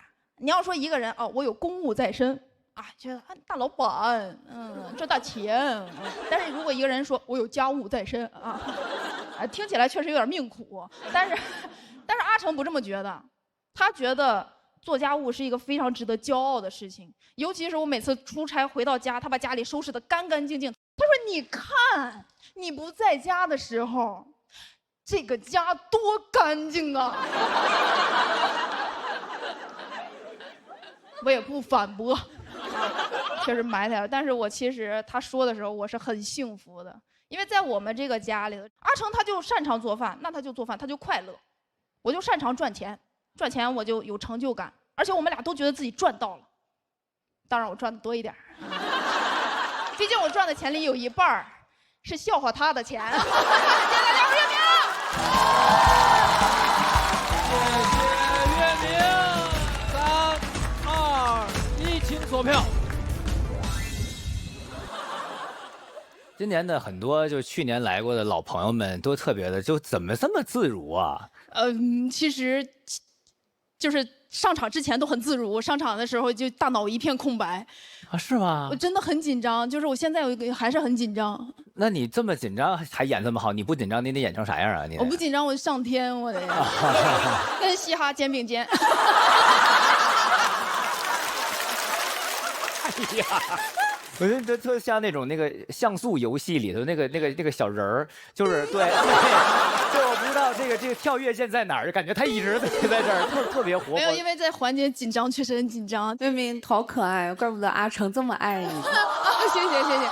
但其实我每次讲这种题材，我还是有点就是担心人家觉得我秀恩爱是不是？我觉得你没有光在秀恩爱，其实你说了好多，就是我觉得应该传达的东西。擅长的人做擅长的事情，我们不应该被这个社会的刻板印象说哦，男的该怎么样，女的该怎么样。对，我想说的就是这个。对。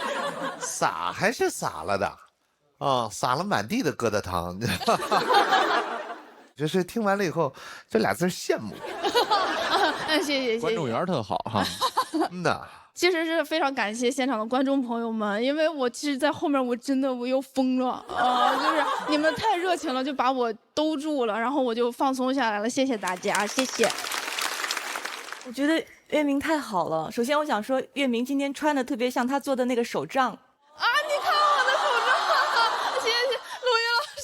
我一直以为手杖真的是个账本儿，然后我才知道，哦，原来这个就是手杖，那么好，你做太好了。因为我特别喜欢做手工，就是你看我天天咋咋呼呼的，但是我其实是个很内向的小孩。今天的表达，我就特别高兴。他的表达就是谁煮哪儿都不重要，对，重要的就是在家里面的工作也要被看到。对对对，而且是谁想做什么，谁适合做什么，谁可以做什么就去做什么。对对对对对对对对，所以人生不是用来打破什么，而是直接要站到那个你该站的位置。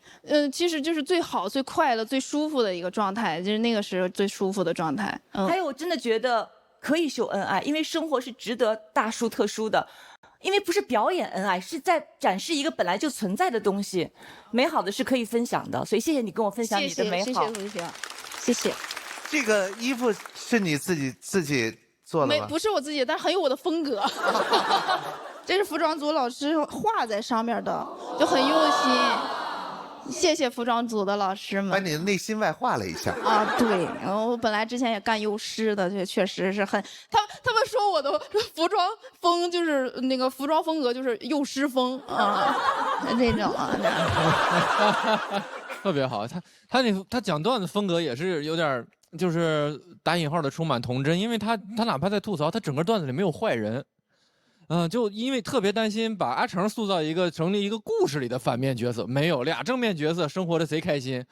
我就像看了一个小动物演的动画片一样，就是特别好。因为我怕下去他哭了，还得哄你，没办法。我最开始想写这个段子，就是因为我发现好多人都说我在家干的活是男人干的活，然后说阿成做那些活都是女人做的活。洗脸池堵的。来，看着。我们家其实没有什么男人的活、女人的活，就是谁能干啥就干啥。阿成就是恐高，他就是换不了灯泡，那我就换呗。我觉得我跟阿成，我们俩这种家庭分工可以让人更清楚的知道，有些东西它不是按性别分的，它是按能力分的。难题交给后边的朋友吧，会不会有朋友向月明发起挑战？请看大屏幕。首先要上场的，他来自笑麻俱乐部，来自东北，他会给我们带来怎么样的东北往事呢？掌声有请川池。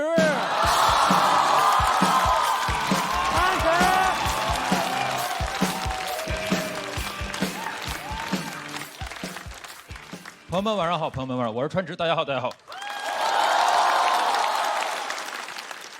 简单介绍一下自己，我是叫川池，是一个黑龙江人，来上海这边生活2年了。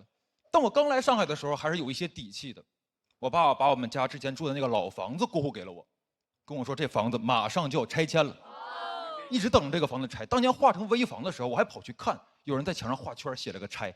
我后来再去的时候，拆字都掉色了，房子依然健在。我说那咱们画这个拆有什么用啊？啊，是你们画完之后让我们这些居民自己拆吗？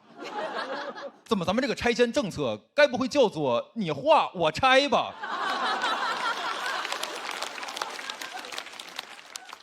我都有些神经过敏了。我到上海之后，他们跟我说大城市的市中心都叫什么 CBD， 我说 CBD 我知道，我拆不掉，对吧？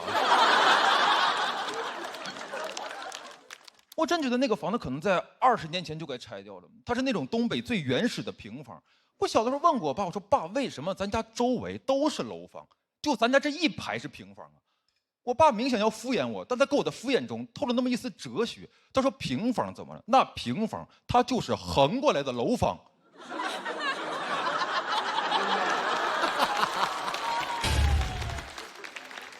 我说人家楼房上下楼都有电梯，按你说的，咱家屋里为啥不通地铁呀？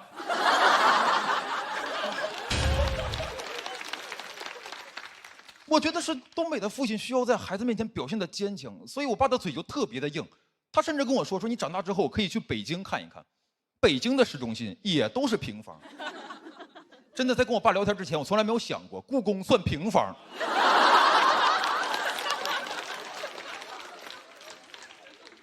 后来化成危房之后就住不了人了，搬了出去，那个房子一直空着。直到我来上海之后，我爸说把那个房子租了出去，租给了卖啤酒的当仓库，可以补贴我上海的生活费。我问了一下，每年足足能收上来1200块钱，平均每天3块2毛5。也就是说，这房子每租1天呐，我就可以在上海借半个小时充电宝。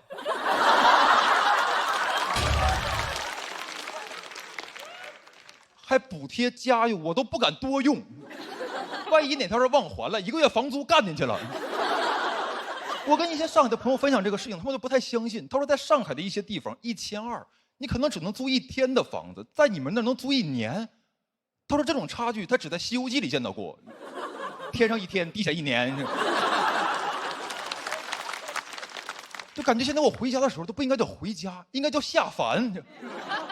但1200一年，我们这个房子租的也不是非常顺利，因为那个房子年久失修，岁数太大了。去年过年的时候，大铁蚊子就忽然塌了，砸碎了人家10几箱啤酒，赔了2000多。我赶紧跟着我爸跑到现场，我爸看着满地被砸碎的啤酒瓶，他发出了一声让我钦佩的感叹，他说：“这幸亏没租给卖白酒的。”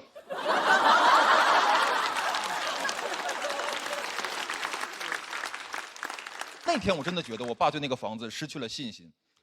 他赔完钱之后，看着撒了一地的啤酒沫子，一个人蹲在角落里就捣鼓，说这房产还真是一地泡沫啊。讲完了，谢谢你们，谢谢你们，谢谢传池。3、2、1，请锁票。这个大林，咱们东北赛道又来新朋友了。是这个，您是做什么工作的呀？我就是做脱口秀编剧的。川池是我们的脱口秀编剧，给节目其实这2年一直都在帮助大家改稿子什么的，给另一个节目也一直在帮助改稿子什么的。你得把地段炒起来，这房才能值钱嘛，那肯定是。那今年您是怎么打算就从幕后转到台前来了？本来也是在台前，只是后来就是实在是活不下去，才转到幕后。故事很好，我觉得，然后你的表演也很引人入胜。谢谢。就是然后又很喜欢你里面的很多比喻，什么楼房倒过来呀，然后地铁啊、电梯啊，就是还让我会觉得还挺意外的。然后你说完之后吧，还会有一种那种。好像真的是有一种刚才庞博说的东北往事的感觉，就是会有一种几代人的一些情感在里面。一个老房子怎么去守护它，很好。还没拆呢？没有。多少年了？可能有个40年了吧。啊，我刚才我只听错了，我说在上海，我说这个价是哪儿来？上海谁还干编剧？这很有意思，引人入胜。谢谢老师。我是觉得很多东北籍的脱口秀演员，他们的文本自带一种文学气息，尤其最后一句我非常喜欢。你说你爸爸蹲在那个墙角说，这还真是一地泡沫呀。它就是一部电影，就是一个男人和一个危房之间这可能过去30年的故事。有画面，有情节，有人物，有对白，完全可以拍成一部像东北三杰的那个文学气息，我觉得很浓，特别好。那让雪琴跟咱们东北三杰有空带个话，如果他们在做电影或者做什么的，我们这儿也有一位优秀的。像我这么好使一样，给你带着我。我先许一下是吧？编剧这个职业是真熬人。去年我感觉你就是编剧，就是放躺下的脱口秀演员。我跟你们说一下，我这个内心感受，我坐这个位置这个角度，我老觉得我为什么会有一个别样的感觉？因为你出来的时候，你这侧面好像广智啊。是的，看到啊。关键是你一张嘴，你说话又很像齐墨。我们请川池先来到休息区。下一组演员一定会有压力，但为什么要说下一组？因为古语就是去年来过的漫才组合，又会带给我们怎样的表演呢？掌声有请！大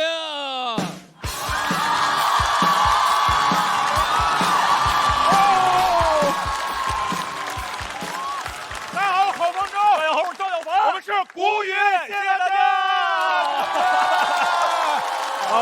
赛段最后一组慢才，好好给大家演一段好吗，朋友们？好好演一段。哎，好好演一段。你有什么想演的吗？我小时候特别喜欢的一个影视作品叫《哈利波特》。哎，我就很想体验一下去这个学校上学的感觉，能不能陪我演这个？哦，就从那个猫头鹰给我送录取通知书开始。猫头鹰给你送录取通知书，就从这儿开始，就从这儿开始。OK。喂，你好，通知书给你放快递柜了。猫头鹰放快递柜了。不是，你是个鸟，你放什么快递柜啊？我是猫头鹰，我是个鸟。哎，那我给你放菜鸟驿站。鸟就放菜鸟了。蜂就放蜂巢是吧你？不是，我意思是你是个鸟，你飞过来给我送过来就行了。哦，飞着送到你面前是吧？同学你好，哎，我们这儿有好多封这个录取通知书，哪一个是你的呀？我看看啊，我们这儿有这个北京大学的、清华大学的、复旦大学的，还有一个是什么魔法学院的，哪个是你的呀？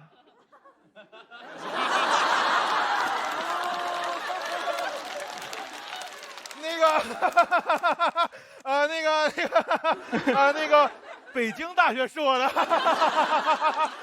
北京大学是我的啊，来自北京大学的李雪琴同学。李雪琴呐！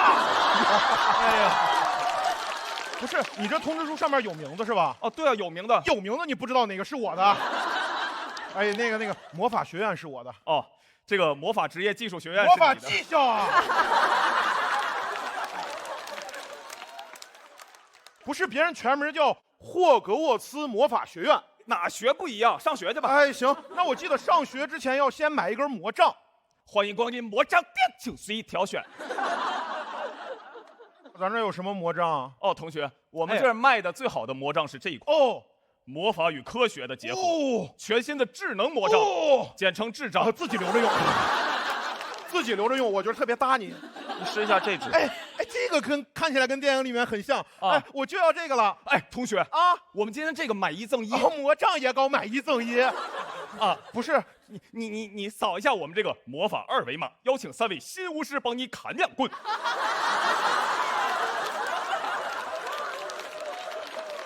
魔多多。有了解过？哎呀，别整这些了，我觉得这魔杖不错，我准备拿了就上学去了。哎，同学，哎，新生入学可以带只自己的魔法宠物，有了解过吗？魔法宠物我了解的，什么猫啊、猫头鹰、蟾蜍，什么很神奇的。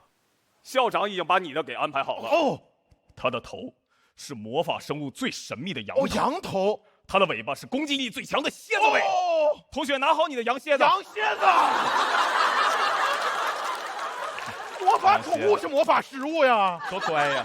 哎，那没什么事儿，我就上学去了。各位刚入学的同学们，大家这边排好队。哦，长头发老头应该是我们校长。格兰芬多。哦，分院帽分学院，我也看过这一段。斯莱特林。哦，斯莱特林，我也想去这个学院看看，我给分哪个学院？播音主持。播音主持了。恭喜你哈！播音主持的好。我为什么是播音主持的呀？哦，同学，你报我们魔法学院的时候，是不是勾选了这个服从调剂了？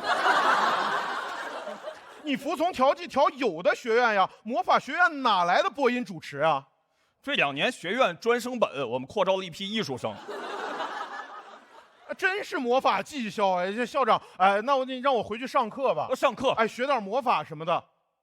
同学们，哎，咱们这节上魔咒课。哦，要学施法了。今天老师教给大家的咒语是漂浮咒。哦，漂浮咒，这个咒语可以让东西升起来。哦，升起来。注意老师的手势。起，落，起，落。大家再注意了，起。哎，老师，我怎么没注意到是什么东西升起来呢？老师的血压。血压呀！另外，老师在起的时候不要打断哎，老师落，老师落。上个课给老师上死了。班长先带着上自习。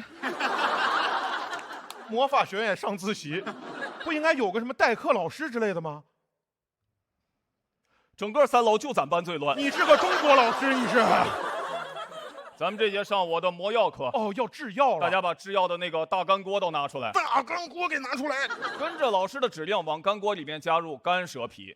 磨碎的蛇牙，熄火之后再加入豪猪刺，这样我们就得到了魔药布洛芬。布洛芬啊，不是老师，这不是现实世界的药吗？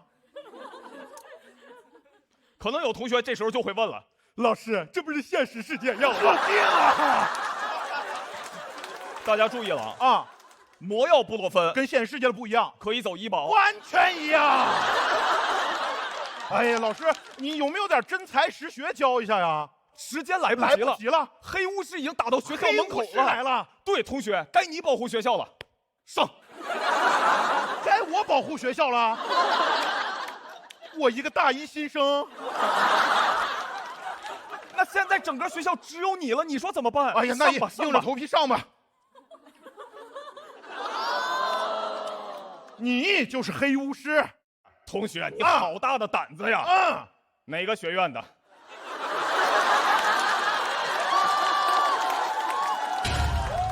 你别管我是哪个学院的，今天只要我在这儿，你就休想得逞。播音主持被他听出来了，被他听出来了，再用这说话，如此小众的学院，你是怎么知道的？我是怎么知道的？亲爱的观众朋友们，大家晚上好。晚上好，学长、学弟。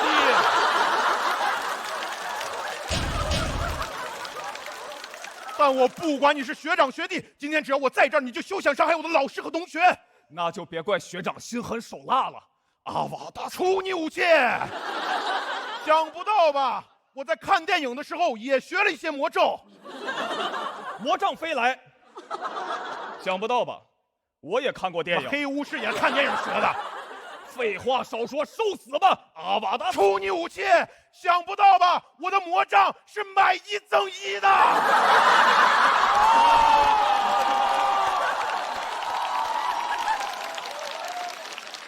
多亏了有3位新巫师帮我砍2棍呀！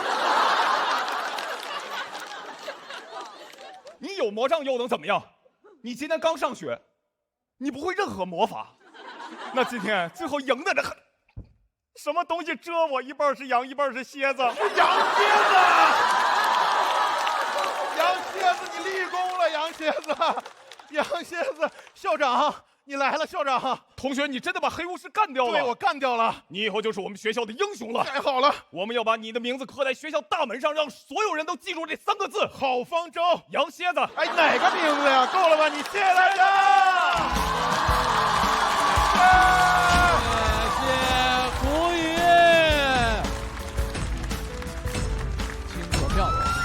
漫才回来了！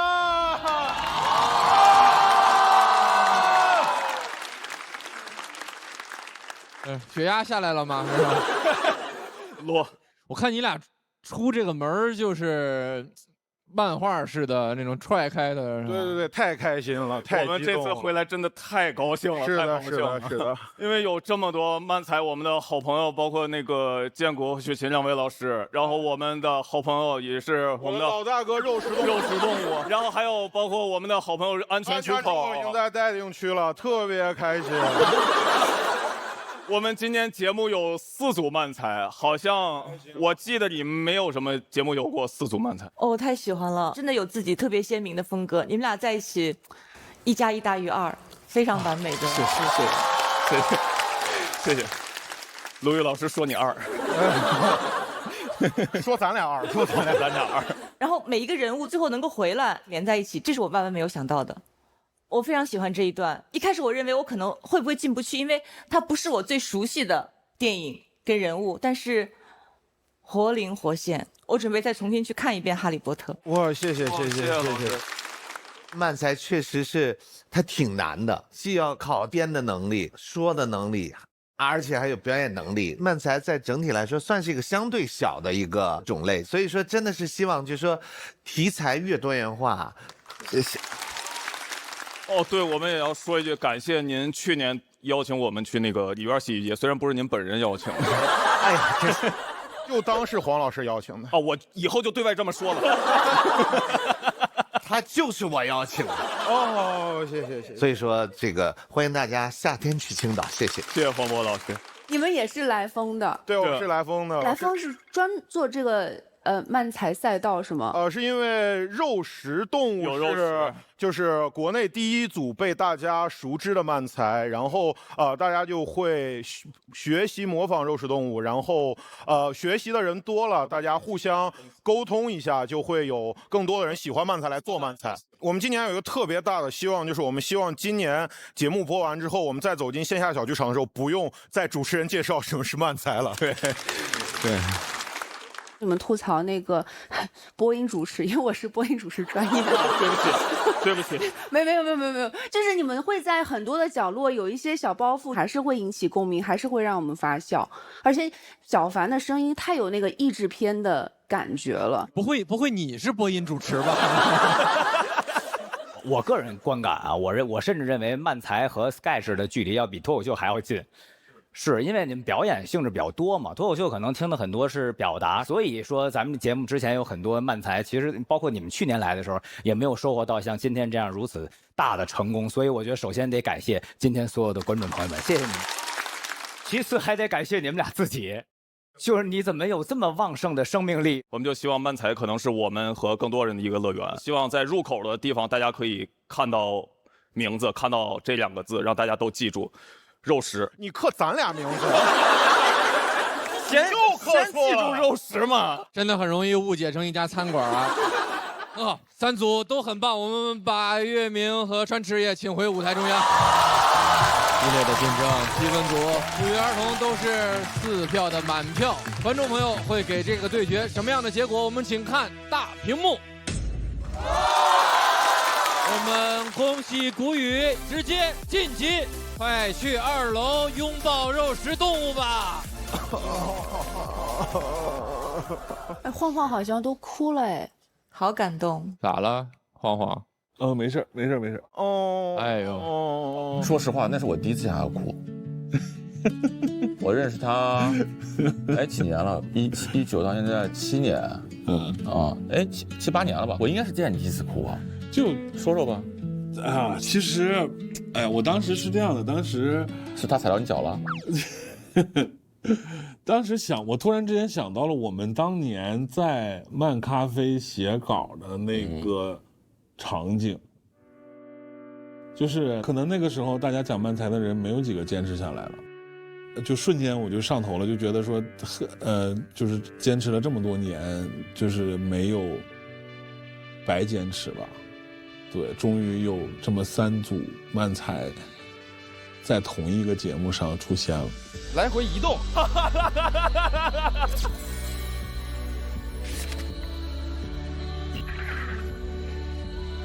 他们冲出来的那一刻，你会感觉到，你感觉今年有可能是一个漫才的夏天，尤其是那个郝方舟出来，他跳起来然后飞踢的一脚的时候，当时真的鼻子有点酸了，我能看到一个很努力的胖子。啪一脚踹开了中国漫才的大门。王灿说谷雨演的时候他都快哭了，谷雨一直接晋级，他眼泪马上没了。恭喜谷雨直接晋级！完了，他不来了，我不同意，我不接受这个结果。就是他可以晋级，我会为他开心，但他不能直接晋级。得坐我旁边，然后咱一起晋级。他过来之后，我在什么机位下，以什么角度拥抱他们，说什么话我都想好了。对他就是他181那个数字显示出来那一刻，我脑子完全乱了，我没有想到会有这一幕发生。这么精彩的表演，这么精彩的对决，我想哪怕朋友们触景生情，流了眼泪，也是开心的眼泪。我们就让这个开心继续下去，好不好？提醒所有朋友，尤其是备战间的朋友，接下来要开启的是我们顺位表演中的最后一组。如果没有办法加入这组对决的话，所有朋友都将进入最后的车轮战。而马上要登场的是陪伴了我们3季的老演员，因为他的段子让我们社会中很多无障碍设施的问题得到了改善，功德每天都在加一，让我们掌声有请黑灯。真意想不到，黑灯吧，我不知道他们还要来。没有想到的还是黑灯吧，我觉得灯哥已经完全在这个节目上证明过自己。挺期待黑灯，我知道他今年可能不会动他的专场，会做这种快速创作。就是遇到了一些重大事件，感觉得借助咱们这个大平台。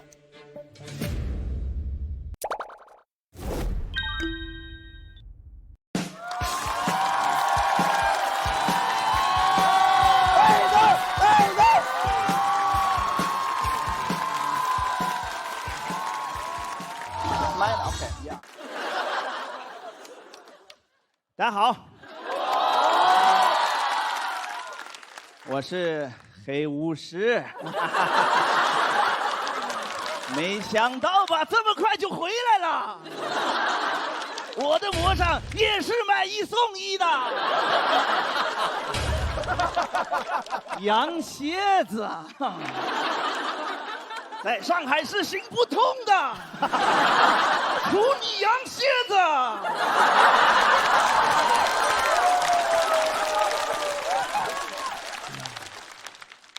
单人漫才。哎，开个玩笑哈。去年开始用上了这个盲杖，刚开始好奇试一下，后来发现挺好用的。有时候你判断不了这里是不是有个台阶，这么一扫就知道了，走路还变快了。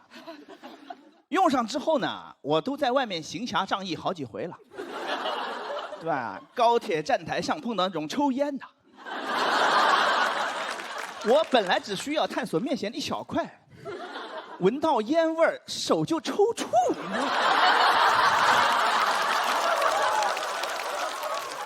边打边道歉，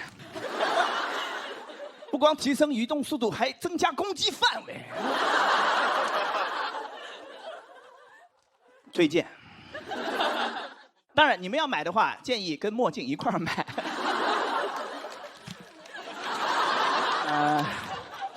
怎么了？我说了是魔杖，不信你们。眼睛好，也没见过什么世面，确实是。都，哎，算了，扔一边吧。3月份去了趟医院，做了个检查，因为听说有了个新药，专门针对青少年黄斑变性。我得去试一下，因为想保住我现在的视力，不让它再降下去的话，只有2个选择：一，去试新药；2，去世。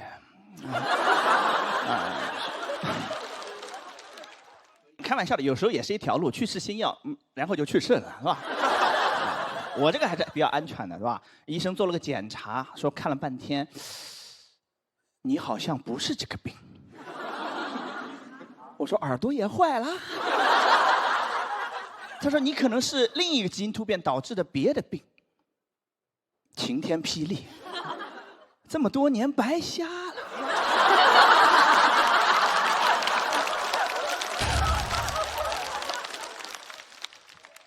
他一讲完，我当时就眼前一黑，但我知道我眼前的黑已经不是以前的黑了。我爸妈也很错愕，说这么多年给孩子耽误了。我老婆赶紧豆包搜了一下，赶紧安慰他俩说：“没耽误，这个病也没得治。”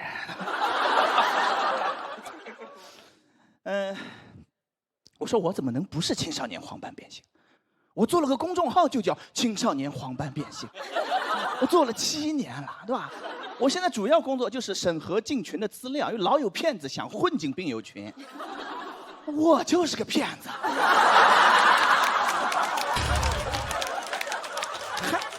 还防别人的，家贼难防。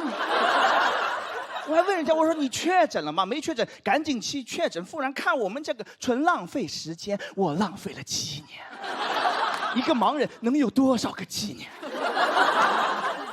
你现在告诉我不是个病，我该怎么办？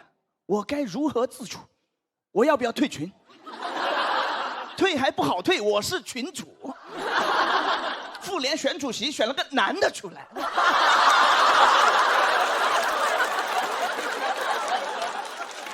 现在局面就非常尴尬，我是这个病全国最出名的患者，但我不是这个病。我上个月去南京演出啊，有个病友要来后台跟我合影，我让工作人员去带一下，我说我的前病友。他说人家病治好了，我说不是他病好了，是我病变了。他问我说变成啥了？我说我不知道，我现在不想研究这个病，我怕又研究早了。哇，吭哧作业一写完，本子一合上，别人的练习册。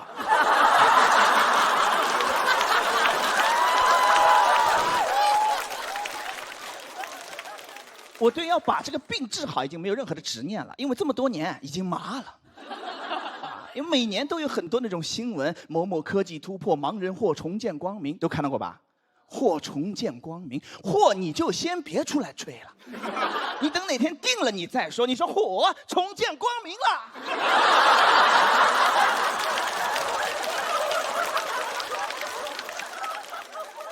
主要是说的太笃定了。对吧？好像今天整一下，明天眼睛就复明了，明日复明日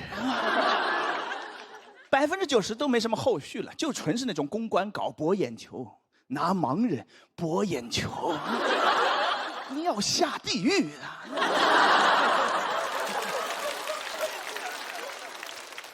而且啊，写这种稿子那种媒体老师多少也是有点责任的，因为每年就集中那几天密集的报道。6月6号全国爱眼日，12月3号国际残疾人日，5月的第3个星期天全国助残日，一个都不知道，没有良心啊你们！当然也不能怪你们，你说不放假的节日谁能记得住？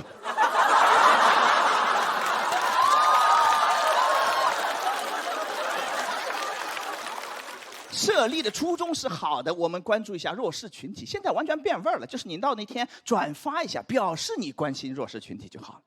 啊，平时你根本见不到这些报道，也见不到什么盲人都在家待着呢，都出不了门，对吧？就爱眼日被媒体老师拉出来，到处爱眼，没有什么实际的福利的，对吧？你给点真的实惠呢，啊，什么光棍节都能打折卖货，助残日为什么就不能？对不对？轮椅半价，盲杖3折，来，对啊，营销方案都给你们想好了。你哪怕把我直接拉到直播间去卖货都可以，对吧？你得让我卖货，我不卖货我就要开始卖惨了。我卖起货来非常的真诚，那个话术啊，一听都不像演的。我的家人们，看看，来，新款的盲杖都需要啊，瞎不瞎的都能用得上啊。瞎了的直接拍，没瞎的拍我们的墨镜套餐。今天限量500单，只要9块9，准备上。工作人员说：“黑灯老师看错了，是99。”我说：“我怎么可能看错呢？9块9，来上链接。”不要消费残疾人，来残疾人这消费，朋友们。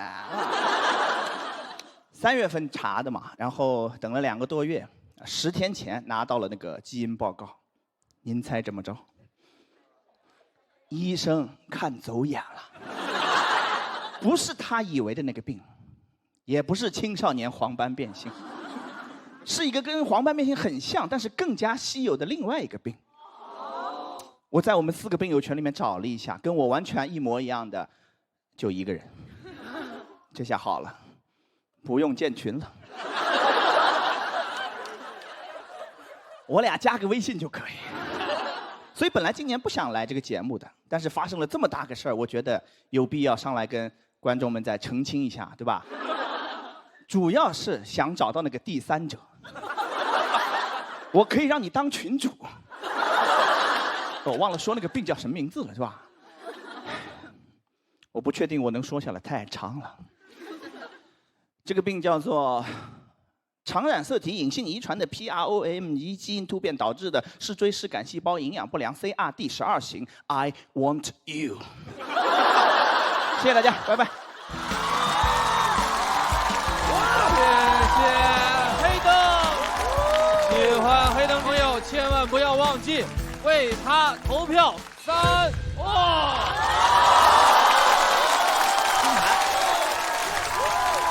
黑灯，只有你看不清，但从大家的欢呼声中，你应该知道，你触发了金牌挑战。哎呀，好精彩！黑灯，我是庞博，我在你右手边。哎，哦，这个是吧？是的，是的。好，差不多的。我指你不会觉得不礼貌吧？没有没有，因为你根本没指着我。其实去年黑灯说，可能以后不录节目中的脱口秀之后，我们还真有点遗憾的，因为不光是黑灯代表的这个题材和人群，黑灯本身就是一个很优秀的脱口秀演员和喜剧人。就是很高兴你能回来，但没想到是这么个原因。真的是精彩哦！我之前只从那个视频里边啊，这卡段啊看的比较多，在现场看，哇，他好过瘾！你这说的太好了，乐得我眼泪都出来了。我，你真的应该出来，因为这个跟你题材没关系，我觉得跟你的才华有关系。我觉得你没有，我才华还在呢，线下巡演没有停啊。啊，那太好了。我们以前做过另外一个节目，是叫《忘不了餐厅》，是有关于一个针对阿尔兹海默老人的一个故事。因为那个节目也让更多人关注到了这个群体，具体能到什么结果不知道，但是肯定会比以前好一点啊！我就觉得就非常好，是希望你不要停止，经常来，多来，一直来。对，谢谢。黑灯其实一直已经在幕后帮助大家改稿。一起参加读稿会，反正我听到的时候我也很震惊，他就纯听然后改，有一种内功高手的感觉。我就觉得生活很荒诞，但是荒诞真的是出喜剧。你知道，因为我要做功课，然后我就因为黑灯嘛，黑灯你可能都想不到，我去关注了青少年黄斑变性关爱中心的公众号。然后我居然发现我的朋友圈里面除了我之外，还有一个人也关注这个公众号。然后发现我现在是不是需要改一个公众号去关注了呢？没有，还没有建公众号呢。我特别同意那句话，就是我们不要去管黑灯自己的这个情况，他本身他是一个太优秀的脱口秀演员了。因为从第一季开始，包括这次，这我真是我一直憋着等黑灯突然出一现挂的时候，就赶紧给他摁灯。因为我好几年一直就逮你这没逮着，你知道吧？这个吧，你说出来感觉好像挺容易的，不就砸前面那演员们那个，但是很难，因为他基本没有太多的这个时间去准备，且你看这真是天作之合，他就拿着这盲杖，然后他就能和前面那节目这么快的组织出这么多合适的包袱，哎呦，而且不是一个包袱，是一个连环套楼上楼的包袱，串踢的，你这东西，那哎呦，您说。因为后面那个叫备战间的吧，其实没剩多少个人了，然后他们也都很焦虑，然后就问我说，就剩我一个老演员了，有没有什么经验可以传授？我说，不要现挂。你这个建议啊没有错，因为后面的人很难翻过你这个现挂。我现在不知道他们怎么想我，就是上兵伐谋，因为我就觉得可能挂不好就会适得其反，所以啊。但是我是刚才在等的时候突然想到的，我说哎，是不是能？但你挂得太好了，因为我之前写这个的时候，我说是个法杖呀，我说哎，除你烟屁。结果观众也很多没有看过《哈利波特》，所以我这个后来就删掉了。然后我刚才听他们，哎，人给我铺垫完了，正好。喜剧上有这个无障碍通道啊，真是。黑灯今天穿着一身粉色，然后他那个衣服后面还有个小包包，他就很像一个顽童。这是背了一身的包袱。黑灯开启了金牌挑战，也是我们常规轮次里最后一个金牌挑战了。会不会有备战间的朋友向黑灯发起挑战呢？请看大屏幕。黑灯有2位朋友在备战间向你发起了挑战，分别是帆不凡和海宇。我们先把黑灯接到休息区来。接下来要上场的是第一次来到这个舞台，需要大家放轻松。另外一件事需要你们继续放下道德的枷锁。我们掌声有请帆不凡。你之前认识帆不凡和海宇？就帆不凡应该讲的时间不长。第一次是在地狱笑话上面认识的。我说，哎，发现一个演员，说这个讲的还不错。原来你是他的伯乐。没有啊，他不是三角猪吗？我不推荐，三角猪也推荐。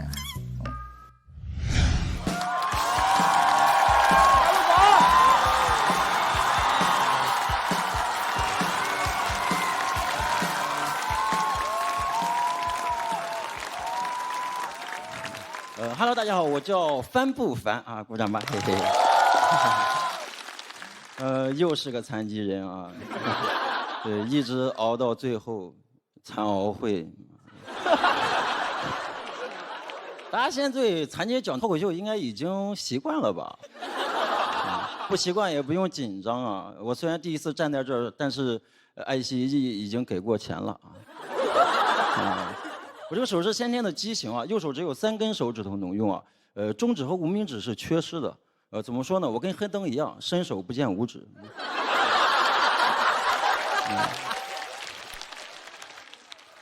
很多朋友都说我脾气好，真不是，没有办法竖中指。我跟我朋友说你给我滚，我朋友愣了一下说帆哥你这个挺摇滚呀。对，大家想笑就笑，毕竟在一个公众场所嘲笑一个残疾人的机会也不多，尽量不要捂着嘴笑，太冒犯了。因为你捂嘴的时候，我是能看见你的5根手指头的。我还挺喜欢我这个手的啊，做了个美甲，大家看到了吧？不灵不灵的哈。对，有人说好看，有人说跟你做怎么着得少收点吧。何止少收，临走都让他给我捐了点儿。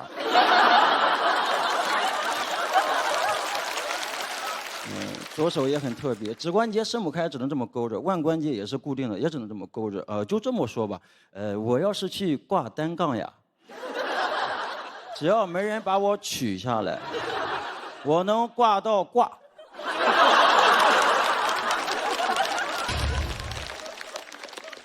手腕很硬是吧？那有一次遇到一个阿姨啊，头一回见面就上手摸，其实我不介意上手摸，但是不要突然上手。阿姨突然握住我的手，她左右摇摆，她真的想给我掰直了。阿姨问我你疼不疼？我怕阿姨心疼，我说阿姨我不疼。结果她又加了把力气，这样疼不疼？我说不疼，就是有点想还手了。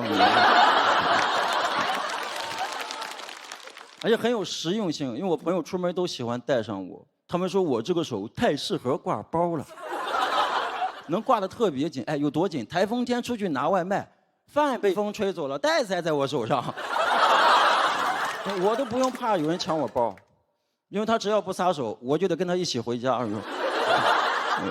也算是一种人赃并获。最大的好处是教育意义。我有一次去电玩城，一个妈妈不想让孩子玩游戏，就看见我的手了，转头就跟孩子说：“看吧，游戏玩多了，手就会像哥哥那个样子。”我说：“弟弟，你别怕呀，哥哥这个手啊，他是写作业写的。”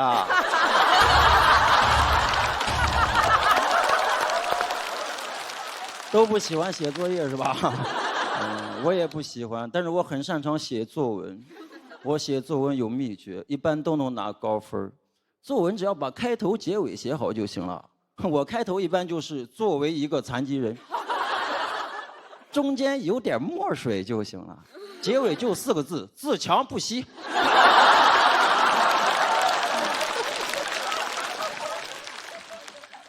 我这个手能选择的工作不多了，像什么二胡卖艺、按摩推拿，这些传统的残疾人手艺啊，都做不了了。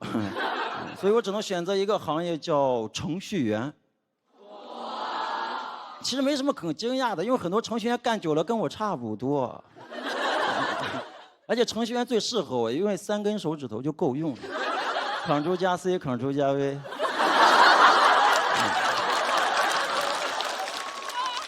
哥哥，你也是吗？啊，你也是，那你其他手指有点多余了啊。开个玩笑，开个玩笑。而且我靠着这3根手指还做到了领导的位置啊。对，谢谢。所以你们不要看我手这个样子，其实呀，我手底下全是你们这个样子的。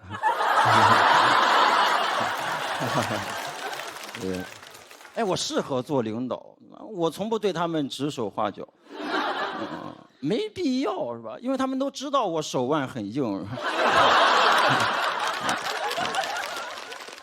我现在觉得我这个手其实够用，是吧？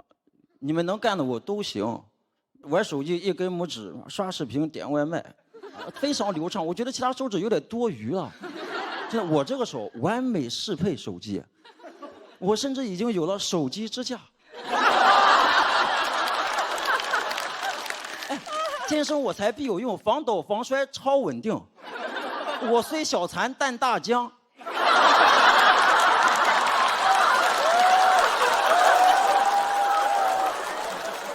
总有朋友说：“哎呀，手握不住手机，掉下来砸到脸了。”哎，那个你会不会是手残呀？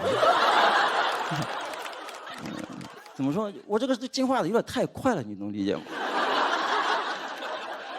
就按照现在人类对手机的沉迷程度来看，人的手有没有可能就会进化成我这个样子？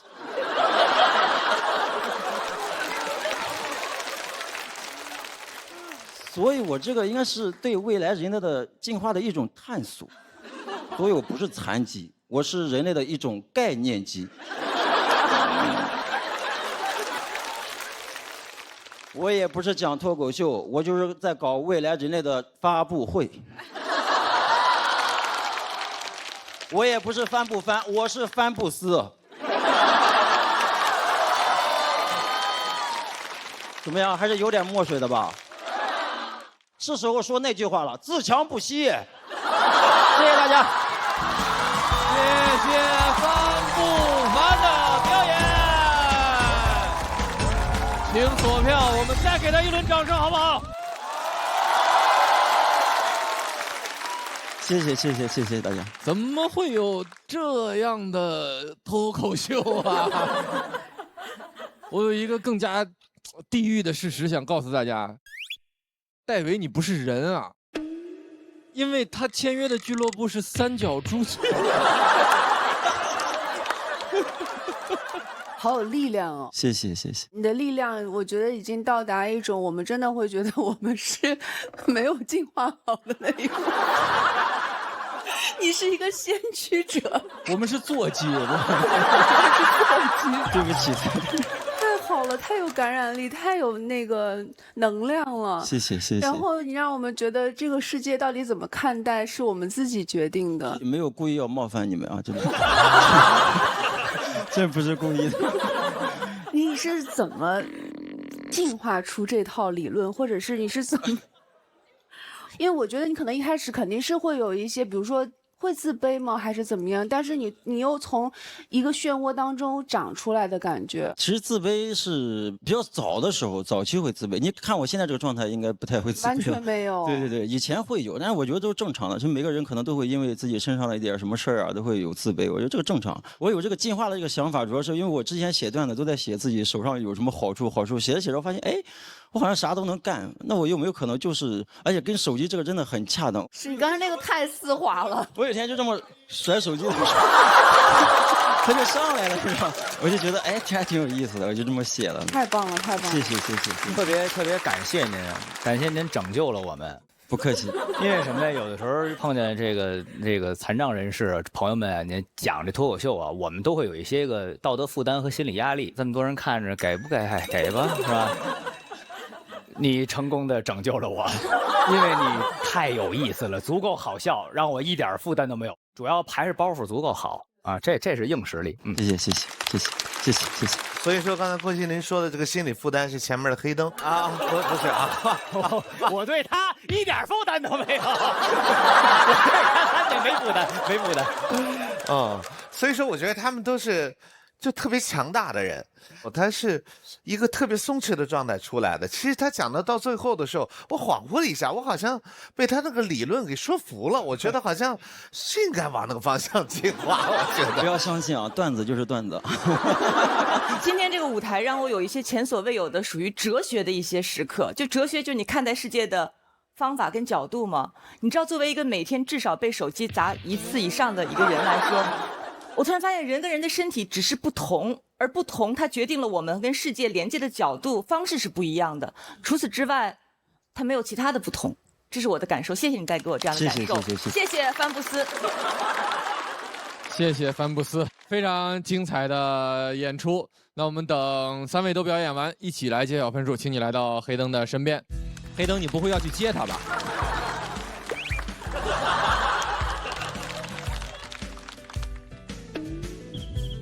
哎呦，小心小心，这儿有一麦克风。我们天作之合，这事儿太有意思了。这要是别的朋友把我们赞助商做坏了，那这赞助商不开心是应该的。在这2位朋友手里，你们应该不会不开心吧？没事没事，谁都有没看见的时候，何况是你呢？基本上不会吧，像我做饭呀，各种东西，我现在也是独居嘛，这个各种东西其实都不影响。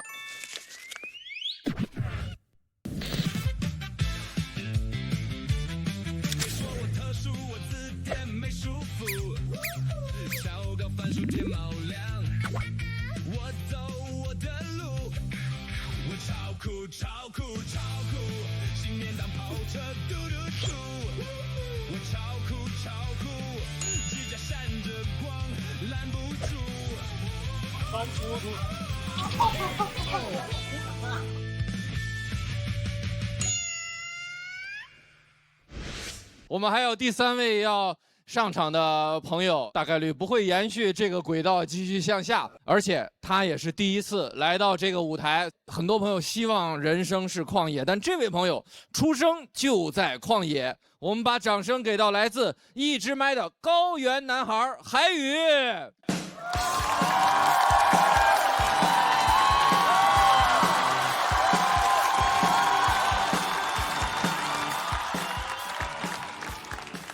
Hello， 朋友们，大家好，我叫海宇。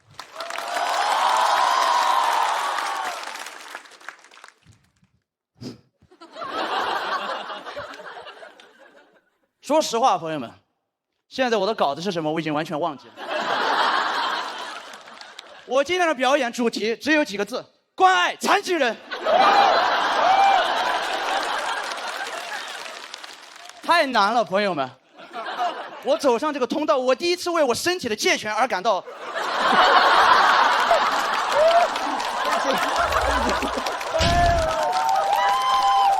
你告诉我怎么打？中国历史上有谁一次性打过2个残疾人？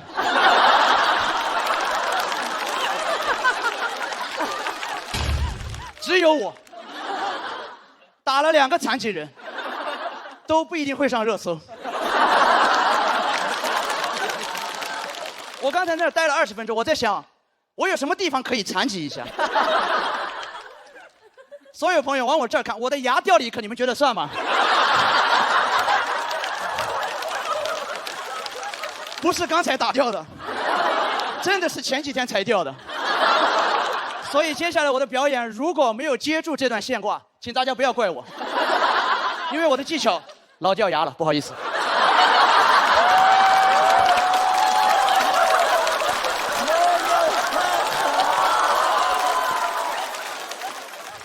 谢谢大家给我的热情，我们现在可以听正常人讲脱口秀了吗？可以，对不对？谢谢大家，我叫海宇，开始我的表演。自我介绍一下，我是来自四川省甘孜藏族自治州，大家听过这个地方吗？感谢大家，因为跟人介绍家乡会很困难，基本上大家听到就会问，甘孜州是那个明星丁真那个甘孜州吗？我说对。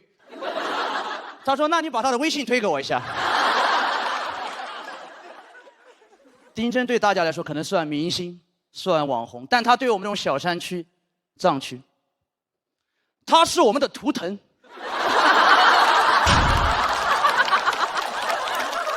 因为没有哪个明星比他走红的更简单了。传闻中，就出去买了2桶泡面，被拍了几张照片发出去，网上所有人网友炸了，说这个笑容太纯真了。他就火了。他火了之后，我身边所有藏族哥们儿疯了，说他有老子纯真吗？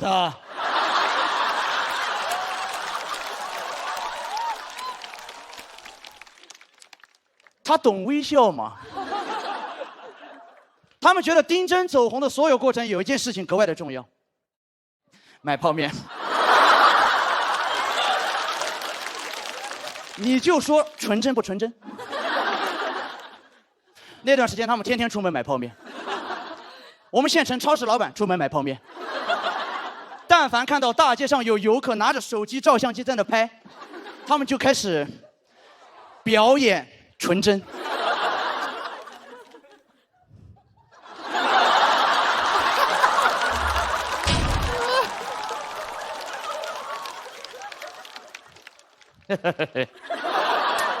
师傅，拿2桶那什么师傅。也能够理解为什么大家会喜欢他，因为他很多时候接受采访会说藏语。我真的觉得不管你这个人啊品性如何，你只要会说几句藏语，你给人的气质就会不一样。因为我们小的时候所有的电视剧都被翻译成了藏语版，然后这个电视剧就没办法再看下去了。你们有没有看过藏语版的《古惑仔》？发生在香港的甘孜故事。山鸡哥哥说：“老子今天卸你一条腿。”扎西德勒。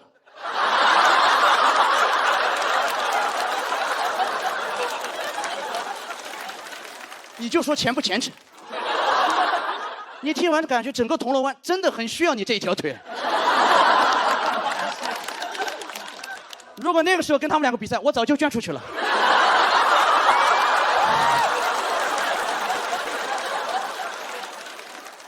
《还珠格格》也是藏语版，多少人的青春，《还珠格格》说藏语，一个汉族人扮演的满族人在说藏语。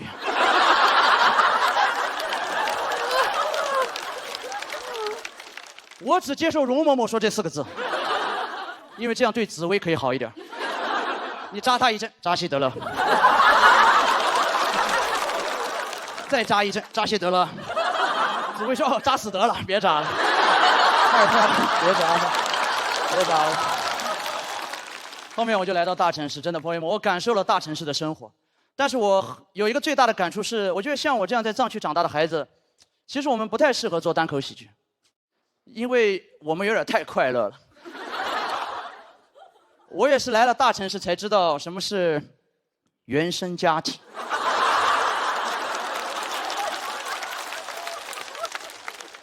我们那边真的没有，我们原生态家庭。我当时有一个同桌，他高考前的数学模考考了137分，他跟我说他回家会被他的爸妈打死，原话打死。理由是他上次考了140分，退步了。我真不理解，我当时的心态就是那种非常传统的篮球教练。我想这3分有那么重要吗？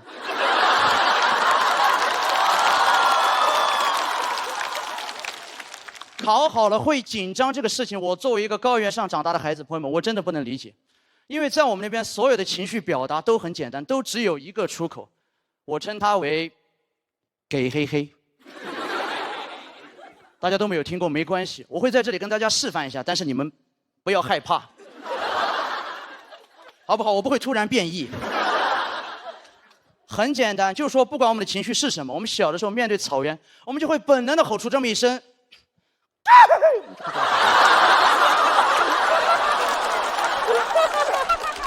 吼完之后，不管什么情绪都可以立刻消解。真的，小的时候我们放牛的时候会给黑黑，把牛做成牦牛肉会给黑黑，牦牛肉卖不出去给黑黑，丁真直播把它卖出去了给黑黑，全民给黑黑。所以我来到大城市的第一件事情就是跟我在这边最好的朋友分享。他听完以后不开心，他跟我说：“我觉得你这样吼就没有边界感呀，你当着陌生人面你这样吼你就没有边界感呀。”我们那边连边界都没有。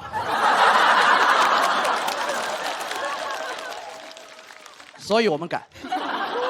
我总结过我生活的很快乐的原因，是因为我们那边的父母就这么养我们，你懂吗？他们对孩子没有什么期待，因为他知道自己是什么货色。高原上真的没有望子成龙、望女成凤，因为他知道这么多年生活在那儿，高原上不长这个东西，全都是牛和马。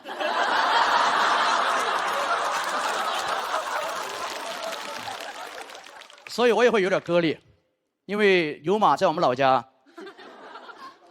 真的是个褒义词，代表着自由、放纵、给嘿嘿。我觉得永远不会有一个藏区的牧民在放牛的时候，突然就看他们家的牛不顺眼，然后就开始骂他、抽他，说你今天为什么只吃了137根草啊？是不是最近没有认真上坡？你觉得你牛吗？你能不能学一下别人家的牛？早早的就去了某利某牛那种大厂。再不认真吃草，我跟你说，以后长大去当牛吹吹吧。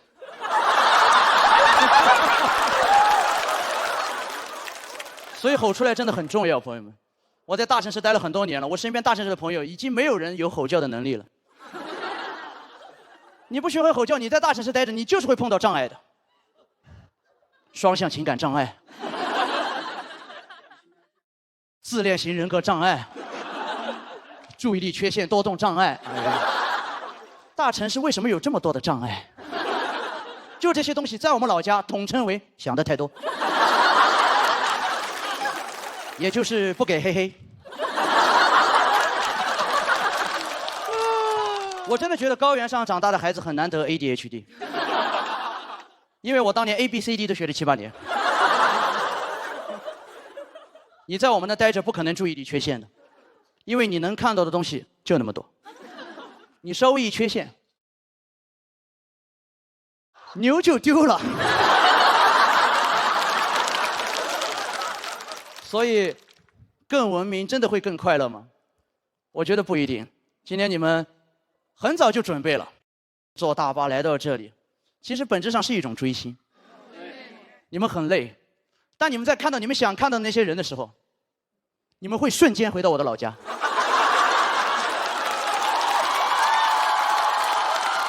对，就是现在这种声音。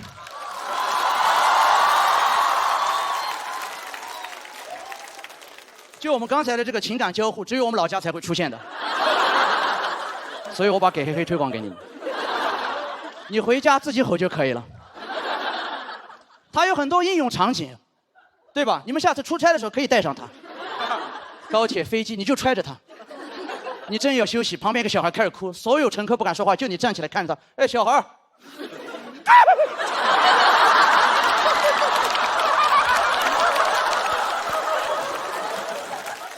你有没有骂他？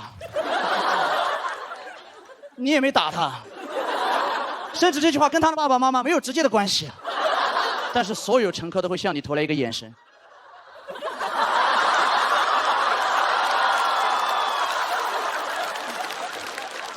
所以大家有空的时候休息，可以去我们那边玩一玩，对吧？你们可以在大街上随便吼，当然你们也可以带上相机。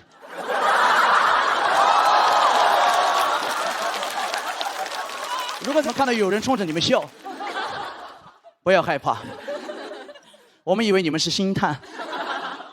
下一个丁甲要来了。我讲完了，朋友们，谢谢你们。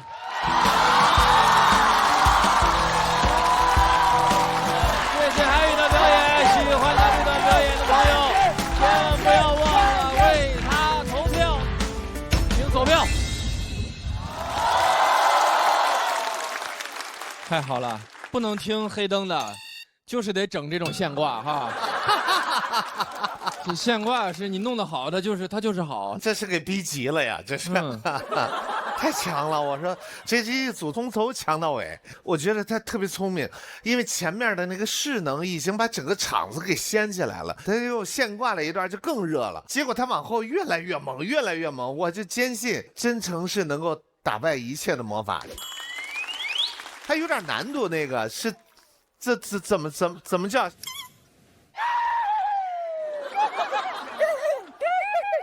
我的天哪，我仿佛已经去到了甘孜。我觉得他最狠的是表演结束之后，他一句话都没说过。海宇，什么感受？谢谢大家，因为第一次来，还是演完之后会有点紧张，就还是有一种不可置信的感觉，所以感谢大家吧，感谢大家刚才给了我这一切，谢谢，谢谢。大林这待了3年了，还是会有新朋友带给你新惊喜哦。我有点累了，说实话。这个密度太大了，而且它特别厉害的点在于，本来已经特别热的场子，他没有说我就一定咣咣咣咣咣我全凿给你们，然后他还敢去等，还敢这么去演。我知道您那边有转世这么一说啊，就查没查过之前是哪位大王转世的？您这是？您干这个干多长时间了？今年是第6年。行，我没什么，我就想给黑黑了，我现在就。好标准啊！大林这种内敛的性格，需要偶尔自己给一下的。我前段时间刚去过藏区，就是你一下给我带回到那儿。那儿的善意，那儿的纯真，就是大家会彼此看到，好像就像你描述的那个画面，就是大家无论语言都可能不通，但是大家会给你一个很热情的微笑。是你掏相机了是吧？我牙掉了，最近就不太敢笑，不好意思啊。还有你说到那个牛马的时候，我还真的有点感动。就是本来牛和马就是好像我们以前会说是诗和远方的一样的地方，但是现在它就变成了一个好像很疲惫的词语。对。然后你说到人真的文明了就会快乐吗？就是你说到了，不光你给我们了很密集的快乐笑点，然后你还会让我们想到很多东西。我觉得太棒的一篇了。谢谢老师，谢谢，感谢。然后好像我们都把。就是你教我一下。只要音调够高就可以。你给再来个标准。它可以是任何东西，只要你音调是淘宝山口也可以。我觉得在这么一段自由奔放、酣畅淋漓表演之后，你做任何的评论都显得特别不给黑黑。但是我还是从中感受到一些很特别的东西，它是一种很可贵的表达，只有海语可以表达，就是任何人的纯真都不为别人而存在，只是因为纯真是他们的生活方式。所以谢谢你带给我们这种给黑黑。谢谢，感谢老师，谢谢。我们一直觉得是温文尔雅，然后老是把一些能量输送给别人，然后自己一直是很沉稳的状态的鲁豫老师，我就特别想听一下你的给黑黑。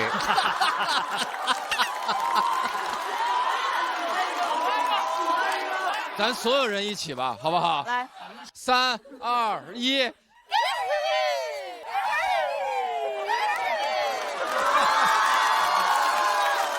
我怎么刚才突然有一种《阿凡达》开会的感觉？太棒了！因为以往我们有时候听音乐的时候，大家会说一些少数民族的音乐会带给我们那种自由奔放。我今天特别开心，是脱口秀的舞台上也开始有这种气质、这种风格、这种本真的东西，有演员开始传递它。谢谢海宇，谢谢。感谢老师，谢谢。海宇自己的专场也在演嘛，叫那个不纯粹，对不对？哎，是的。大家有看到他的专场门票背后是甘孜的景点，如果你去了之后，值得留下来驻足，好好看一看，掏出相机，端一碗泡面，在那儿拍一张照片的地方。所以也谢谢海宇。对，我在这儿谢谢大家，我特别感谢一下成都一直麦喜剧的工作人员，是他们设计了这个票根，所以我们把掌声献给他们幕后的工作人员，好不好？谢谢大家。海宇是把我们带到了一个特别辽阔的藏区草原，他们的天然的快乐、原始的快乐，会给我很多的感动和很多的向往。我其实真的已经很久没有给黑黑了。我现在在城市生活，其实我已经没有给黑黑的能力了。我确实很怀念当时可以随意给黑黑的自己，这也是我想写这篇稿子的原因，就是找回这种能力嘛。高原上的云，它其实就给你一种，你看着会有一种自由的感觉。你现在看到的天空，其实你会觉得离你还是比较远，对不对？但是你再往下走，越往我们老家走，你会感觉你离天空的距离会越来越近。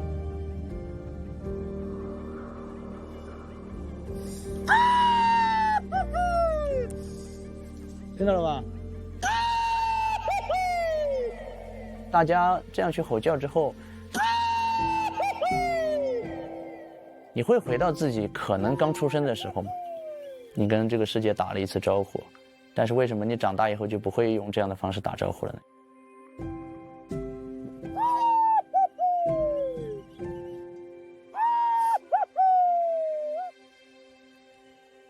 生活在这样的一个地方，你听到的就是风的声音、鸟的声音、虫的声音、牛的声音。你能听到的声音，你就知道那个声音是什么声音。但是在这边，你听到的声音太多太复杂了。我小的时候用这个都可以吹口哨，现在都不行。现在可以吗？吹不上。退化了，真的退化了。嘿嘿。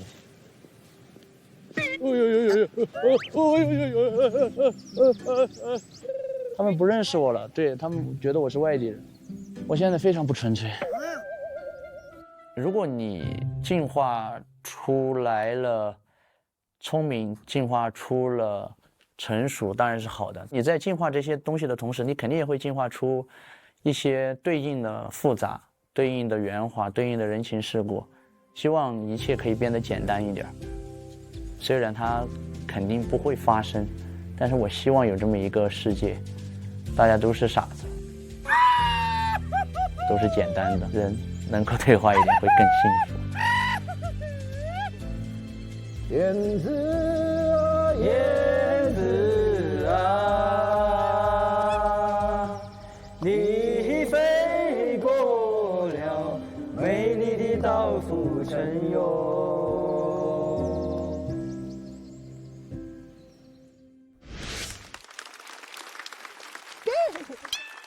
谢谢，哎呀，好精彩的一组对决呀！我这个接下来的请求特别缺德，我请帆不凡扶着黑灯来到台中央。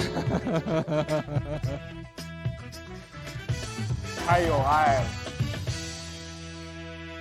在场有一位算一，没有人能猜出结果。我们看一看所有人最后的选择，最后会是什么？请看大屏幕。我觉得黑灯的胜率最大，他真的是取之不尽、用之不竭的幽默。一定是韩语啊！韩语控制了整个现场，他控制了所有人。烦不烦？他太有优势了，段子非常精彩，人格魅力更大吧。他们那一场对决里面，我觉得整个喜剧的舞台的底色都是红色，在翻涌，在滚动，在燃烧，太有生命力了。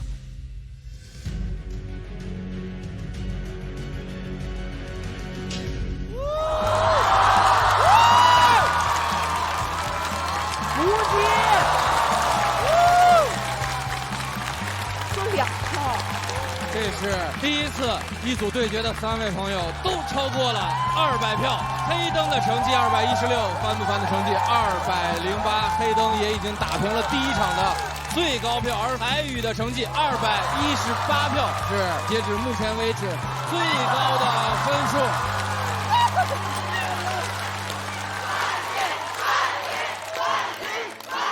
就像梦里面那种很复杂的一个场景。我赢了，我知道我赢了，就是脑子里面就一直在重复这句话，期待这一天期待了太久了，所以一定要记住这些时刻，不要辜负这么久自己的等待和期待和渴望。第一次在韩语上看着那种血性的藏族爷们的那种气概，就不畏惧任何的舞台的那种感觉。韩语应该代表了一类演员，不被人看好，不被人认可，在线下一直深耕。大家看到是拿这么高的票，应该很多现在还在迷茫，还在线下，然后有好内容的演员会被这段所激励到。那组对决确实非常非常精彩，甚至有可能是《喜剧之王单口记》这个节目里面最精彩的对决了。感受到吼叫的力量了吧？喜剧的内核是吼叫。希望后面的人挑战我们的时候注意一下，尊重。希望大家都有这种顶住的时刻。我们一定都会有这样的时刻，我们一起加油。我们是以眼还眼，以牙还牙，不许还手。我要遗憾的请范不凡再次扶着黑灯，走一段崎岖漫长、没有任何功德的路，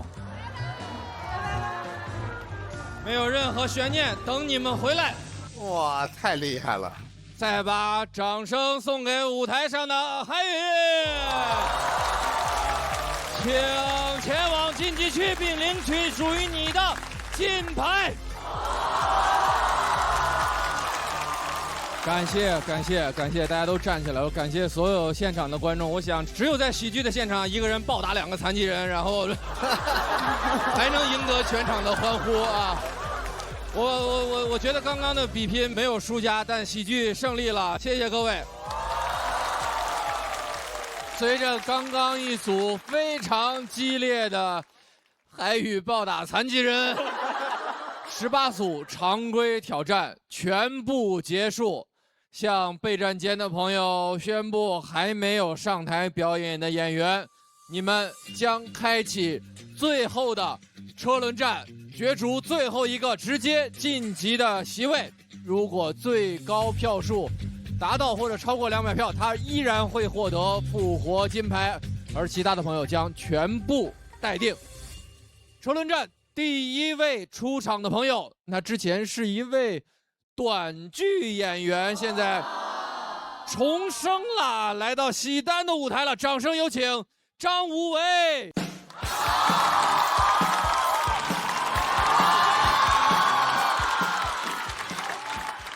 1楼2的朋友们，你们好吗？谢谢你们，谢谢你们。跟大家介绍一下啊，我叫张无为，然后是一名短剧演员啊，短剧演员。我发现现在很多人都在吐槽短剧。我朋友说，张无为，看完你演的短剧，我要尬死了。我说你要尬死了，你只是看。我演完第1集已经尬死了，死也没用，第2集重生了。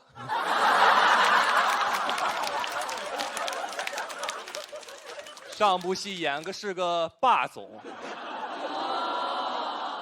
导演总让我做一些很浮夸的动作，在那部戏里面，我接电话全程一个姿势，朋友们，拿那个手机杵在太阳穴上，说话女人。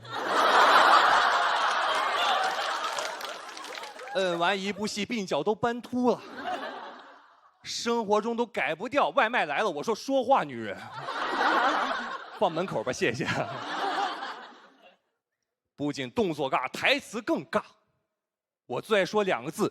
有趣，什么都能引起我的兴趣。感觉我这个霸总是个 I 人，人格 INST， interesting。演的时候不理解这个角色很割裂，一边演我一边扪心自问，我说为什么？为什么我这么有钱，但没见过世面？女主就骑辆自行车，我看着她，我说有趣。谁允许你把这种平民的东西骑进我的庄园？台词很装，内心很难受，因为我平时就骑自行车。演尬剧就算了，制作公司还跑路了，没给钱。我还挺喜欢我上部剧的人设，我演的是京城4少之一，顾氏集团顾云琛。顾少哦，拿不到尾款，其他3少都没拿到。我们京城4少身家100亿，现在联合讨薪，想起诉公司没用。4个霸总没有1个懂劳动法，哥几个想一晚上，一招没想到，只是一味的扶额苦笑。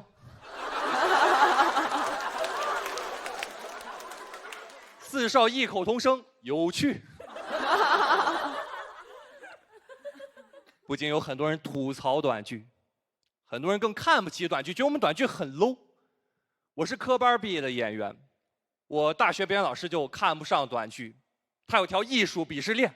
朋友们，我们老师在朋友圈只给演话剧的点赞，短剧从来不点赞，已经很好了。他知道我说脱口秀，给我拉黑了。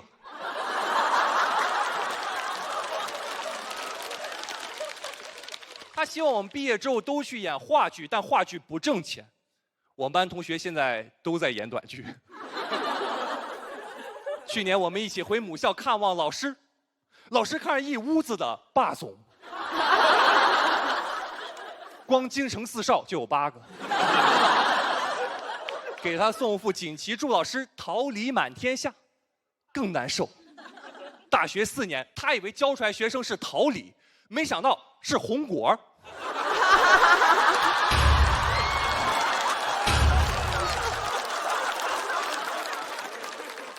开灯了，有趣。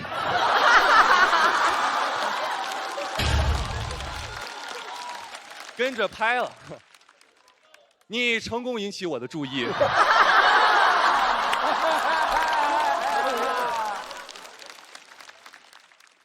老师很失望地看着我们，你们那个短剧演得太浮夸了。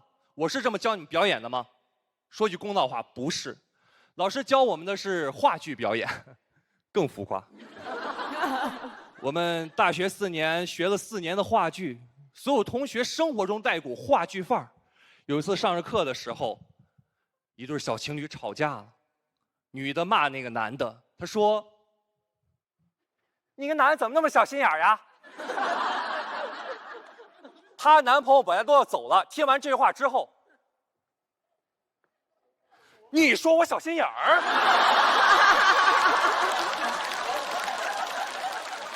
我小心眼儿？我的上帝！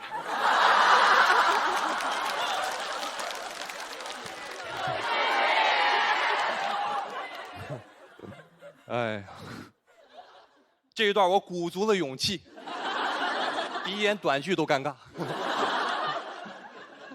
离开母校的时候，老师说：“同学们，以后还是少拍点短剧吧。”我听进去了，我今年就没有再拍短剧了。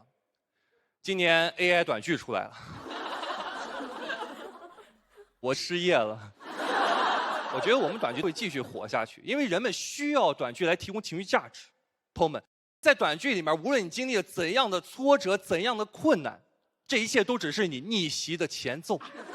我现在生活中也带着这种思维。今天录制的时候啊，我们发起个演员内部投票，总共60组选手，我是第60名，倒数第1。大家都不太看好我，但是我不难过。朋友们，这是什么？这是天崩开局。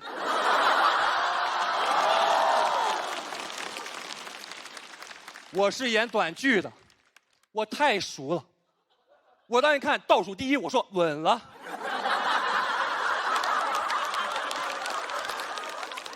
我看到的不是倒数第1，我看到是我的爽文正在开机。我说 action。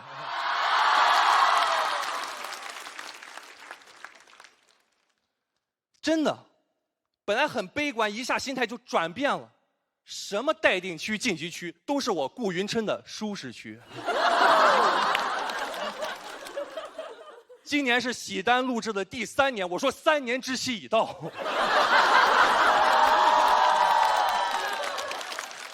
我要夺回属于我的一切。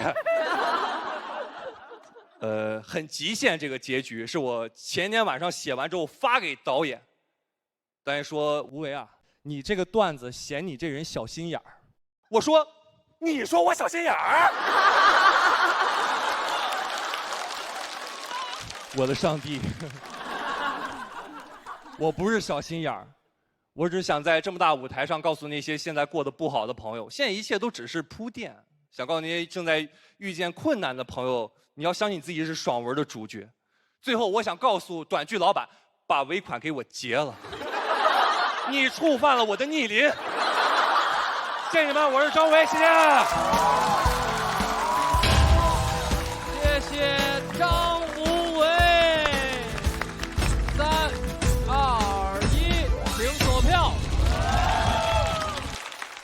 新朋友车轮战又接在那么情绪浓度高的对决后边，还能翻起来，我鼓掌。那他站在那儿的时候，我眼神往上晃了一下，我一看，好像还真是他挺好看的，你知道吗？你成功的吸引了我的注意，成功的吸引了导演的注意。你们先晋级吧，我去拍戏了。说到。没有，也得晋级，也得晋级，挺好的，而且这个很熟悉，题材特别熟悉，所以就愈发觉得可笑了。那小马老师觉得有趣吗？有趣，就很惊喜。对，就是我觉得你的表演能力深深的融合在了这里。然后，哎，你刚才那个是现挂的吗？还是你本身有设计？有一定预设的成分。那所以说，刚才是郭麒麟拍的话，你怎么说？我这个有个万能方案，就是之前试一段的时候，哪怕观众笑不笑，我只要说有趣，大家都笑。按理来说，我没拍，应该是我引起你的注意啊。是不是这逻辑，对不对？哎呦，真的是，是不是？我倒不是争什么，主要这个我也略知一二，因为我5年前当过赘婿，后来才有的短剧。我特好奇，您是因为短剧跟脱口秀这好像并没有什么太强的连结？其实是这样的，其实我主要是一名演员嘛，毕业之后，我话剧其实干的时间会更久点。我之前是在某某麻花的演员，我真是这个某某打码的意义是什么呢？我不知道能不能提，就是有一个悲剧团体叫难过麻花吗？但那一段它比较可贵的一点是它的角度，他没有把短剧单纯当做一个去搞笑的一个话题，他反而最后结尾让人会有一种唇亡齿寒的感觉，就是短剧被 AI 取代，其实意味着它会未来还会有其他的被 AI 取代，所以人类手搓是如此珍贵。我觉得虽然前面的演员那么炸，新人首秀，然后这角度很好，我总觉得这是一个好的开始。你已经引起了我们的注意，所以非常好。谢谢老师们，谢谢老师们。要跟大家说明的是，车轮战为了保持悬念，我们暂时不会公布无谓的票数，等下一位演员演完，我们再进行一轮比较。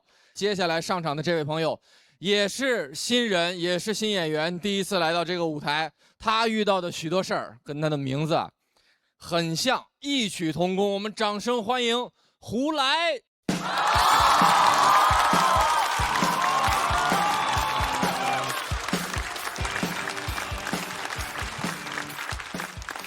哎，1楼2楼的朋友们，你们好吗？哇，开心啊！很高兴上电视了啊！其实是第2次上电视了，第1次是家里发生了一场火灾，哦，头发不是火灾烫的。当时是我和爸妈，我们一家3口临时出门，忘了关大功率电器啊，结果插板自燃了，我们也不知道。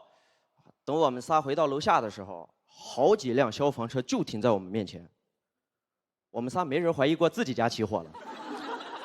我妈还问呢，说不会是我们家着了吧？我说咋可能呢？咱家21楼，你看，25、24、23、22、21。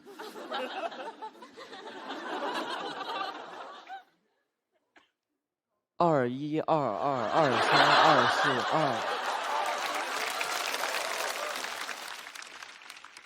1、2、3、4、5。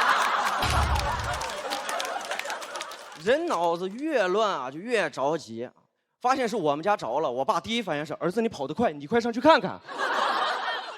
着火了，让我上去看看。我是个消防栓嘛。那我也没反应过来，我就赶紧往家里跑。我在楼下摁稳电梯，我意识到不对劲了。学校教过我们，发生火灾不能乘坐电梯，对吧？但那个是逃生，没人教过我怎么返回火灾现场。我就在那着急，怎么办呢？我最后拿着袖子捂住口鼻，走消防通道回到火灾现场。我呼哧带喘了爬了21楼，看见我爸妈坐着电梯就上来了。电梯门一开，我爸说：“你咋走楼梯呢？那多慢呢？”我说：“我怕坐电梯走得太快了。”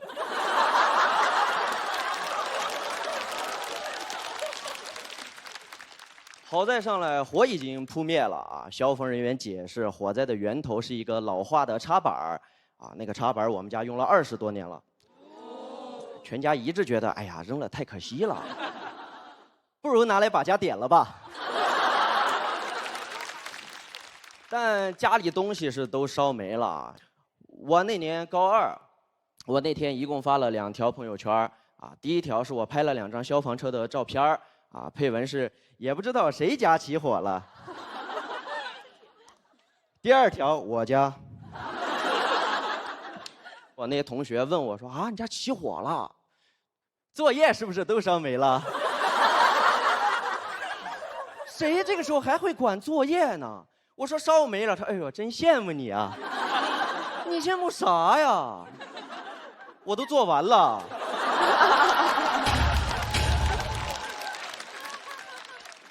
火灾烧完之后那段时间，全家情绪都特别低迷啊，因为家里10几年的积蓄都烧没了嘛。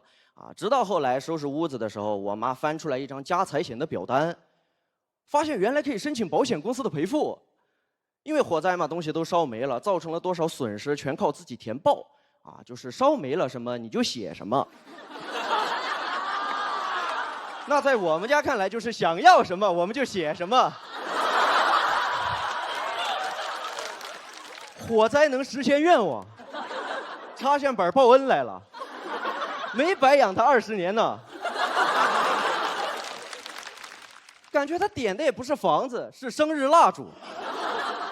大火烧的噼啪响，在我们听来就是一个动人的旋律，和所有的烦恼说拜拜。我们全家就开始征集家产。我妈甚至都开始问我说：“儿子，你那300多的吉他是8万5买的吗？”放眼2档脱口秀节目，没人比我妈会上价值。能听出来我家没什么法律意识。当时那个表单上写的，我家7台手机，2万的貂皮大衣，3箱茅台。写完了觉得不过瘾，还加了一个青花瓷的花瓶，1台金丝楠木的茶几，和一卷唐伯虎真迹。感觉来我家得买门票。我一下午就上网搜当年慈禧有啥我写啥。我写到最后看着这个表单，感觉我家是被8国联军烧了的。当时谁劝都不好使，那是我家第一次创业。还好最后我妈有个律师朋友看完了我们的表单，说你们疯了吗？啊，你们这个叫骗保，但凡起诉了最少判你们10年。不是你们家房子才值70多万，家具烧了3000多万呢。最后啥也没得到啊，唯一给我留下了一个教训，人还是得活在当下，因为你不知道灾难会不会先到啊。我当时暗恋一个女生，但是不敢跟她表白，我就每天啊写一张小纸条，然后折成纸星星，我打算折满1000颗就送给她啊，还挺浪漫的，对吧？折到700多颗就给我烧掉了。那天他看了我的朋友圈，也来私聊我，我们俩聊了几句，我就跟他坦白了，我说，本来给你准备了礼物，但是都烧没了啊。他问我准备了些啥，我说5管口红、3瓶香水和一卷唐伯虎真迹。聊到这儿，谢谢大家，我是胡来，祝你天天开心。听锁票，这又是多灾多难赛道的一位新朋友啊。是真事儿哈啊，是真事儿，是真事儿。2017年12月22还是24来着？冬至那个。我不是那个保险公司，不用交代的这么具体。我们要看一下张无为和胡来投票的结果，请看大屏幕。按照规则，我们还是要先请胡来前往待定区。接下来上场的还是新朋友，他讲脱口秀可能还不到1年的时间。我们欢迎这位来自会说笑的新人演员小生。Hello， 大家好，我叫小生，我是一个双胞胎，我有一个双胞胎妹妹。我是一个人来的，想看我妹的可以直接看我。我妹从小成绩就比我好，她考第1，我考倒数第1，我到现在只赢过她1回。就出生这1回，我俩还是同班同学，老师经常分不清我俩。有次又考了倒数第1，在走廊上只是跟老师对上眼了，老师就叫我去办公室。一路上我就非常紧张，因为我不知道我是不是老师要找的那个人。一到办公室，老师问我：“你对自己的成绩满意吗？”我感觉老师也在试探我。我说我还有进步的空间。说完，老师就笑眯眯地拉了个凳子让我坐。我当时就知道我来错了，但我答对了。一坐下，老师就开始说：“你成绩这么好，你平时可以多教教你姐姐。”第一次被人当面在背后蛐蛐，比当面挨骂还难听。就一句夸我妹的都没有，一直在骂我，骂到后面我都有点恍惚了。我说：“老师，你是不是认出我来了？”请看大屏幕。那我们继续恭喜张无为保留着车轮战唯一晋级的希望。我们掌声欢迎来自过载喜剧的牛油果，欢迎。我叫牛油果，然后我之前呢是个女护士，我实习第1个月就给我分配去了 ICU。我刚去，我老师就让我去护理一个70岁的老头，还跟我说这个老头是个犯人。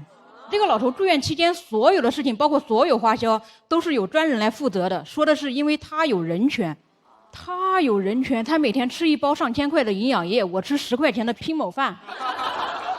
他有人权，我说实话，那一瞬间我都起歹念了。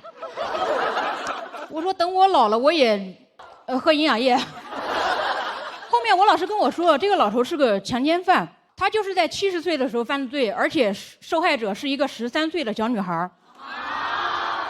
我知道这个事儿以后，我立马想把他管子给他拔了。但我冷静想了一下，我不能。一，我是个护士，我有职业道德；二，我把他管子拔了，我得进去踩缝纫机啊。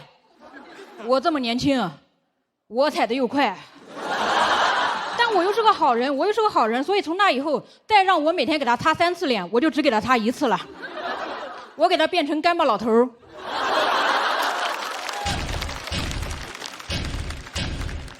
我们看看结果吧。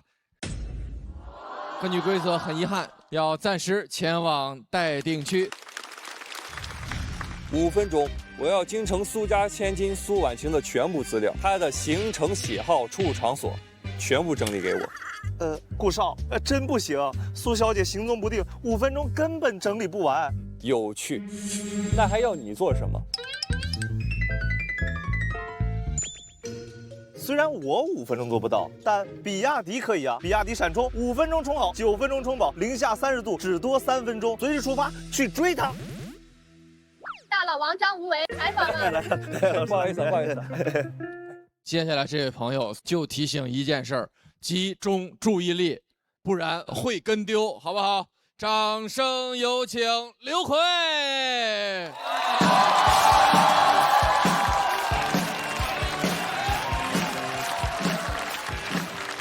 大家好，我是刘奎，欢迎各位。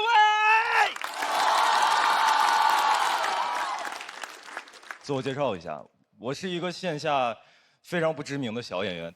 我之前也上过电视，我上过一档主持人职场综艺，叫《令人心动的 offer》。对，你们回去看就好了。我在这个节目里面表现突出，我是这个节目播到目前为止全国选的10个主持人实习生中的第1名。对。被淘汰的选手，也就是说，你们今天回去要是想看我的抽象表现，你们别开会员，第1期免费看。我走的真的非常的快，各位，我总结了几点原因。第一点原因就是我完全没法做那种非常稳重端庄的主持人，因为我从小有一个非常严重的前额叶发育疾病，叫 ADHD。也就是多动症，但我跟那些多动症不太一样。我是只要情绪一激动或者紧张，我就忍不住眉飞色舞。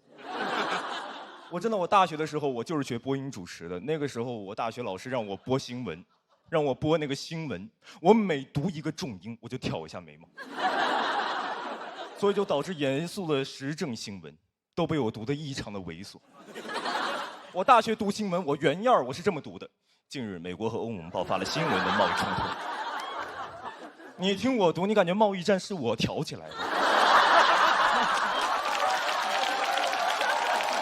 哦，我真的从小就说我什么，大家都说我什么面相猥琐不像好人。各位，我只是有病，我控制不住我的中庭，我就是一个典型的东亚小孩，无法逃离原生中庭对我造成的伤害。这是我被淘汰的第一个点。第二个点是因为节目组他给我一个实习生安排的任务是让我采访一位明星，那个明星的名字叫易立竞。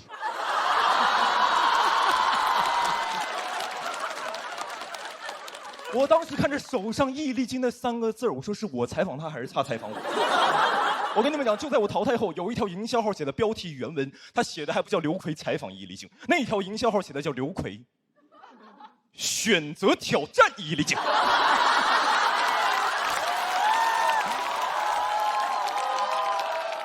刘奎挑战易立竞，你们见过垂杨柳倒拔鲁智深吗？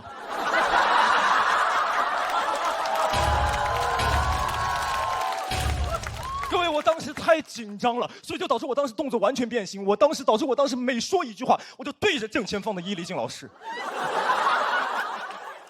挑一下眉毛。所以你们回去看，导致我在那个节目里的每一句话、每一个问题，我都不像在采访易立竞，像在挑逗易立竞。我当时全程是这么说话的，我当时就对着正前方易立竞老师，我还得保持一个礼貌的微笑，所以我全程说：“老师，您对于我采访您有什么样的看法？”我回头看那个视频了，各位，我不像采访者，我像旁边西餐厅的相亲男，拿着红酒杯在那小易呀。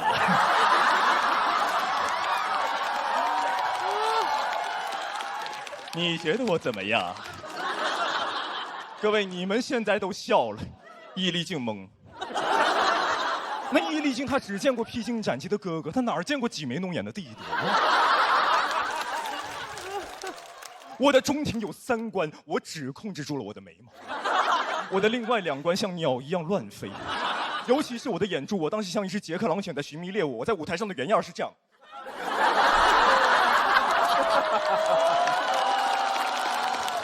易立竞老师就在我对面跟着我的眼珠，感觉被我传染 ADHD 了。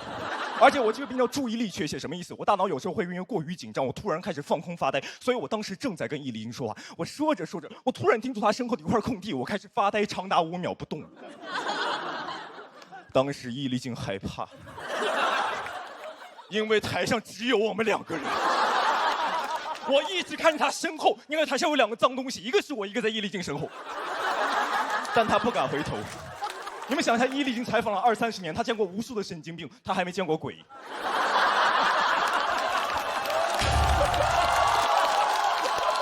我一直朝他身后挤眉弄眼，你感觉新闻没播完，人鬼情未了，你感觉？就那个时候，易立竞就痛恨自己不是吴京，因为吴京可以随手的，吴京可以在，我见过鬼，你见过吗？对吧？那吴京可以。那易立竞不行，那易立竞是没有后视镜的，我就想赶紧结束这场访谈，太尴尬了，茶也凉了，我也累了，易立竞也碎了。我就想赶紧结束，我就立马站起来跟直播间的导播我说：“老师，就录到这儿，我结束了。”导播先我一步站起来，说了一句我这辈子都难以忘记的话。导播站起来说：“啊，刘奎，咱们什么时候开始录？”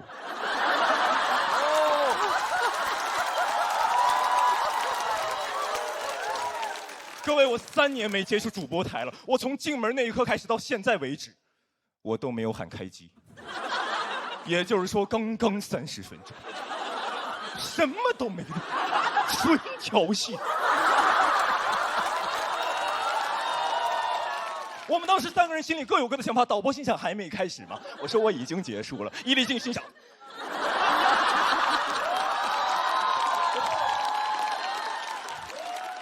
我当时把易立竞老师逼到他开始坐下来反问我问题。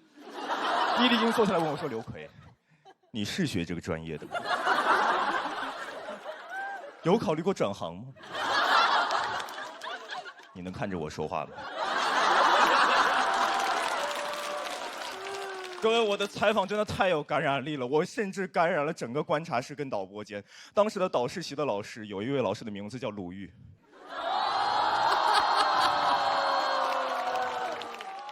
鲁豫老师拿着手上的板子说：“刘奎，我是要首先淘汰的。”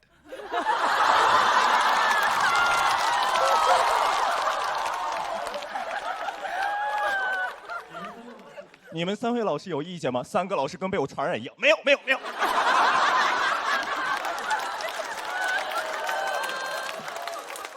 各位，真的是我走得太快了，网友们看了我的表现，都来网上拥抱我，就是拥过来网暴我，给我取名叫我什么眉毛哥、眉飞色舞哥，说什么眼球突出甲亢，说我有那个鸟类综合症，说，还有那种网友说刘奎，你其实特别适合当演员啊，因为你面相狡诈。特别适合演咱们古装剧里面的太监，就是哎，我有一计，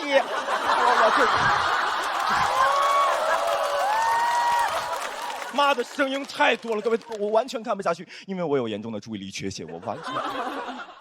但各位你们放心，今天我还站在这，就说明我完全没事。因为当时我下了这个节目被网暴完之后，我立马花3个月的时间，用这段故事和网暴的经历写了一个专场出来，全国巡演。我现在每走过一个地方，每走过一个城市，每走一个录播间，你们这220个人，我看到之后，我都知道，我在你们的心里，只要演完，我不是那个采访易立竞的变态，我是一个纯粹的喜剧演员，我正带着易立竞老师全国巡演，我现在。我完全无所谓，网上说我声音，我线下的观众都很喜欢我，都说刘奎这个人没毛病，都说我没毛病，我现在完全无所谓。有很多观众不喜欢我，看了我的表现说刘奎你从头到尾眉飞色舞，你这是脱口秀吗？我说没关系，您过来，我没有办法挑飞我。我现在就做自己，我讲好了，今天采访完之后，演完这一段，鲁豫老师问我说刘奎，咱们俩约个访谈，我说对不起鲁豫，有约了，完全无所谓。我就是这样。我现在看到爱奇艺，你们看这边是不是有几家摄像头，对吧？这些摄像头配拍我们。爱奇艺，你们得换成运动相机，不然抓不到我的幽默瞬间，你抓不到，完全无所谓。说我流很多汗，说我今天把汗甩第一排观众嘴里。各位，你们要是不喜欢我，这就是我的汗水；你们要是喜欢我，这就是我给你们全场的饭撒。这就是我的喜剧。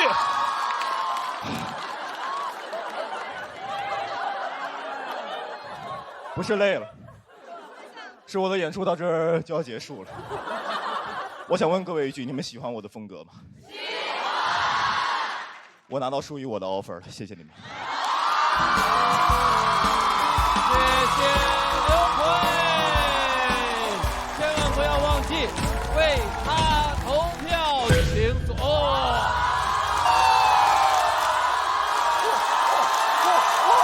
恭喜你触发了我们车轮战中的金牌挑战。也就是说，无论最后是不是你在车轮战中胜出，无论是谁，最后直接晋级的朋友都会带走这块复活金牌。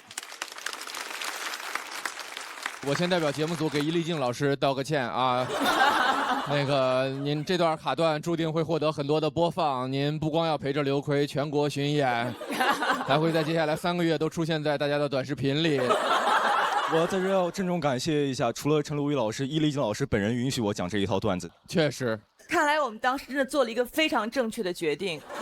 如果当时不是第一个淘汰刘奎，他就没有那么充沛的情绪，写一段那么完美的段子，然后全国巡演，能够来到这个舞台，刚才像疯了一样的表演，能走多远都有可能。还有一点，他的脱口秀长功太多了。当时我们在初选的时候，每个人介绍自己，有才艺展示，讲一段脱口秀，太凉了。短短的不到1年的时间，发生了什么？刘奎，病情加重，病情加重了。我纯努力。我是去年8月开始才商演。然后11月出的专场，12月开始全国巡演。然后这里要感谢高校喜剧负责人，还有这边大家看到的所有的主理人，都是他们给我的机会。是他们养育了小剧场，才生出了我们。因为吴为没有触发金牌挑战，所以他的票数应该不会超过刘奎。但是我们也看一下张无为的比赛结果。哇，也很高了，其实很高了。我觉得我们俩都努力了，然后也谢谢全场的观众吧。然后奎奎，你真的很棒。我们请刘奎来到休息区。我当时抽到伊丽静老师那3个字的时候，我就觉得素材来了。对，但是我没想到走的这么丑陋。你是什么专业？哪个学校？你还是热爱这件事情是吗？完了，角色反转了。而且他有一个非常致命的问题，他的表情真的完全失控了。我觉得刘奎犯了做访谈的几乎所有的大忌。我想问各位一句，你们喜欢我的风格吗？我拿到属于我的 offer 了，谢谢你们。有观众看哭了，晋级区还有等候区也说有演员哭了，我自己没什么要哭的感觉，我拿到 offer 了。最后一位了，朋友们，他是等得最久的，所以他需要我们所有人帮帮他，好不好？最后一位朋友是一位导游，俗话说读万卷书，行万里路，至少已经做到1半多了。我们掌声有请来自过载喜剧的小爽。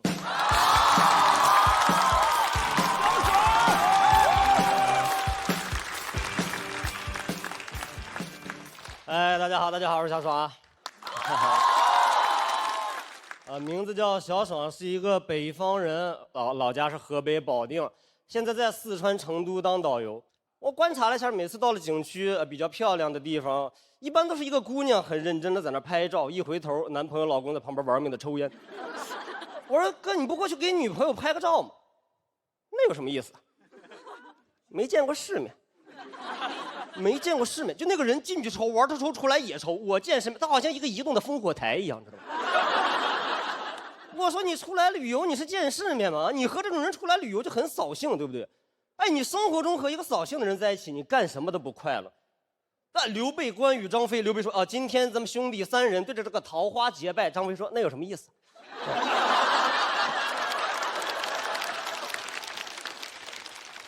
大哥没见过世面。我觉得出来旅游、出来玩，真的就要放松一点。我第2个特别讨厌的是那种旅游博主，天天发那种帖子，避雷这个景区，避雷那个景区，搞得我们现在生意越来越差。我在成都待的最厉害的一个景点，我不知道你们听说过没有？是成都周围有一个特别厉害的景区，叫做3星堆遗址。哦，很厉害，叫青铜神树、青铜大立人，古蜀国人几千年前留下来的遗址都有人避雷。避得贼抽象，你想不到他说避雷3星堆遗址，为什么离成都市中心这么远？我说你知道什么叫遗址吧？啊，人在那儿住了几千年呀！你觉得呀？那个帖子下边8000个赞，你就感觉那8000个人是往成都通勤的古蜀国人。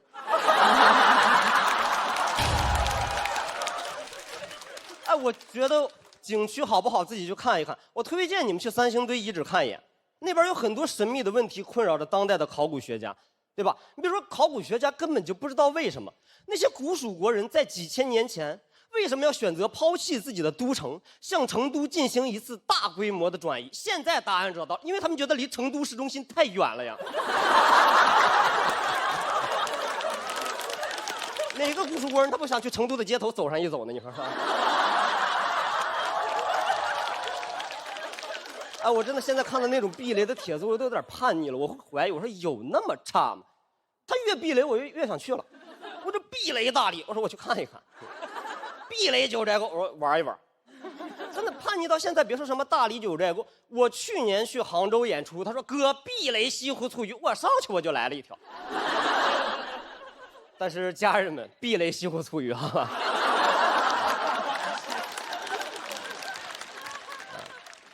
我虽然是个导游，但是我现在最害怕带的一种团是飞机团。因为我带过几次，我发现我是一个极度恐飞的人。就是我在飞机上遇到那种气流颠簸，它飞机颠簸的越厉害，我身体抖动的越厉害，我身体能跟那个气流产生那种同频共振，你知道吗？就特别害怕。而我在飞机上抖的时候，我朋友会跑过来安慰我，他们安慰人永远是那2句话的，你听过吗？就我在那发抖，我朋友跑过来，爽，别怕，飞机是咱们这个世界上最安全的交通工具。哪怕咱们飞机飞到一半有一个发动机着了，只要发现的足够及时，机长把它关闭，剩下一个发动机，咱们都能安全降落。他安慰我之前，我都没有想过发动机还能着了。我说那不更害怕了吗？你都说了，咱们得发现的足够及时，把它关闭才能安全降落。不及时不死了吗？对吧？那就不安全。我觉得飞机怎么才能叫真正的安全？我觉得飞机哪怕炸了，我也得安全降落。能理解吗？这个才叫真正的安全。飞机爆炸前一刻，机长直接把我弹射到虹桥机场。这个才是真正的安全。你把我弹到浦东机场，接受不了。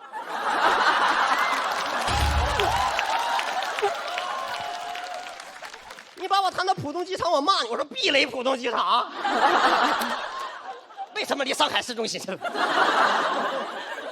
真的很害怕。我在飞机上一旦遇到那种气流颠簸，我会有一种等死的感觉。我觉得很无力，我什么也做不了，我只能听机长、听机组人员的。我觉得我临死之前，我可以反抗、拼搏一下，我做一点有意义的事儿。我看电视剧我就很感动，人家一个将军临死之前奋勇杀敌，为了保护自己所爱的人；一个大夫临死之前拼命的救人，最终倒在了手术台上。我临死之前收起了小桌板和遮光板。我说我死不死的，我坐一靠背给你调直了，是吧？死了也得坐直了啊，做一个死直男。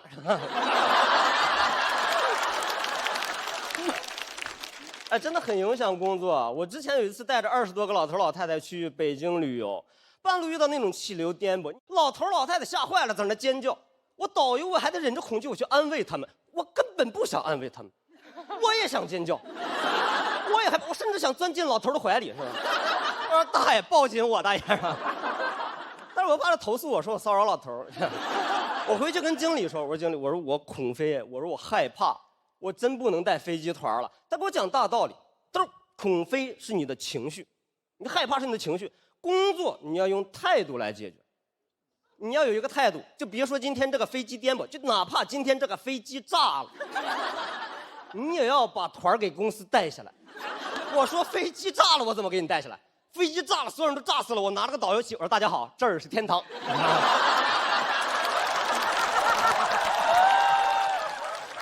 蓝蓝的天空，炸死的泪。哎呀，真的很害怕。我真的是，我觉得我在飞机上害怕，主要是因为我觉得会死得不明不白了。就我在临死之前，我都没办法给家里打个电话、发个信息。我领导说不会了。飞机上有很多那种特别厉害的装置来保障咱们的生命安全。比如说，其中有一个装置叫做黑匣子。他说，如果就是飞机发生了事故，哪怕飞机爆炸了，黑匣子也是可以完整的保留下来。我们找到黑匣子以后，可以通过黑匣子了解飞机发生事故的原因，你会死得非常的明白。我说飞机爆炸了，人被炸没了，黑匣子可以完整保留下来。那为什么我不能坐在黑匣子里边呢？你这不本末倒置吧？我人都炸没了，你把黑匣子保留下来干嘛？你把我保留下来，我也能告诉你飞机发生事故的原因啊！哎，要了命了！真的没有人研究一下这个技术吗？你想想是不是这么个道理？黑匣子掉下来，你得自个儿去找。我掉下来，我主动联系你了吗？我就。我现在在飞机上，我真的安全演示我都看不进去。我看一安全演示我就害怕。他说，如果飞机紧急事故发生了以后，我们会及时为您弹出来一个氧气面罩，你可以拿着氧气面罩吸氧。我说我插你那2口啊，我人都要死了，我人生中最后剩下了2分钟，你给我弹一个氧气面罩，你都不如给我弹出来2根烟。我临死之前抽2根烟，我死得潇洒一点。马上要死了，所有人在那惊恐哀嚎，只有我拿根烟，没见过世面。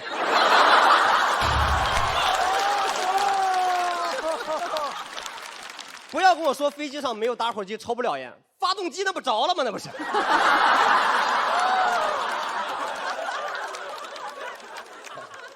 我觉得真的说点心里话，我觉得我作为一个导游，今天能为这么多优秀的演员和这么好的比赛做一个结尾，我觉得真的很帅的一件事。但帅就帅在我可以讲我当导游讲了那么多年的一句话，可以放在这儿，就是朋友们，今天的旅途到此结束啊，谢谢你们啊。谢小爽，请左票。谢谢。这句谢谢是真心的呀，因为就像他说的，能给这场演出画一个圆满的句号，这事儿不好干。这种时候，这个比赛的节奏，这个时间点，能完成一场扎扎实实这么稳健的演出，厉害，兄弟！谢谢，老乡，自古燕赵多这个幽默之士。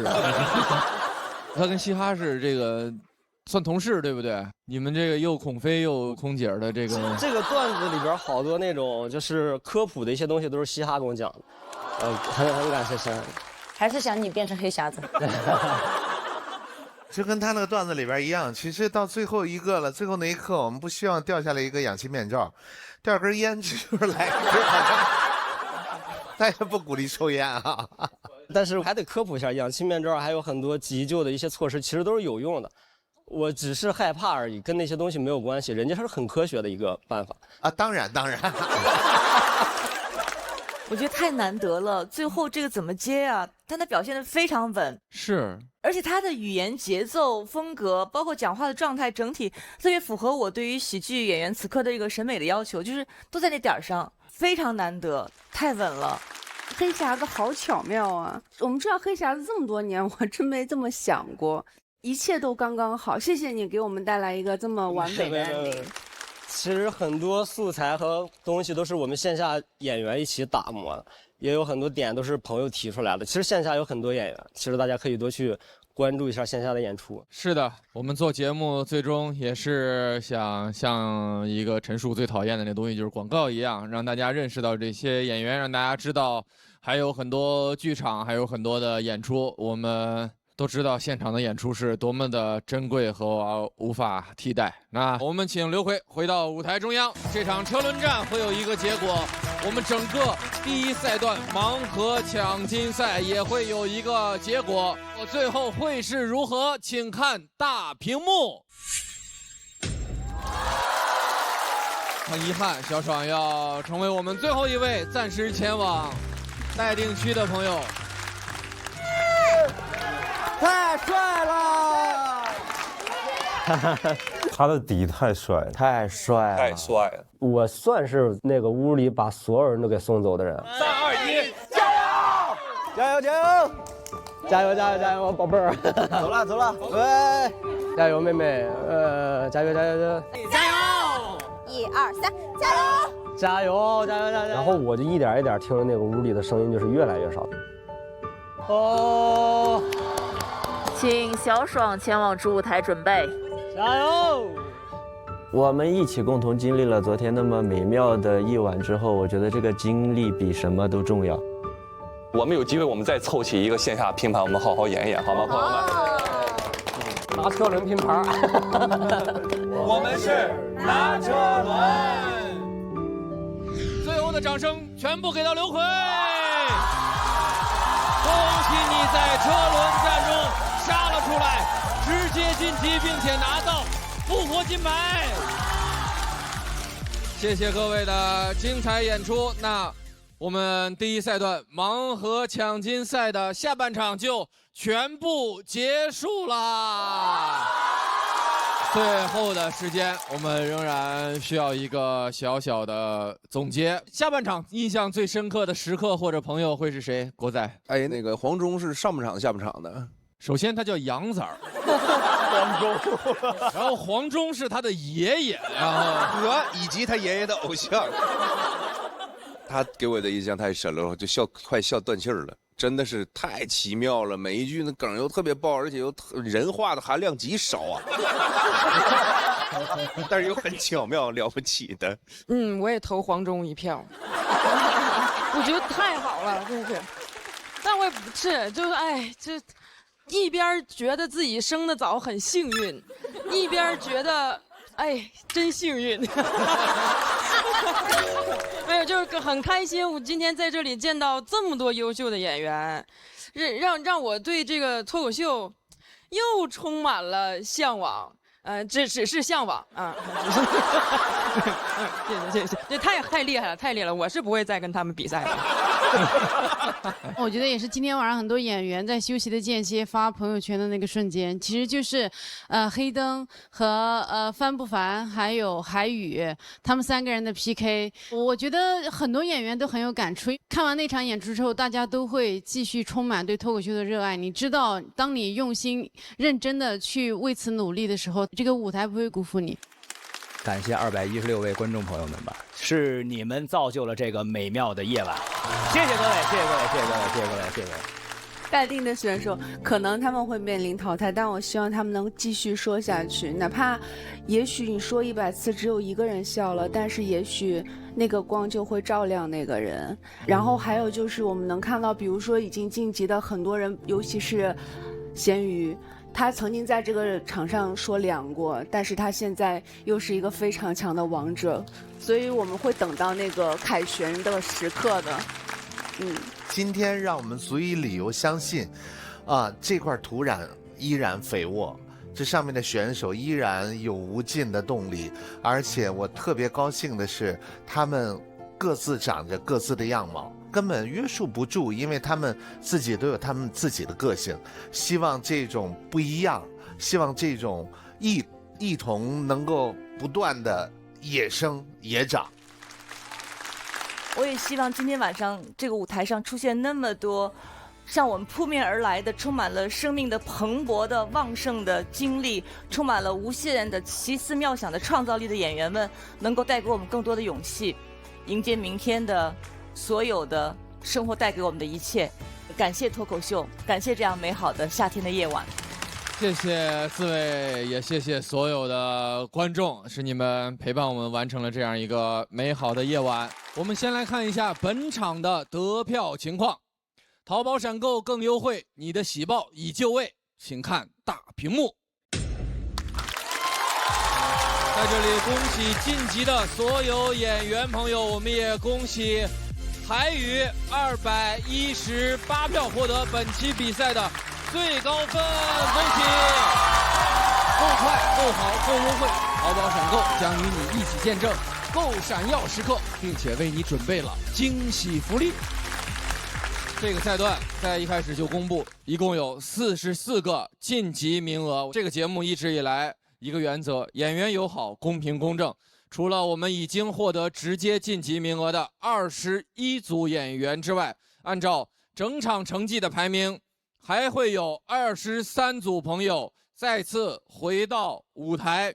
我们看一下哪些朋友还会继续为我们奉献精彩的演出，请看大屏幕。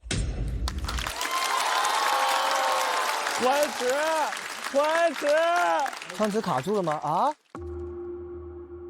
还有一件事情要向大家说明，在之前的魔王挑战环节中，有一位魔王成功的守护了他的金牌。按照规则，按照本赛段的成绩排名，我们很幸运的还会有一位朋友能够额外的获得机会，重新回到舞台。我们看一下他的名字。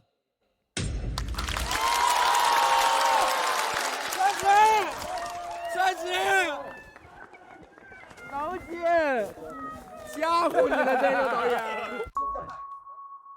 最大的遗憾是这套段子，在我心里没有得到它最好的归宿吧，我觉得。来得快，走得也得快，我真是风一样的女子，所以我的悲伤也来得非常的快速，希望它走得也比较快速吧。我就是一个来逗你们开心的人，让你们笑了，我觉得很开心，谢谢你们。总会有一些偏差，今天啊又是惊喜的一天，谢谢各位。我觉得一轮游也是游了，不能算搁浅了。继续我的喜剧之路吧，我觉得前路会光芒万丈的。四海之内皆兄弟，五洲震荡和为贵，江湖儿女多子轩。喜剧是直面人生很多困境的一个成果。你可能会在一场比赛打败我，但是你永远打不倒我。再勇敢一些和坚强一些吧。一个东西做不成又能怎么样呢？就做呗。我挺感谢自己没有放弃，挺感谢自己一直在坚持，一切都顺其自然。做脱口秀需要魄力，别害怕，别担心，别别想那么多，怎么样都可以。放心眼，桥都坚固，隧道都光明。你一定要自信，你真的很好，你已经很厉害了。希望这句话不是在你一轮游之后听到。希望今年不要一轮游吧。这也太幽默了吧！第一赛段盲盒抢金赛全部结束，再次恭喜45位晋级的演员，大家依然会在线下演出。喜剧之王单口季2026线下巡演即将开始，全网搜索新的派 Standby， 了解更多喜单巡演信息。最后再次感谢所有的演员和观众朋友，谢谢你们！我们下周再见。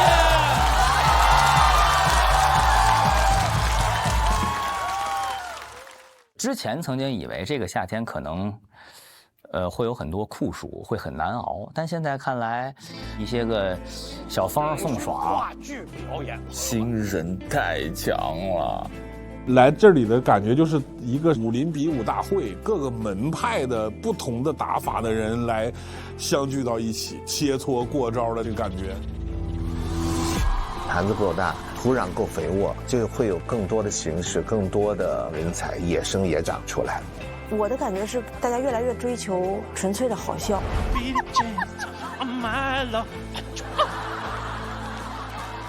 钱，马上给我存钱！不是抓不到我的幽默瞬间，你抓不到。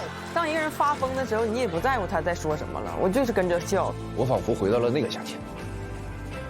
想要的夏天已经完成了，每一步都是更好的夏天。多多，其实我第一季对他就印象很深刻，他有他自己热爱的东西，但是我觉得父母认为你在台上的表演就是做5分钟的小丑。所有脱口秀演员最初做这件事情的时候，被当做一个怪胎，被不理解甚至不尊重的那些岁月，每个人都是很孤独的熬过来的。夏天不光有燥热，还有炙热的脱口秀。我是开飞机的信号。我可以姓张，也可以姓黄，我甚至可以姓一匹来自北方的狼。明天燕京就复明了，明日复明日啊！更文明真的会更快乐吗？脱口秀让我们就是成为我们本来该有的样子，平等、有爱、自由。哇，这真是一个完美的夏天，这真是脱口秀最美的样子。信息。欢迎来到第2赛段对抗路友谊赛，精彩继续。欢迎这一赛段陪伴我们的李乃文老师。我们还有一位好朋友、老朋友，要帮他们暖个场，掌声有请终身现役的刘洋。1200块的医生真的是厉害，他捏了我爸小腿一下，就说出了一个特别让我长见识的病，叫做肌肉周围神经病。我说哦，现在呢？看今天这个冥冥中都是一种暗示啊，这有辛伯，有于伯，我们有庞伯、黄伯，还专门请来了一位李伯伯。我们每一个成员扎头发，发际线都快推到背上了。最近世界杯大家有看吧？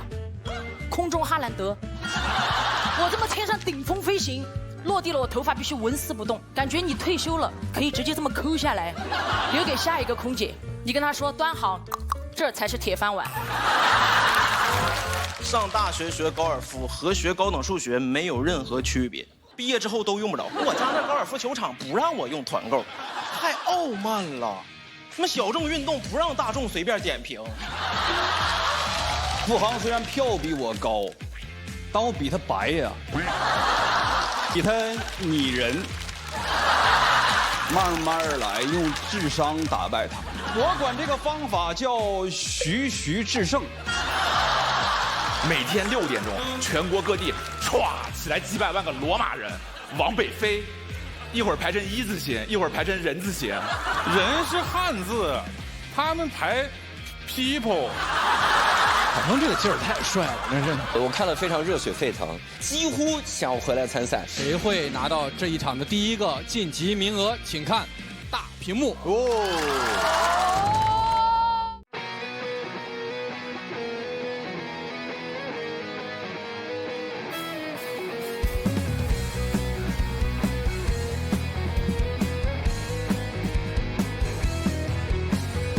看到吗？台上是谁在领奖？不是我，我在角落啪啪啪领奖。不是我。排队排最后合照站最边上。我咋办？你开场唱，我赶场，点绿就响。从来就没有女生举来就架气枪。你只是北京腔，我可是北京腔。没有外人敬仰，只有外人敬仰。就我自己努力奋斗，就算是个路人甲。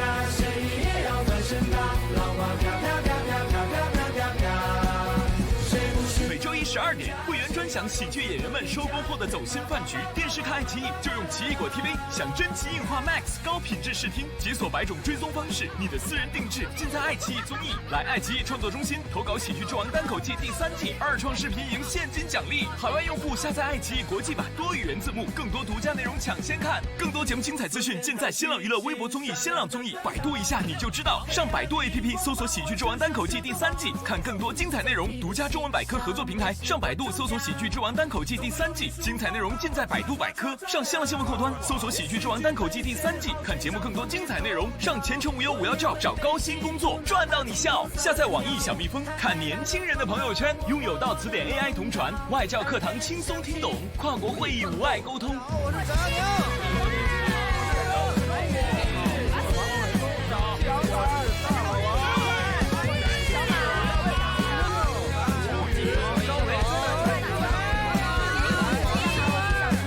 谐音梗靠带双关，预期再来点反转。能够吵架场面饭就。